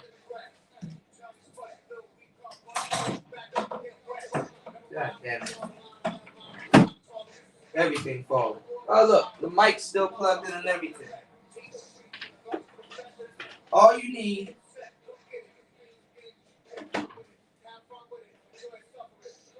I just don't know how I'm gonna shoot that video just yet. I literally sat in my bed. With this thing here. Had it hooked up to my phone. This is a whole studio. Had my headphones in. This is what a time to be alive. and literally, I just had the mic like this, so it just captured everything and just SYSBM and again just spitting the flow. This is all I needed.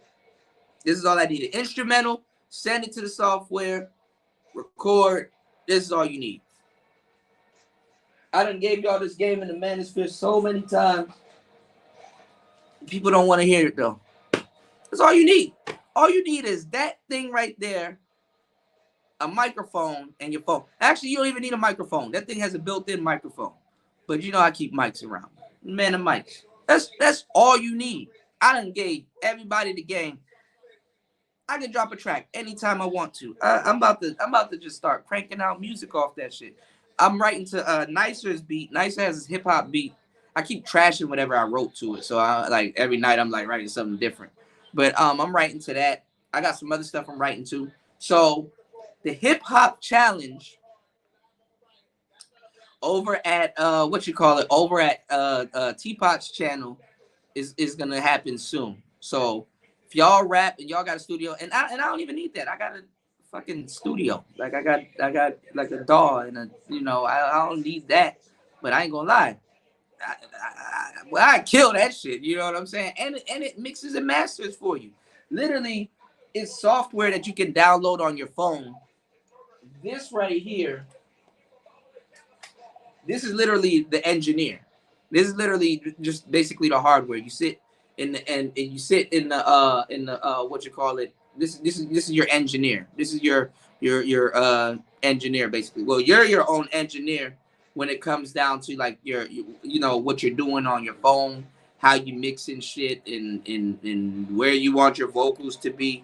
You know what I'm saying? Because like sometimes, and it looks like Alexa. Sometimes I be wanting to pan my vocals left and right. Sometimes that's why I say listen to it with your headphones. You know what I'm saying? If y'all listen to it with your headphones, shit gonna be fire, man. Cause like some stuff you hear in the left ear, you don't hear in the right ear, and then sometimes it does this. You know what I'm saying? So, you know, you can always have, you know, you can always have fun with creating music, and you don't have to be in the studio. If you guys are shy and don't want to do stuff around other people, you know. But mind you, when you have your headphones in and you're singing, you might be loud as fuck. Like everybody and their mama can probably hear you and shit like that. But literally, I done sat outside and recorded music. I sat right here in this bed and did that whole fuck nigga freestyle and stuff like that. It would be cool to have my homies out here turn up, drink, smoke, and then record and shit like that. But hey, man, you got to be the life of the party sometimes. You did. But I'm talking to the wrong group of people. I mean, the people in the manosphere for some reason I don't need no microphone cooler. I I'll just borg out 24/7. It's like, well, go ahead, man. You know. But anyway, listen, y'all. I got shit to do. I gotta open up this laptop right here. Anytime I'm not at my laptop, I'm fucking losing money. Um, Toya, are you okay? I want to make sure you're okay. You know, make sure you get some tea with some chamomile. You know what I'm saying? Get some ginger tea, some honey tea. You know it's actually really good for COVID, y'all? Dandelion tea. Dandelion tea. Oh look, Ramil just went live. He talking about Biden and the COVID, you know. But yeah, man, you can never be too sure, man. You know, and y'all got to make sure y'all taking care of yourselves. Especially me, I also got to make sure I'm taking care of myself. You know, you said I'm drinking tea and ginger and sleeping a lot. Yeah, make sure it's not COVID, man. I ain't gonna lie, man. When I was asleep during COVID, my cat. Rest in peace to my cat Garfield, man. I miss him so much, man. Um, that nigga was just looking at me like, oh, okay, I mean, I know you sick and shit, nigga, but is you gonna feed a nigga? Like for real, like you a little tardy with the food, my nigga. You know, I know you hacking and coughing and shit, but he was there for me, man. You know, he provided emotional support because my girl at the time she couldn't be around me, and then my folks, you know, they couldn't be around me. I wouldn't want to get any of them sick and shit like that. So I passed away a couple of times, you know, just in that bed. And when you in bed all day, it's like you get aches because you're laying down and then you can't stand up, and then you're aching, and then whoa, nothing you eat can keep the food down, you know. And I'm not gonna lie, when you have COVID, man, smoothies is your best friend, you know. You said that was around the time I met you when Garfield perished. Yeah. Yeah, achy as hell, and then I ain't gonna lie, but I ain't gonna lie. There's certain aches that you get after 30 where it's like, okay, I know this is age because this ain't COVID, man. Yeah, that COVID ain't nothing to play with. I don't think it fucked up my lungs though. You know what I'm saying? I don't think it fucked up my lungs though, because some people I heard their lungs was fucked up and shit like that. But I don't feel any different and shit like that. But then again, you know, I used to smoke a lot, like not even the cigars, like when I used to smoke a lot of trees. So you know what I'm saying? Like these dreads ain't fake; these authentic. But yeah, I didn't feel that lung shit. I'm glad I didn't feel that lung shit. I mean, the breathing was kind of fucked up. Actually, no, I was fucked up. I ain't even gonna lie. I probably did. I'm just saying that now because I'm better. But that shit was no joke. Like, you know, and I literally lost my job behind that shit. I lost my job behind that shit. They did me dirty, man. That's a story for another day. You know what I'm saying? And the whole reason why I caught it was because I was fucking working. You know? So when I tell y'all that I'm telling y'all, bro, like I know from sheer experience, bro. You know what I'm saying? Go live your life, man, because for real, you can drop dead tomorrow. They'll replace you in less than a week. Go live your fucking life, man. You know? Go live your life, man.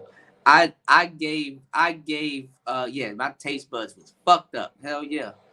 Hell yeah. You couldn't taste shit. You know? Toya, tea and smoothies. Tea and smoothies. You said your company is full of shit when it comes to COVID. It was better working for the feds. You said zero fucks given today. I'm telling you, man. Tea and smoothies, man. I'm gonna tell you too, because COVID is real, but a lot of it too, though, is a money grab. You know, a lot of that shit is a goddamn money grab. So, y'all just look. We all adults, bro. You know what to do for yourself, man. You gotta look by yourself. You gotta feel better for yourself. Because my girl, at the time, me and her was joking, right? I was like, see, that's why I can't be around you, because you would kill me and shit like that. She was like telling me, because she was at work. Of course, she was worried about me. Of course, my folks was worried about me too and shit like that, right? But like, she was like, okay, I'm gonna order you some food off of Uber Eats. I said, see, that's how I know I'm gonna fucking die. And we both was laughing because I was like, my mother's Jamaican, and it's something about Caribbean parents and stuff like that. They'll make you stew. Like, they know exactly what to make. The motherfucker will make a potato with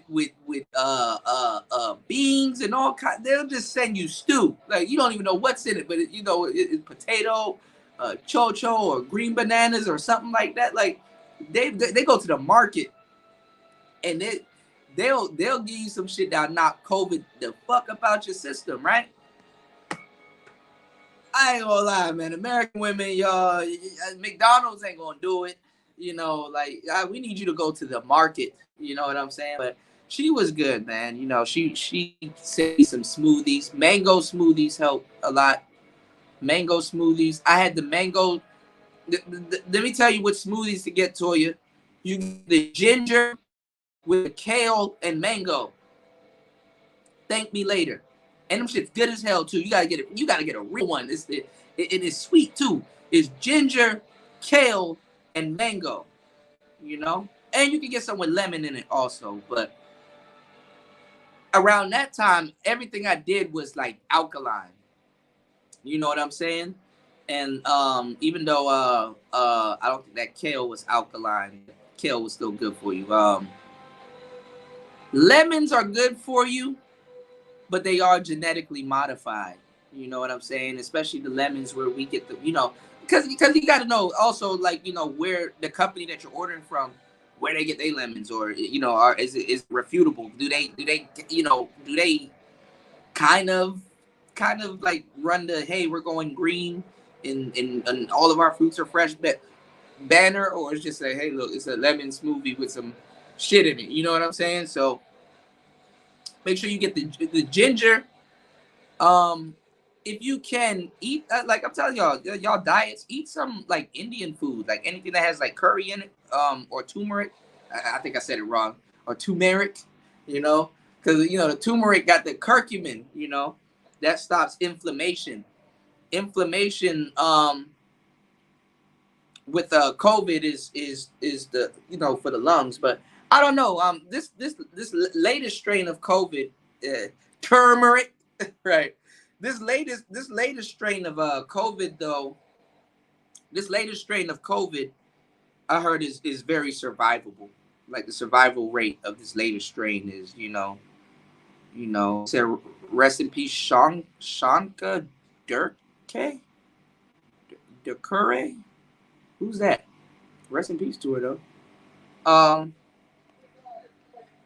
get some soups, more liquids, to tell you the truth, more liquids and stuff like that, and drink a lot of fucking water.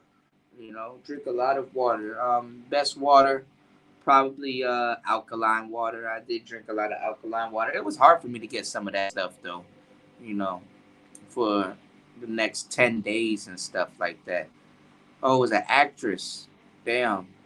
Oh, the actress, is that the one? Because one of the actors from that Elvis movie, she died too. She was found in her hotel dead. That's who you talking about?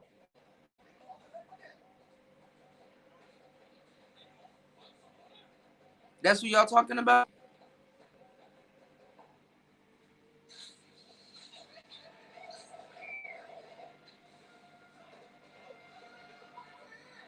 Rest in peace to her.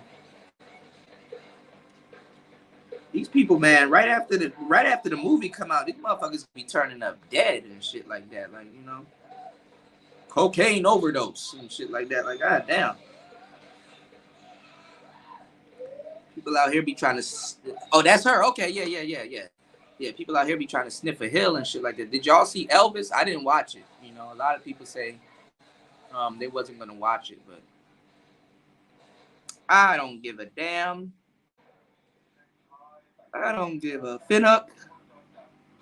All right, y'all. Let me I